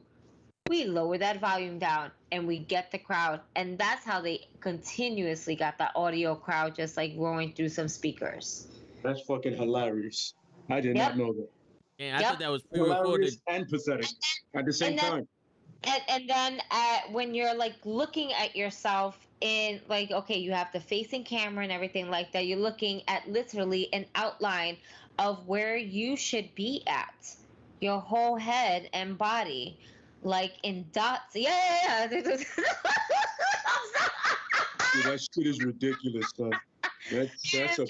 Trying to be in this frame, right? The whole time, right?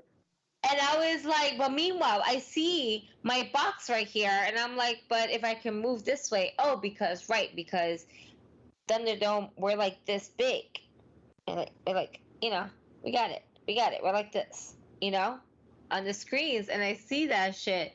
And I was like, this is by far the dumbest shit. And, it sounds stupid, by the way. Wow. Dumb. It was so fucking dumb. And it made zero, not to say it made zero sense. It made it better than just having nobody there, but at the same time, once we saw like other people having, some type of audience. Let's just put it, when we saw AEW in the beginning of the pandemic, just having their people there, just like they're chilling and they're still social distancing, versus WWE where it looked forced and these motherfuckers couldn't even sit at all. We see things.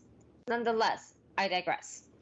Yeah, it's just. Anyway. It's a shit show. It's a shit show. And that's why no one likes Drew McIntyre's show. And that's it. And we're gonna leave it as that. And Jinder Mahal, it should be winner for on Saturday night. Saturday. SummerSlam on Saturday. Right. That's so fucking weird. Saturday. The fuck is that? Anyway. That fucking idea. All right. It's him. All right.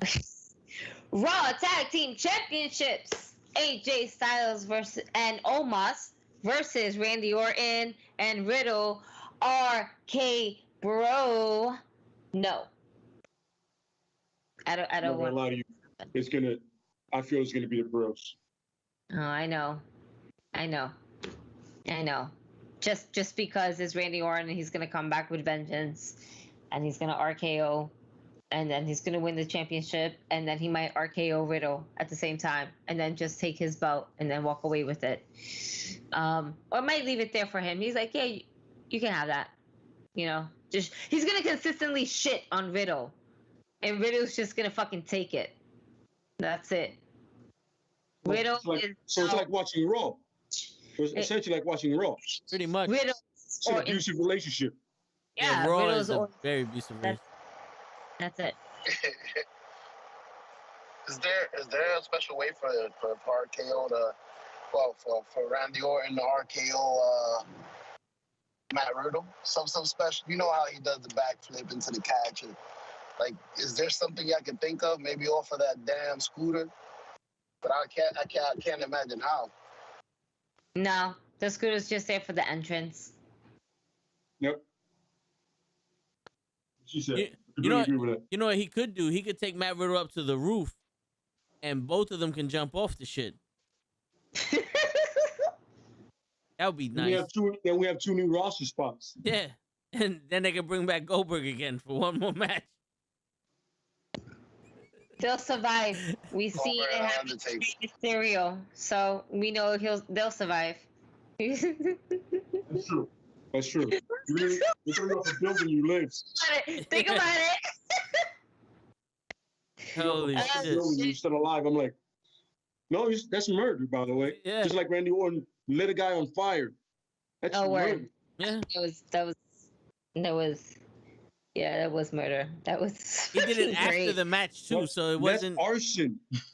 It happened after the match. It wasn't like it was a part of the match where like we signed a contract for No, the match was over and you killed him. Still murder. Yeah. It's still murder. I don't care if it's part of the match, during the match, in the middle of it, in the parking lot, in NXT's parking lot. It's murder. And on camera for the world to see. So was Rey Mysterio get thrown off that roof? Oh yeah. So was Rey Mysterio get thrown off the roof? Shit go down. What? Baron Corbin and Randy Orton should be in prison for life right now. Yep. Oh, man. And so Hogan was an accident. The Giants survived that. Was it an accident? Was it an accident? It looked like an accident. Was it an accident? It looked like an accident. You can't. Do you not know Hogan? You can't prove that they put the oil on that ledge. To make Go the ahead. giant slip off. You Defend can't prove that.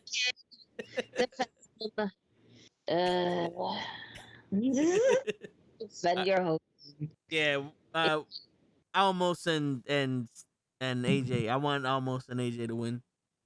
Almost. Yeah, I'm tired of fucking Broseph. I'm tired of the both of them. I was waiting for you to say that, by the way. Yeah, they need to get shot in the face a couple times. I'm Man, just that was saying. aggressive. You know, I'm trying to be as nice as possible here, but they need to get the fuck out of it. They opened up Raw once, and then they just kept replaying the fucking tape every week after that for like 4 weeks in a row. The same shit. It's like listening to the radio nowadays. No matter what station you're on, you listen to the same fucking song. No matter what week we're in, it's the same shit with Broseph. Fuck them. Agreed. Fucking throw a plan at him. One with John Cena got me more upset. Word. Bro. Shut the fuck up. Yeah. The next segment. I don't care if it's the sword, just being in the ring, laying down by itself. That's more entertaining than that shit. Yeah. Bro. It is. Cheering for the reflection of the sword. Hard. Yep. Is there another match? Anyway, next match. Oh yeah, this is definitely another match apparently. All right, Alexa Bliss versus Eva Marie. Oh, we know who Gigi's gonna pick. Yeah, of I gotta go with you on that one, by the way. Eva Marie. Shows first. Shows first. Well, okay. Shows Yeah. get the good matches.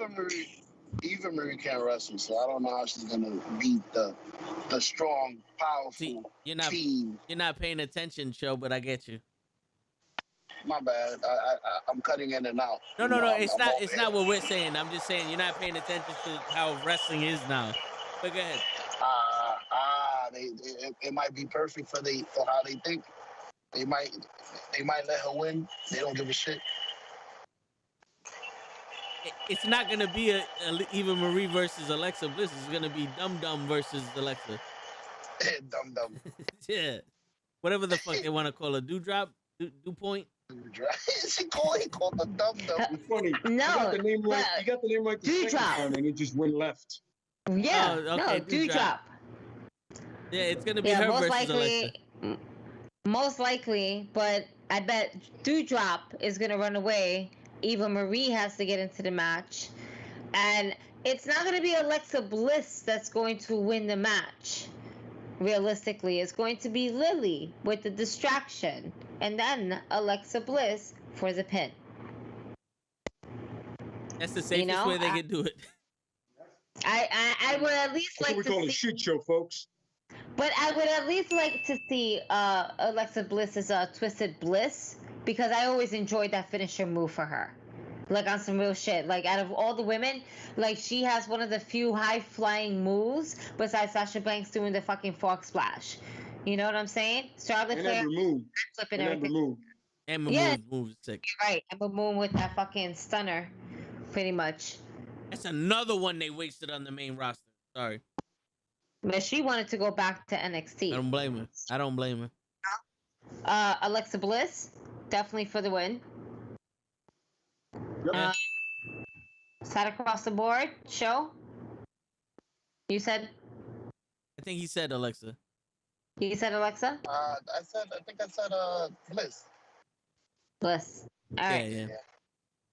But the WWE does have the balls to have Eva Marie beat their Fiend. Just to throw it out They there. really do. They really do. And I see Finn Balor versus Baron Corbin. What? This- When did that happen? Listen, it's When the fuck did that happen? Yo, they only wrestled 6 times, Delay. They need the 7th one. It's the rubber match. Remember the time where it was like, oh, because you're a little guy? Yeah. I was like, that's annoying. and that's the last match I see here on the card. I'm pretty sure that's going to be the first match that's going to happen. Yeah, no, Finn Balor. It better be that's it. Pretty Finn. much. It better be. Yeah, that better be Butters, baby. Nah, you can't do that shit to Finn and then have him lose. That's gonna be the kickoff show, isn't it? That's got to be the kickoff show. Who? The Usos and these. Maybe, you know. Yeah, you gonna have the Bloodline the kickoff show? What kind of disrespectful shit is that? Listen, how many times have we seen the Usos in the kickoff show for the tag team titles? Multiple times. True. They're only not on the even against New Day. Yeah, the Hell in a Cell. They were on the kickoff show. It was the first ever kickoff Hell in a Cell match. It doesn't say which order and whatever, but I hope not. I hope they change that. But you know, it's funny. And then the Usos stole the show, so there you go. Yeah, that's true. The last pay-per-view, the Usos and Ray stole the show, and that was the kickoff show. Damn. That sucks. Yo, so I think Jason had a question a while ago, but I wanted to finish this before we got on the. Here you go. He goes, excuse me. If CM Punk or Daniel Bryan don't show up on one of these events that AEW puts on, does it look bad for their company, and will they be a laughingstock? So would AEW be a laughingstock if Daniel Bryan or CM Punk doesn't show up? I don't. Hell nah. I mean, that's perfect. They using them as bait. You got to tune into every damn show. Figure out which one they gonna be in. Agreed. It's not. You know what it is? People are expecting certain dates. Daniel Bryan for Queen, CM Punk for tomorrow. You know, and when we see it, it's going to be like, wow, okay, so they're in Chicago. They've been hinting that's in Chicago. Chicago's at this point that if we don't get CM Punk, we might riot. You know, as dedicated as those fans are, it's like that. Maybe for CM Punk, Chicago can get a little bit rowdy. It would be silly not to, because there's been so much speculation about it and how it's gonna look and everything like that. But they might even save it for the next pay-per-view and then show up that next Friday. You know, or even Dynamite, if you want to do it on Dynamite, because why not? You know, but it's Chicago right now. They're looking for the biggest pop. You have Britt Baker in Pittsburgh. How you not gonna bank on CM Punk in fucking Chicago? You know how I would fuck with the crowd if I was AEW? I would have CM Punk in the crowd. I would have him in the crowd, like as like dressed up or whatever, and they just pan to him on the camera like, oh shit, CM Punk's here, and have him explode. He's just there as a fan. Yeah, I'm just here to watch. Yep, we didn't sign him, but he's in the crowd, and then have like a pay-per-view shit where he actually did sign, and you know, and just blow it up like that. Or somebody decides to come up to him and fuck, we just like go up to his face like, I see you. Word. I'm just here. Sounds like somebody's first year booking Punk. Ah, there you go. There you go, Lay. Hopefully they listen to you, man. That would be great. The Daniel Bryan thing, I don't, like I said before, I don't see them needing Daniel Bryan or CM Punk. I think they're strong enough without him, but if they got him, I would love to see how they use him. I think that this is Daniel Bryan's closest way to be in connections of New Japan Pro Wrestling and be also close to his family, because they're not going to move to Japan or anything like that. But if they start bringing New Japan Pro wrestlers coming over, you know, that crossover, and it can't be everybody he wants, but it's a good bucket list that he has. Yeah. You know, it's intriguing enough for him to go to that, because WWE is not going to give him that opportunity that he wants at that moment. However, AEW can. It's as simple as that. Yeah, they got the balls to do it. Yep, and the money. Yeah, and like I said, it's a lighter schedule for him. He's good. Exactly. Yeah. Schedule that like it fits him perfectly, and he gets to wrestle whoever, like you guys said, who he's been wanting to wrestle forever, like dream matches for him. Mm-hmm. Like, yo, I have a dream match. I go away. I come back, I have a dream match. Maybe a storyline one here and there. And think about it. He left on so good terms with WWE that if he ever really wanted to return back to WWE, they'll sign him. Yeah. You know? Like, there's nothing he did that was offensive. Like, yo, listen, this is the option. If you guys can make it work, if you can, cool. If you can't, these guys can make it work.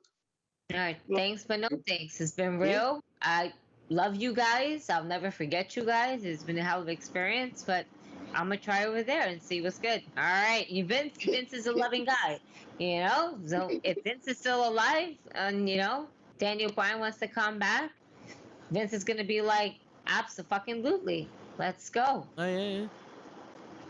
You know, so never burn no bridges. He gets to expand his horizon and possibly still come back and just be part of a Hall of Fame that at a point it seemed like it was wondrous, but now it's become a joke. But hey, we got some good wrestlers in there. All right. Yeah, somebody said in the chat, Harris in the chat, I wonder if CM Punk do sign with AEW, would AJ Lee be right behind him? And that would be dope. Oh man, that would be. I want that. I want that so badly. She would elevate the women's division. The fucking matches she would have with Britt Baker, Thunder Rosa. I'm thinking about the promos alone. Yeah. She was. Oh man. Like, people forget how gold she was on that mic, man. She was gold. Oh yeah. She can never wrestle Nyla Rose. No. Oh, what happened? No. I won't wish harm on Nyla Rose, because that's just mean. But nah, after what she did to Britt Baker, I don't trust her with AJ Lee. She'll just fucking break her. Well, AJ Lee was a tough. You know, she was a tough what little she did to cookie. Britt Baker? I'm just saying she's tough, but she little too. Funny man. She like, broke her arm or something, right? No, she's gonna fuck her up. What she do to broke Britt Baker's arm? Like a fantasy match, because they're just so similar. AJ Lee versus fucking Zelina Vega. I think that match would be so dope between the both of them. I would love to see AJ Lee versus like Bailey or Sasha Banks now. I like to see AJ versus the NXT, the former NXT champion. Is her name? She just lost the title. To Raquel? Yeah. Io Shirai? Right? There you go. Right. Damn, it was right there. That hurt. Yeah. Oh no, that would be a good one. That would be a good match. Kai and Dakota Kai. All right, yo, final thoughts, and then we'll wrap it up because you know. Yep, and that was the last. Yeah. So yeah, what do you guys? Final thoughts? You guys expecting CM Punk to show up on Rampage tomorrow? Yeah. I do. I do. I do also. I hope not. I want him to show up to the show we going to, dog. Show up to Queens, baby. Well, the thing is, the whole thing is the winning Queens. Daniel Bryan's supposed to show up to that one. Yeah, we get Daniel Bryan there. Chicago has to get CM Punk because that's his hometown. But it's okay. We'll get Daniel Bryan. That's just as good, and I'm okay with that. And hey, man, once I hear the final countdown, I'll be like, and there we go. There you go. And who's to say that won't be there at the same time?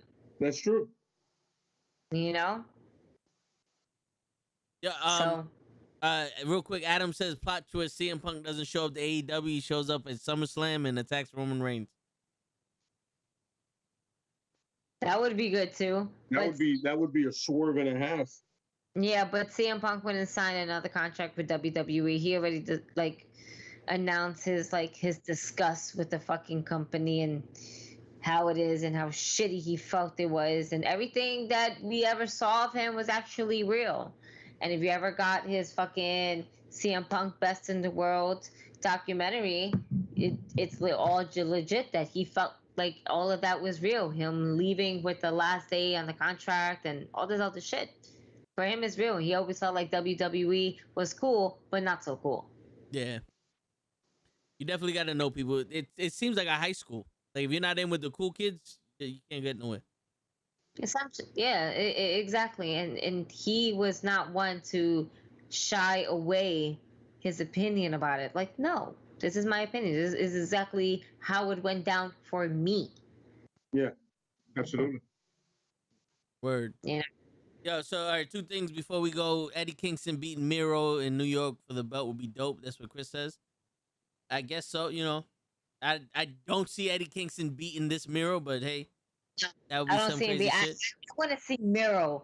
I want to see Miro overcome. I want to see Lana eventually get there, just because it's Lana to see both of them. But I would like to see Penelope Ford versus Lana. That would be a fun match if Lana can actually wrestle, because you know Penelope Ford is so green, but she can actually move in the ring. And Lana is, you know, can pick up a lot from Penelope. Yeah. And you know. And Chris also mentioned, like, if CM Punk goes to AEW, they have to have the ice cream bars. They have to make the AEW ice cream bars for CM Punk. Not yet. They're going to, but not Bring yet. them shits back. That's the works. Oh, and by the way, that's actually cool. By the way, those ice cream cookies that I showed you guys, horrible. Yeah. The ones I had were horrible. The cookie was like melted. It wasn't good. It wasn't. I have the same one. It wasn't good at all. Nah, it wasn't at all. I mean, with all due respect, I wasn't gonna buy them, but thanks. Nah, I hear you. My cousin bought them. Okay, so you're good. Yeah. But yo, on that note, everybody, it's your friendly neighborhood knucklehead signing out. Yo, show, appreciate you stopping by and being on the podcast while you're driving to Mexico, you know, away from the cops and all that other shit. All unsafe and everything. Away from you, man, because you know I hate Hulk Hogan. You love and hate Hulk Hogan. All right, cool. As long as you keep your hands off my woman, I don't give a shit who you like. That's funny, bro. Word. Yeah, I said it. Yo, good night, everybody.